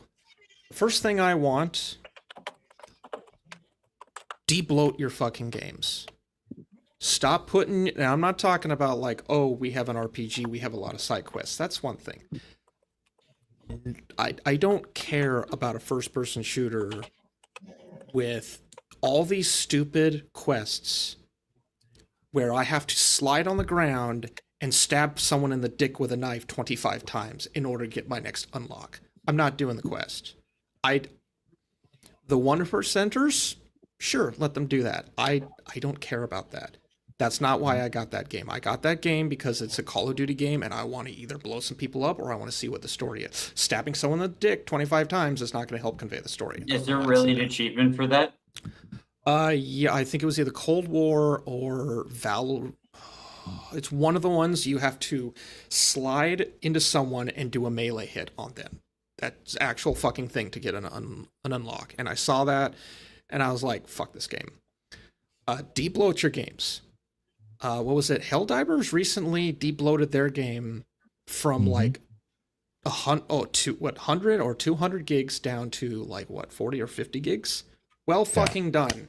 Congrats. You're now like you're thinking logically now. I know they had to do that apparently because the engine was requiring them to put literally multiple copies of the same fucking asset on different parts of the hard drive just so the hard drive wouldn't have to spin nearly as much. Make your game better. If you have to do that shit because you're literally using an engine in your file structure, optimize your game. Rebuild your game. That's not my fucking problem. Part 2, kind of into something that you said, Lavistro. I phrased this specifically. I want AAA developers. A and AA and indie don't have a problem with this. AAA doesn't try anymore. And if you look at something like the Assassin's Creed series of the past to the Assassin's Creed series now, they're not trying. They're staying in their narrow little field of what is safe for the AAA. They're not exploring. They're not trying new things out. They're getting less and less. Developers are not allowed to try things anymore. And I specifically say developers because they're under the mercy of either the publisher or the three-piece suit executive who's dictating studio notes. Start trying if you want us to buy your shit. When you start trying, you will see results. It's like you said, Lavistro, make a game worth fucking buying. Yeah. GTA 6 will probably be worth buying. I'm not going to buy it because that game is going to have so much fucking bloat in there. I technically have GTA 5 on PS4. I played 1 hour of it and I said, I don't care about this. It's like Cyberpunk 2077 is just a GTA game to me. There's probably a lot that I would enjoy. There's so much to it. Maybe I just prefer linear games like a Half-Life or something that put me on some rails or something. I'm not going to say no to a rail shooter. But there's also freedom games like I can play Red Dead Redemption 2 and I don't feel guilty for not going out. The side stories are not going to lash out at me for not completing them. I can go and complete the main story. Yeah, so it's not going to pull a Chadley, basically. Yeah. But if you nowadays, get that reference. Like the Call of Duties, there's the cool weapon. You have to do the 25 stabs in the dick while you're sliding in to get that cool weapon. fuck, I guess I don't care about the cool weapon, and I'm not going to have an advantage against other players because that cool weapon has a thermal scope on it. I guess I'm not going to have that advantage. Start trying. Give me a reason to really 100% your game. Start trying. You want a reason? I'll give you a reason to 100% your game. Because if you don't, you're an alt-right sexist bigot. My counter, I guess I'm an alt-right sexist bigot. What else you got? Are you? You have to 100% the game. I guess I'm a bigot. What else you got? I don't. I'm not fazed by this shit. You're a video game developer. You don't pay my fucking bills. I'm not paying $100 for this thing that you're gonna try and guilt me on. Go read Edward Bernays, motherfuckers, and learn how to properly market your shit on people. That's why I'm not getting that dinosaur game on the PlayStation. Like, the developers were just being whiny bitches, like, and lashing out at everyone. Mm-hmm. Oh, they were? Wow. Well, you because we're not putting our game on PC. How dare you ask that we put our game on PC? Oh, that's right. That's right. Yeah, those people. Yeah, because one thing I found, Hypno was pointing this out, and I think it's the same company, that they had this controversy of causing a controversy and actually it not being finding out it's actually they lied about the controversy. So they manufactured a controversy, and it's then a you get controversy. Yeah, because of how shitty their game actually is. With the last two titles, so Hypno just put a video out recently about one of it because he was talking about Dino Thunder as one of his favorite games. I was like, that's another thing we got to worry about. Not only do we got to, because Mouthwash did it. The Mouthwash studios did it. They made a controversy about their own game, and it turns out that's not the real reason why there was this issue. I forget the whole thing, but I just remember there was a controversy where they lied about something. But we have to, this is why I say if this is true or if that is true, because I can't take journalists at face value anymore. I can't take devs at face value. I used to. There's that trust you build, but once you betray that trust, it's hard to get it back. And I'm the same way. Has never lied to me yet. They've always been upfront and coming and honest. Yeah, at least to me. All Larian has done is released banger games. Mm-hmm. So I think what we're going to be seeing, to go off what you're saying, I'm going to say it.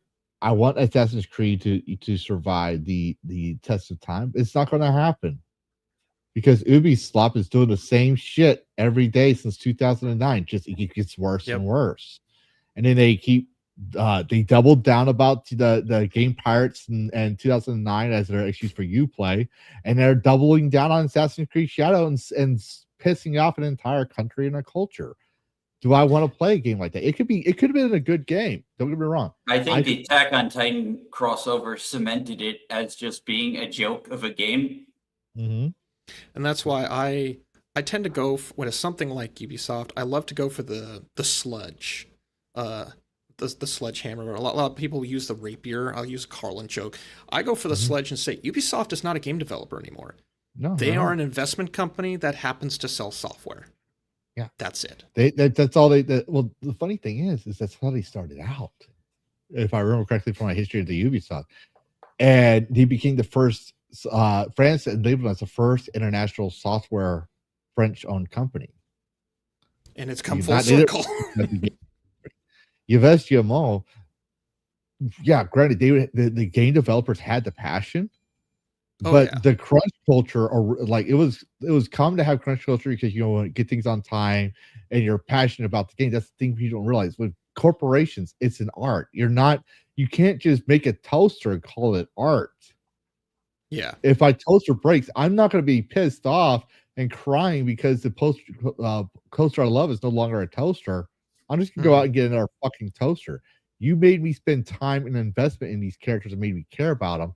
And now you're saying, okay, we're just gonna make a clone of Assassin's Creed, and we're just gonna slap the name on it and call it Assassin's Creed 2.0. It doesn't feel like a game. It doesn't feel like art. The story's not compelling. Yeah, why should I care about Atsusei? You want me? You look. Here's the thing. I would have played Assassin's Creed Shadows because we're going to Ubisoft game. If they did a couple things. First off, they didn't piss off the Japanese culture from the very first beginning. Like, that was the first thing.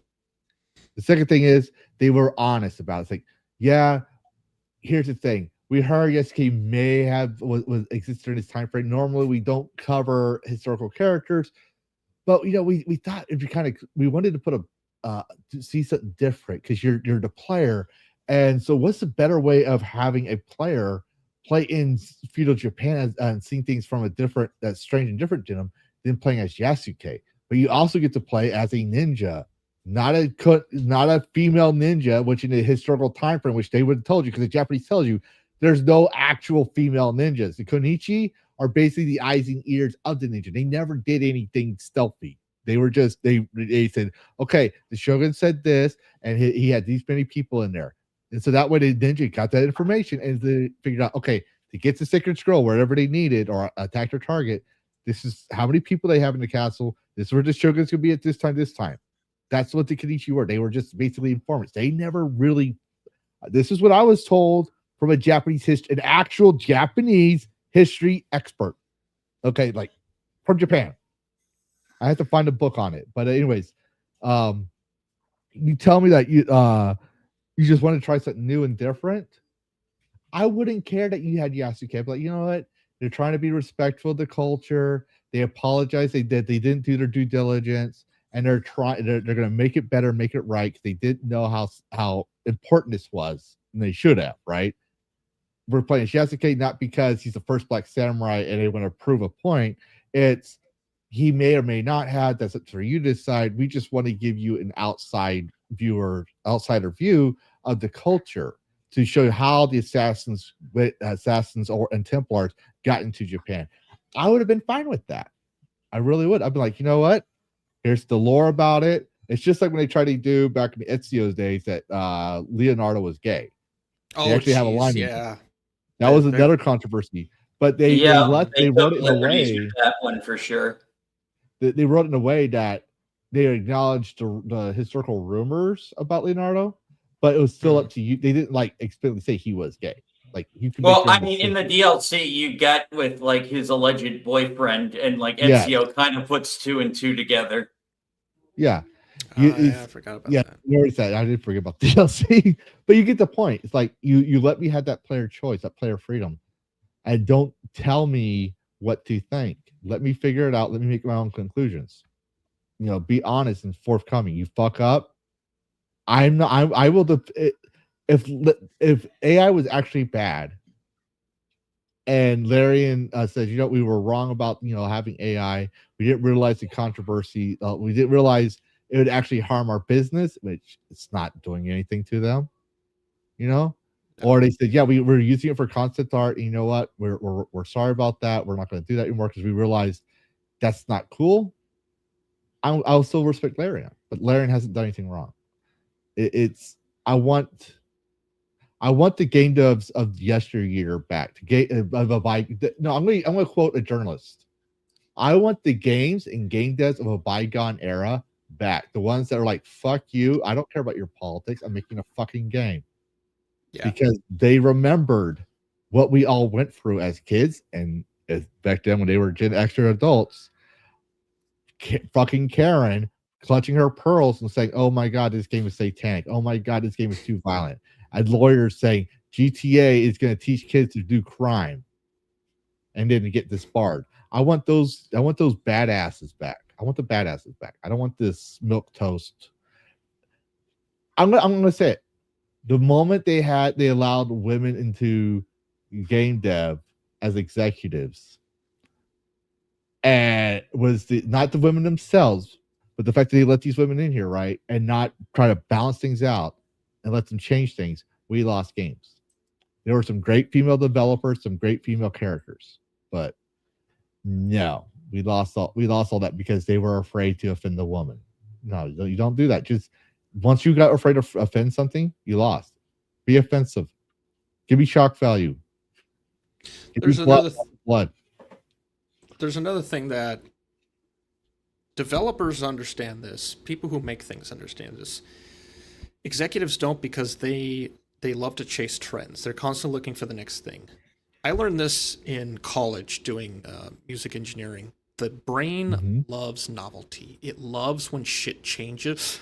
especially if you've been doing something like the example that was brought up is if you're editing a song for like 12 hours and you have the same kick and you suddenly like introduce something very different, your brain loves it, thinks, ooh, this is better, even though it's not, it's just different.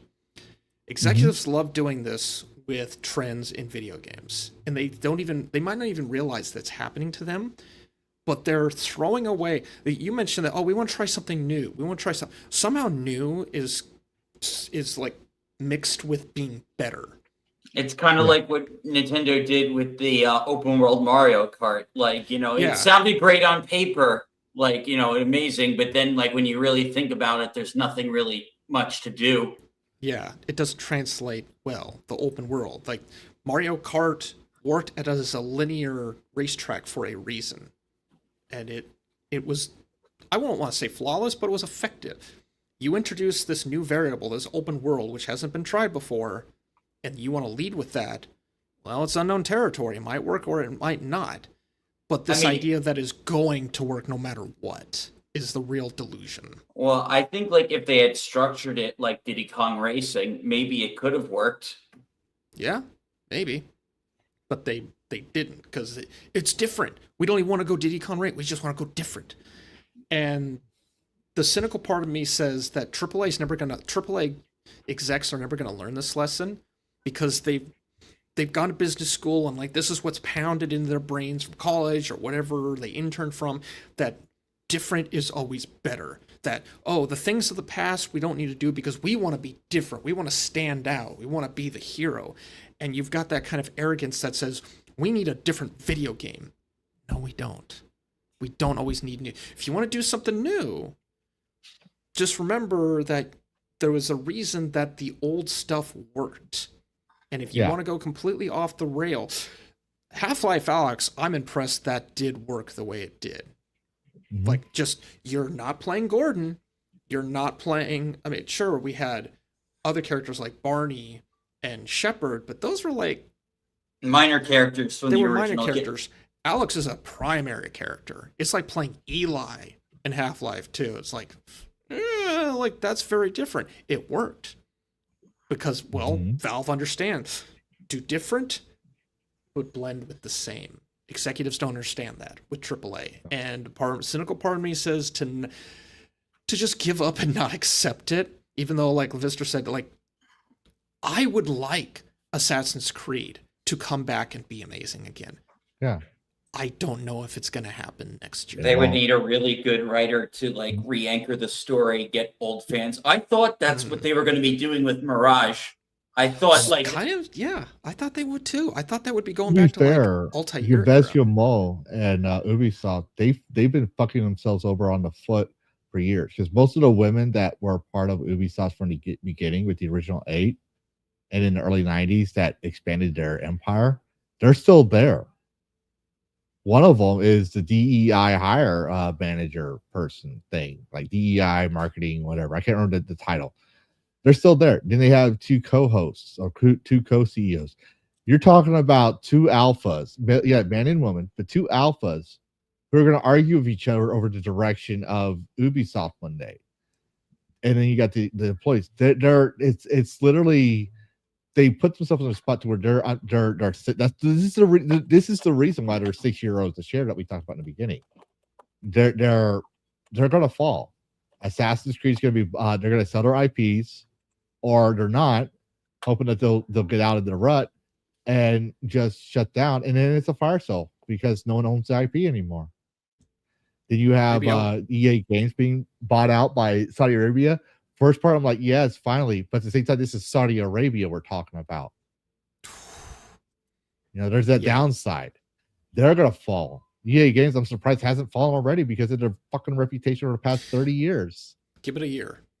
Most like acquisitions and shit take a year to a year and a half.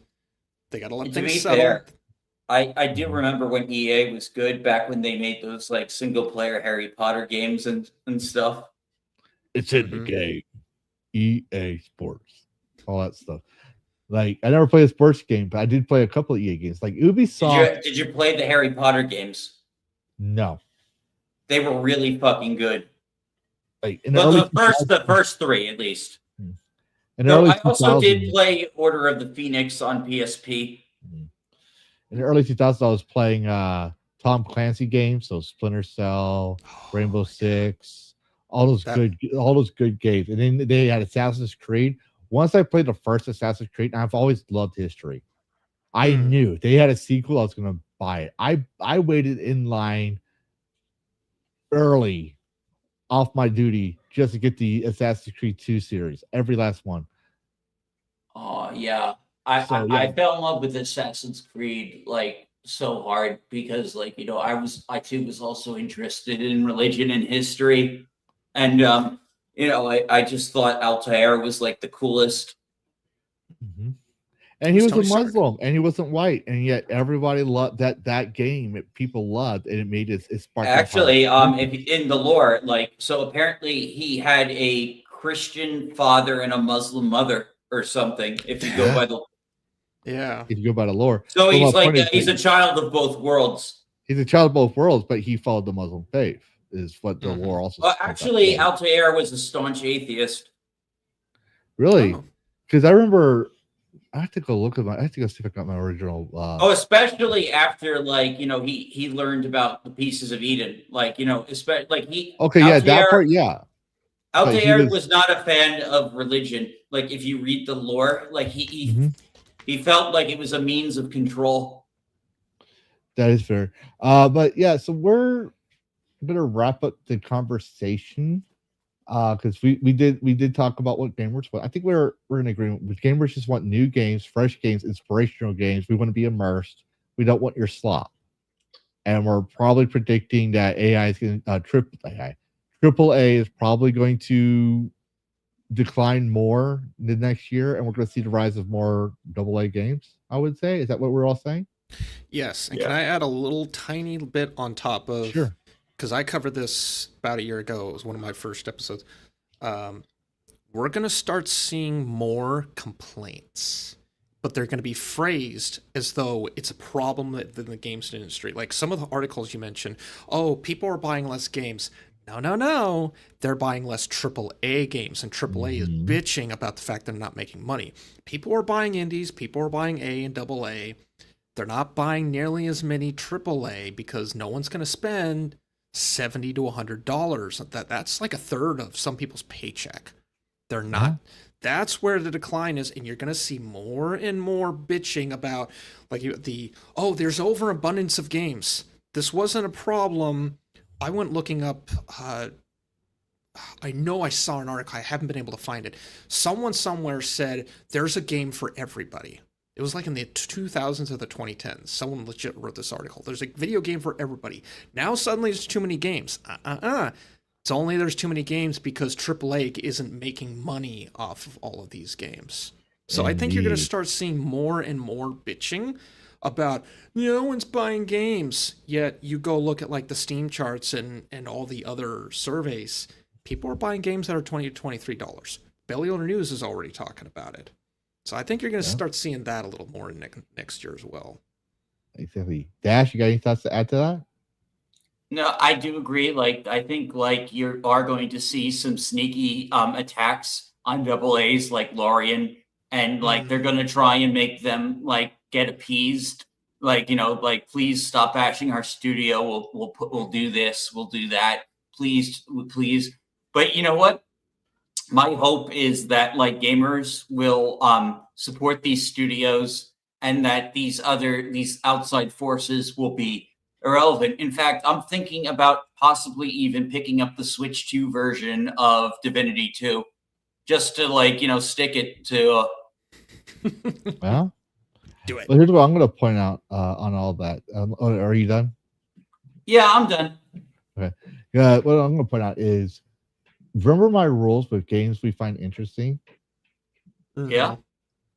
Do I say at any point in time no AAA? No. It's games we found interesting that can't be no more than 10 years old from launch date. That means you can choose any game you want that you found interesting.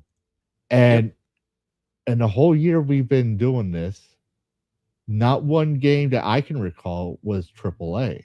Most of them weren't.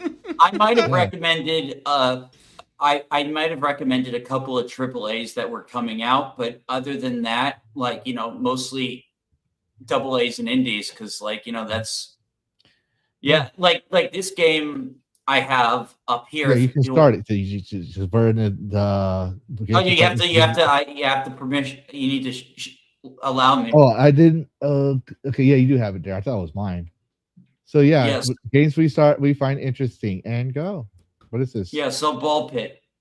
Oh, of course you would. You're fucking gay, thinking about balls all the time. I've heard of this one. Someone recommended this to me. Yeah, so it's like an arcade roguelike, just involving balls, like very fast paced, very good for the ADHD. Mm-hmm.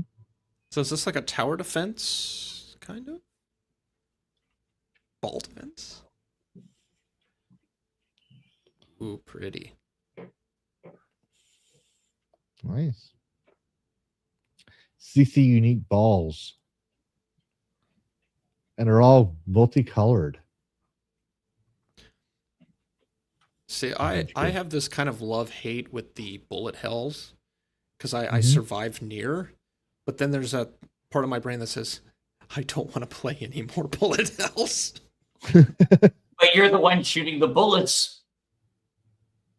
Yeah. Oh, no, I see. It is a bullet hell. You're shooting bullets and lots of bullets are coming at you. Yeah.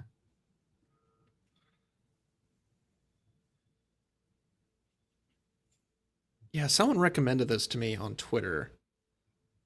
It was like a couple months ago. Like, hey, you got to check out Bollock's Pit. It's like, okay. And then I never got around to it. I think Smash JT played this one as well. You mean Smash GT or his son? His son. Yeah. JT Jr.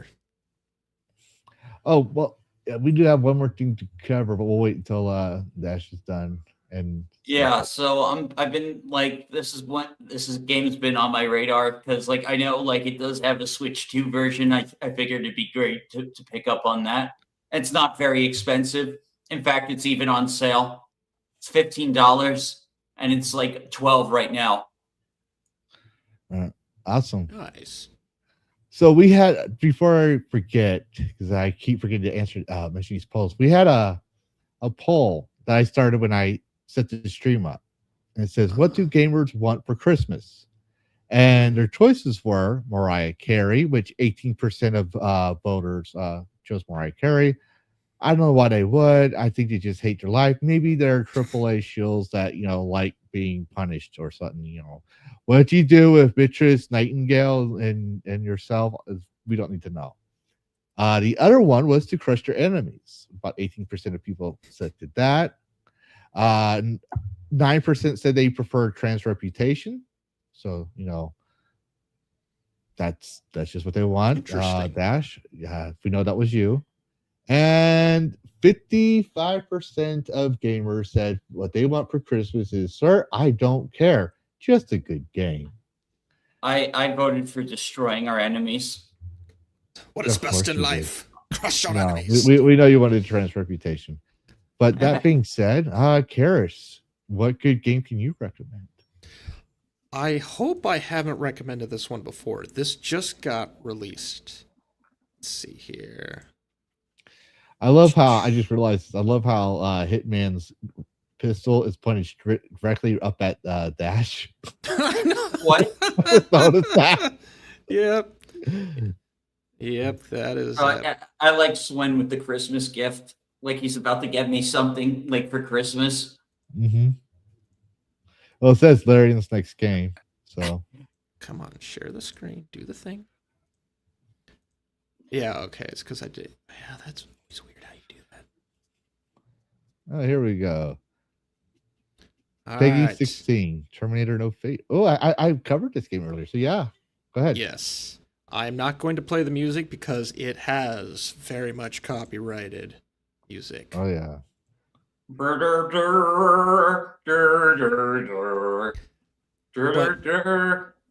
know. Just do the music in the background. Yeah, this is a 2D one, isn't it? Kind of 2.5D, but I think it's more 2D. The thing I've always had an issue with is when people try and do games based on movies that follow the story, they tend to just like go off the rails and it doesn't follow. This apparently follows the movie really closely, but it also has this option where you can do the main story and then you can replay it and you can change the story from what it originally was. Like, the Star Wars Revenge of the Sith, where yes, you can, I think, let the T-1000 kill John at one point. You have that option, I think, in there. Or there's like little things. Yeah, T-1000 just took out Sarah. Like, it gives you those alternative stories, but also it follows the main story. And I really like it. Just towed that line really well. And it just, I've been really looking forward to it. It's $30, which might seem a little high, but I think it's because they have just so much other stuff going on. And I'm not going to play this one right now, but I'm definitely going to play this at some point. I know Dan really liked it. No, it's not. There's also a tie-in with Terminator Resistance, which, small little plug, Terminator Resistance is a fantastic prequel to Terminator 2. Really, it's not like an official prequel, but the story in there is so closely tied in with what goes on with T2. It's like you could have legit turned this into a prequel as a film or something. It's that good. It's janky, but it's really good. Go bring that back up again. I want to point something out. Okay. I'm going to prove to you this game is not a game that's interesting. Oh. Which one? In there. The one that you had, the Terminator No Fate, the one you were advertising. Okay. Yeah, here we go. Okay. Scroll down a bit. What did you say? Oh, the EULA. Stop. Right there. 2 friends want this game. Raven, obviously, great girl, love her. But Smash JT.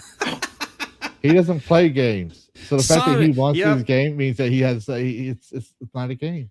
Table flipped. Nope, I can't. Nope, cancel. Delete this. We can't recommend it. Karrus is now branded forever at his phone. Who doesn't know good games. Well, that means cut all this his segment qualification recommendations for indies no longer apply, and he's my go-to for indies now. Dash is our on the scene culture war correspondent. Karrus is our indie scene professional expert. And now I just realized I'm a horrible judge at character, so that just reflects back on me too. Damn. No, I'm just kidding. Well, I always advertise my. I always advertise 90% indie, 10% popular. That's my bullshit excuse around that. But I got a game for y'all. You said you want something new, fresh, bold, right? You like tanks? Yeah, I like to pilot a tank. You like horror games? Absolutely. Maybe a little bit of cooperation, PvE. What about Eldritch Horrors? What about what? Eldritch Horrors. Eldritch Horror. I love that. That is my jam. Give me the love. Unspeakable horrors beyond fathomable imagination and tentacles. Let's go. Make my brain explode. I'm going to say that Soul Soldier, one of the crew from Phas Inc., told me about this game. It's called Ironclad. It's a co-op horror game where you, a small crew, pilot tanks. And I got to put this in there. To eradicate monsters infested in the plague of the world. Work together in harmless ancient technology to end the scourge once and for all. Basically, you're a tank crew. Oh man, it's one of those hard co-op games where any out of sync and you'll die. Oh no. Ooh. I love the art style. Abiotic Factor's kind of like that. It's like this weird. It kind of gives me the early 360 or original Xbox vibe, but the like texture isn't. We didn't have the budget for the proper amount of polygons, so this is what we could do. Yeah. But still, it looks fucking awesome. I'm looking this up right now. Ironclad.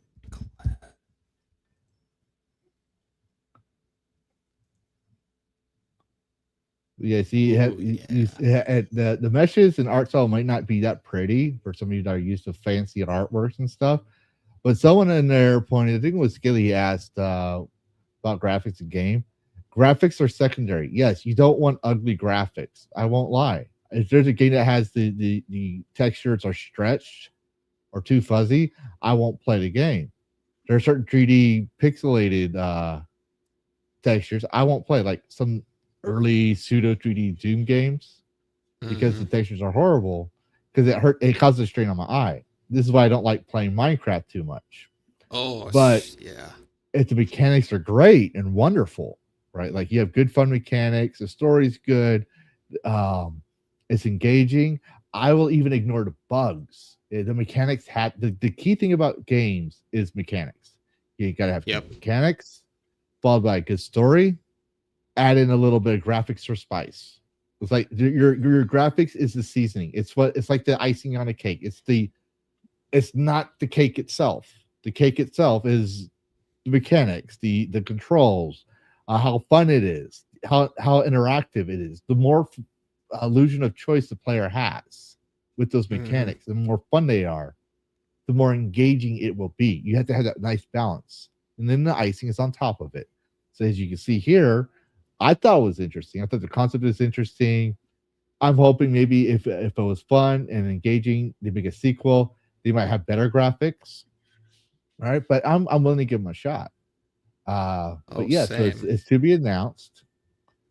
You get to be a Ninja Turtle, so you got the blue, the blue, the red, the green, and the gray. So you're literally a one-eyed Ninja Turtle with World War II tanks. Ironclad is a co-op horror game where you use a small crew of tanks to eradicate monster infestations plaguing the world, right? But where's that? 6 players. That's a 6 players, so not 4. Nice. Already sold. More players. Yes. Because we were talking about that earlier. We wish we could have 6 players in there. Drive, shoot, repair. So that's like Jumpspace right there. Yep. Upgrade your tanks. Jumpspace. Traversing across treacherous land inhabited by powerful eldritch horrors and search for the ultimate weapon. Find refuge at safe points. Don't forget to keep an eye on your oxygen levels. Ooh. Yeah. Take your pick between driving and shooting. So yeah, you get like the more I read this, the more I was like, yeah, I'm sold. 6 players automatically. Like I understand about 4 players, but we're not playing split screen games. No one is going to be playing this and split their screen up in 4. I hated split screen co-op games because I always knew my siblings were cheating looking at where I was. I was like, this is why I cannot play shooters with y'all. But Lavistro, it's so much fun. I was like, yeah, I know you're cheating. That's why it's fun to them.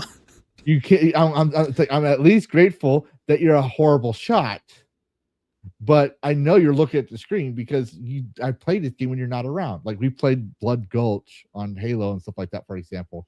And the same problem. I was like, yeah, we're not playing split screen ever again. But I love the fact that 6 players. Give me 12 players. You know, make us have like a co-op where we have 4 people per tank, whatever, right? And, you know, a fair amount of teams, and you have different team tanks, so we have a little squadron. That would be awesome. You know, more people can play it. Doesn't have to be that way, but you know, just something fun like that. Defend yourself, never give up. The more I read, the more I was like, this is an interesting concept. Because when you said, I was going to show this anyways, but when you said the innovation part, Karrus, on your talk, I was like, oh, I got something for you. I got something for you. This is.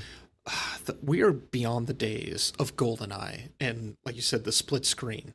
It's like one of Sea of Thieves' biggest downfalls is that you can't have like 6 to 8 people operate a galleon.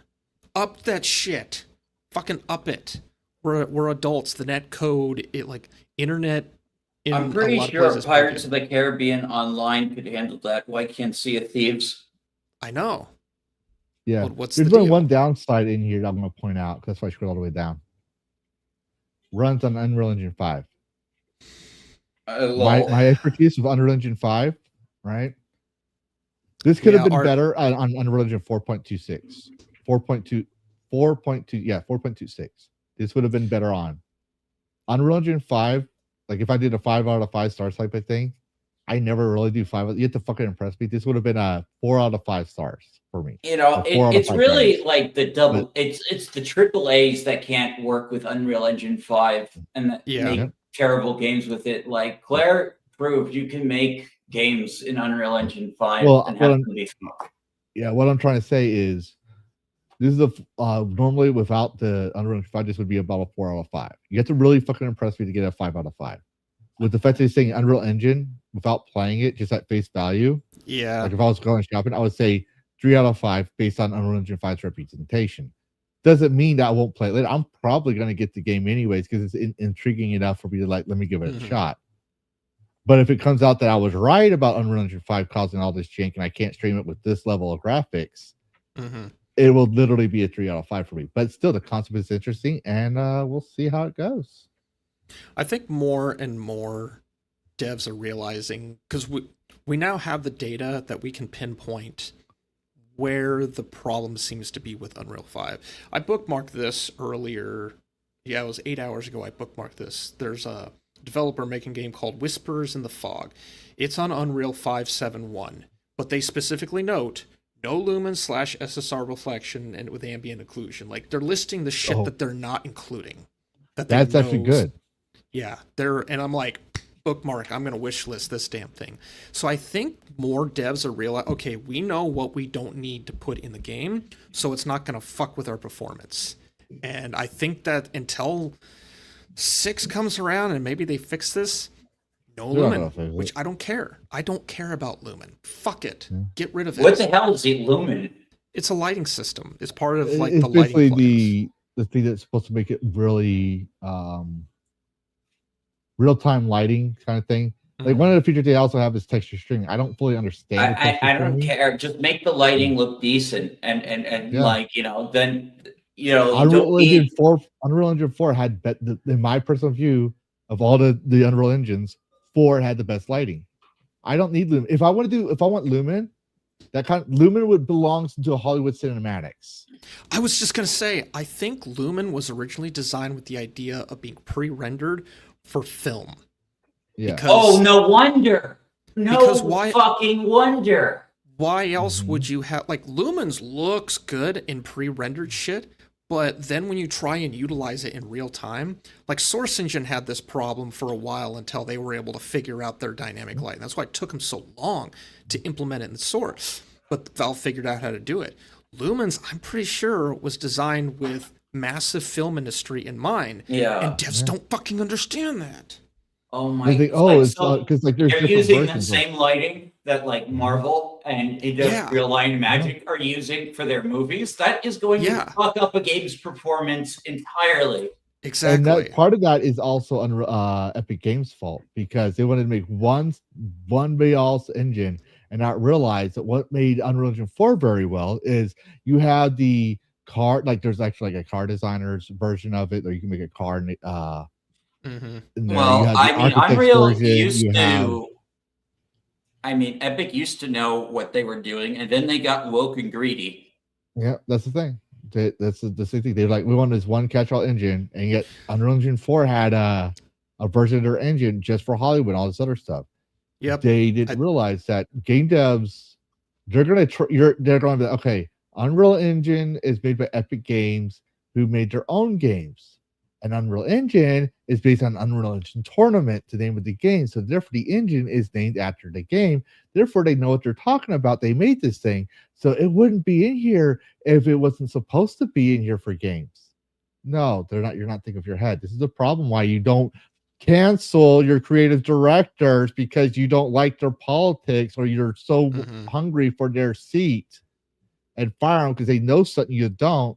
And then take their jobs to make a shitty game. No, you learn from them, then you cancel them. Wait, is Hogwarts Legacy Unreal 5? Either that or Unity. I think so. Let me look. I'm not sure. It's. I want to say it's. I know that 5.1 at least. That thing was a chug on my old PC. Yep, Unreal 4. Oh, it's Unreal 4. Wow, I thought it was Unreal 5.1. Well, I mean, it is a bulky game, and like my PC struggled with that game, my old one. I haven't played the game since. Maybe it runs better now. Yeah, because there's a YouTube video. I made Hogwarts Legacy in Unreal 5. So they literally had to go rebuild the thing in the new version. Damn. That I'm sounds looking almost up real quick. impossible. How do you like read? How do you Because that's rebuild? interesting. I thought it was Unreal Engine 5.0. It could be 4.27. Maybe. Okay, it is 4.27, but they're not saying which version. Okay. Okay, hey, this Oh, should we wrap? 4.27. Okay. 4.27.2.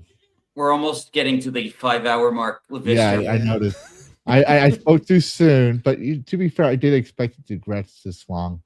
But yeah, so those are the games we found interesting, and now we're going to talk about what everyone's doing for the holidays. So, Dash Attack, you're the Christian here, so tell or Yes. Catholic. Let me get that right, Catholic here. So So what are you doing on St. Mary's Day? Yeah, so this week I'll probably go see the new Avatar with my dad, and then like we're gonna. I think we're having Christmas at my aunt's house, like Christmas Eve, and then I'll just hang out in my parents' place. We'll just hang out, like enjoy Christmas, and then I'll probably go back to my apartment. Mm-hmm. That's awesome. Yeah. Make sure you eat lots of Christmas food and be good to Santa Claus. Don't hump his leg. Oh wait, you're a cat now, so you don't have to worry about that. I would never hump Santa. I would. I mean, look at my title. Fat devourer of fat elves. Yeah, they're juicy.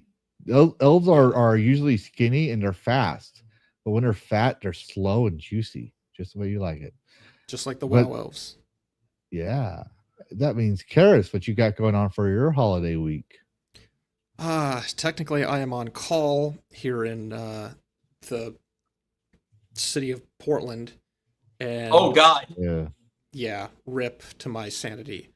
But that also means that for Christmas, I am going nowhere.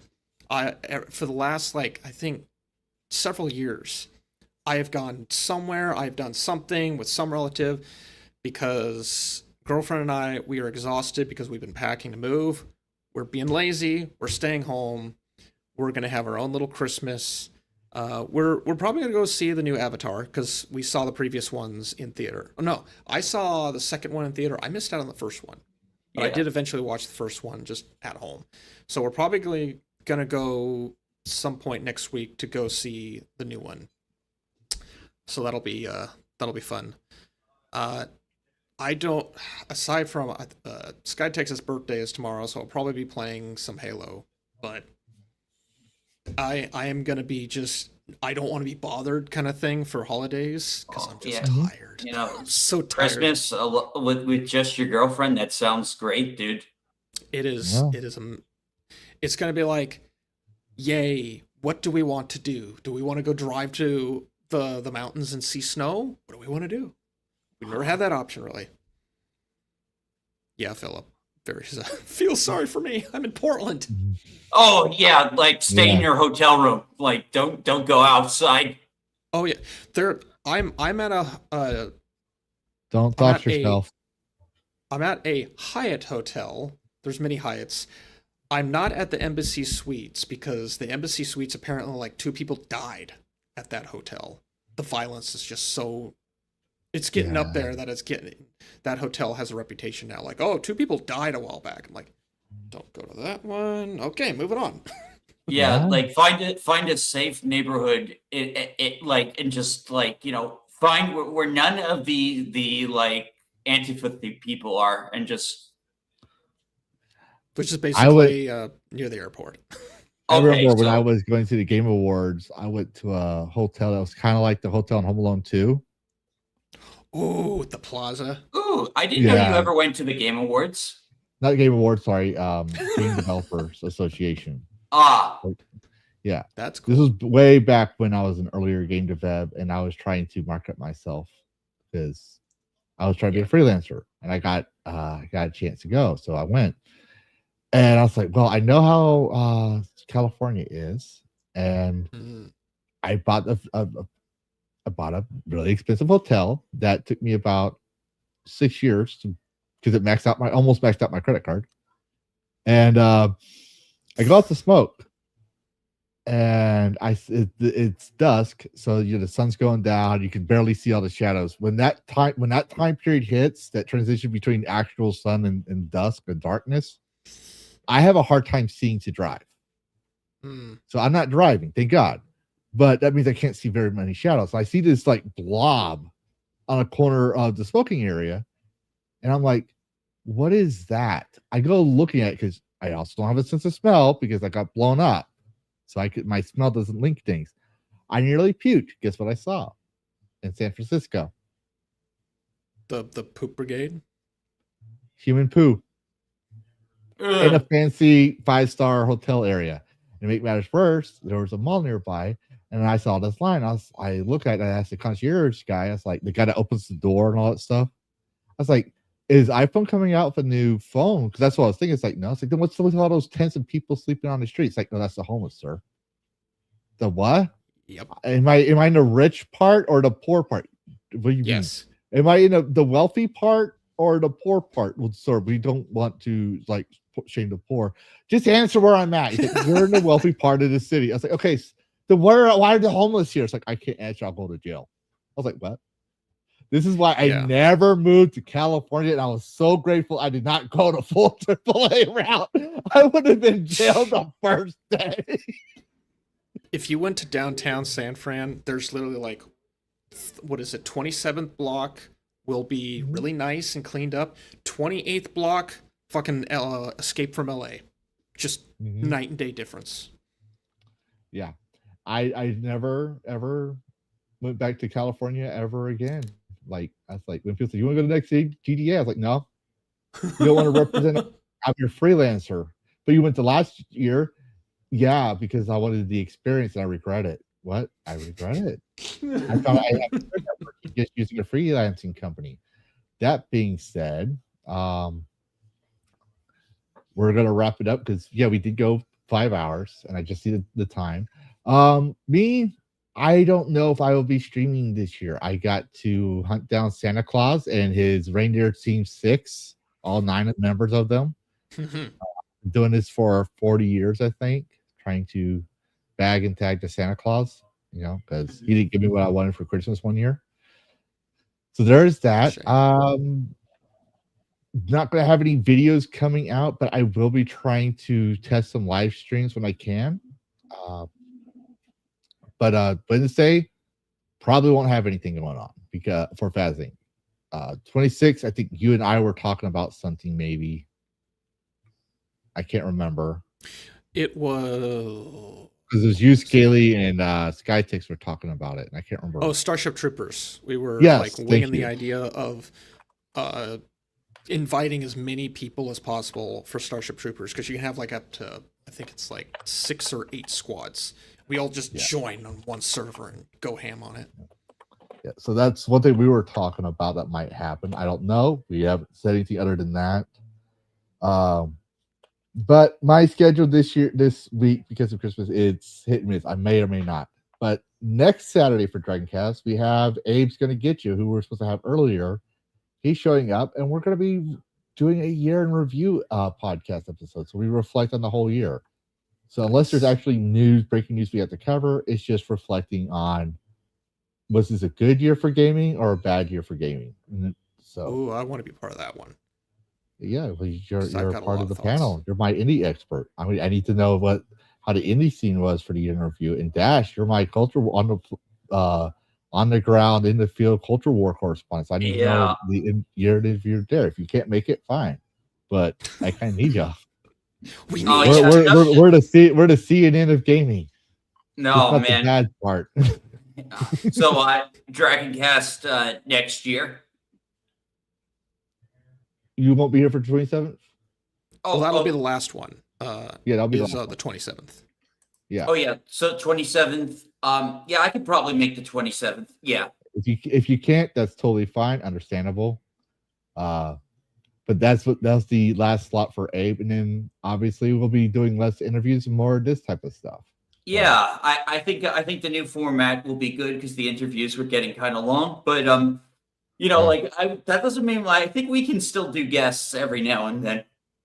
Yeah, Yeah, we're still gonna have one twosies, but I was getting bored of it because I was trying to figure out. Well, it wasn't supposed to be this long. It was just supposed to be like until like summertime to get a feel for things. But then my granddad died, so I was like, okay, I just need to do interviews for a while, even if it hurts my channel.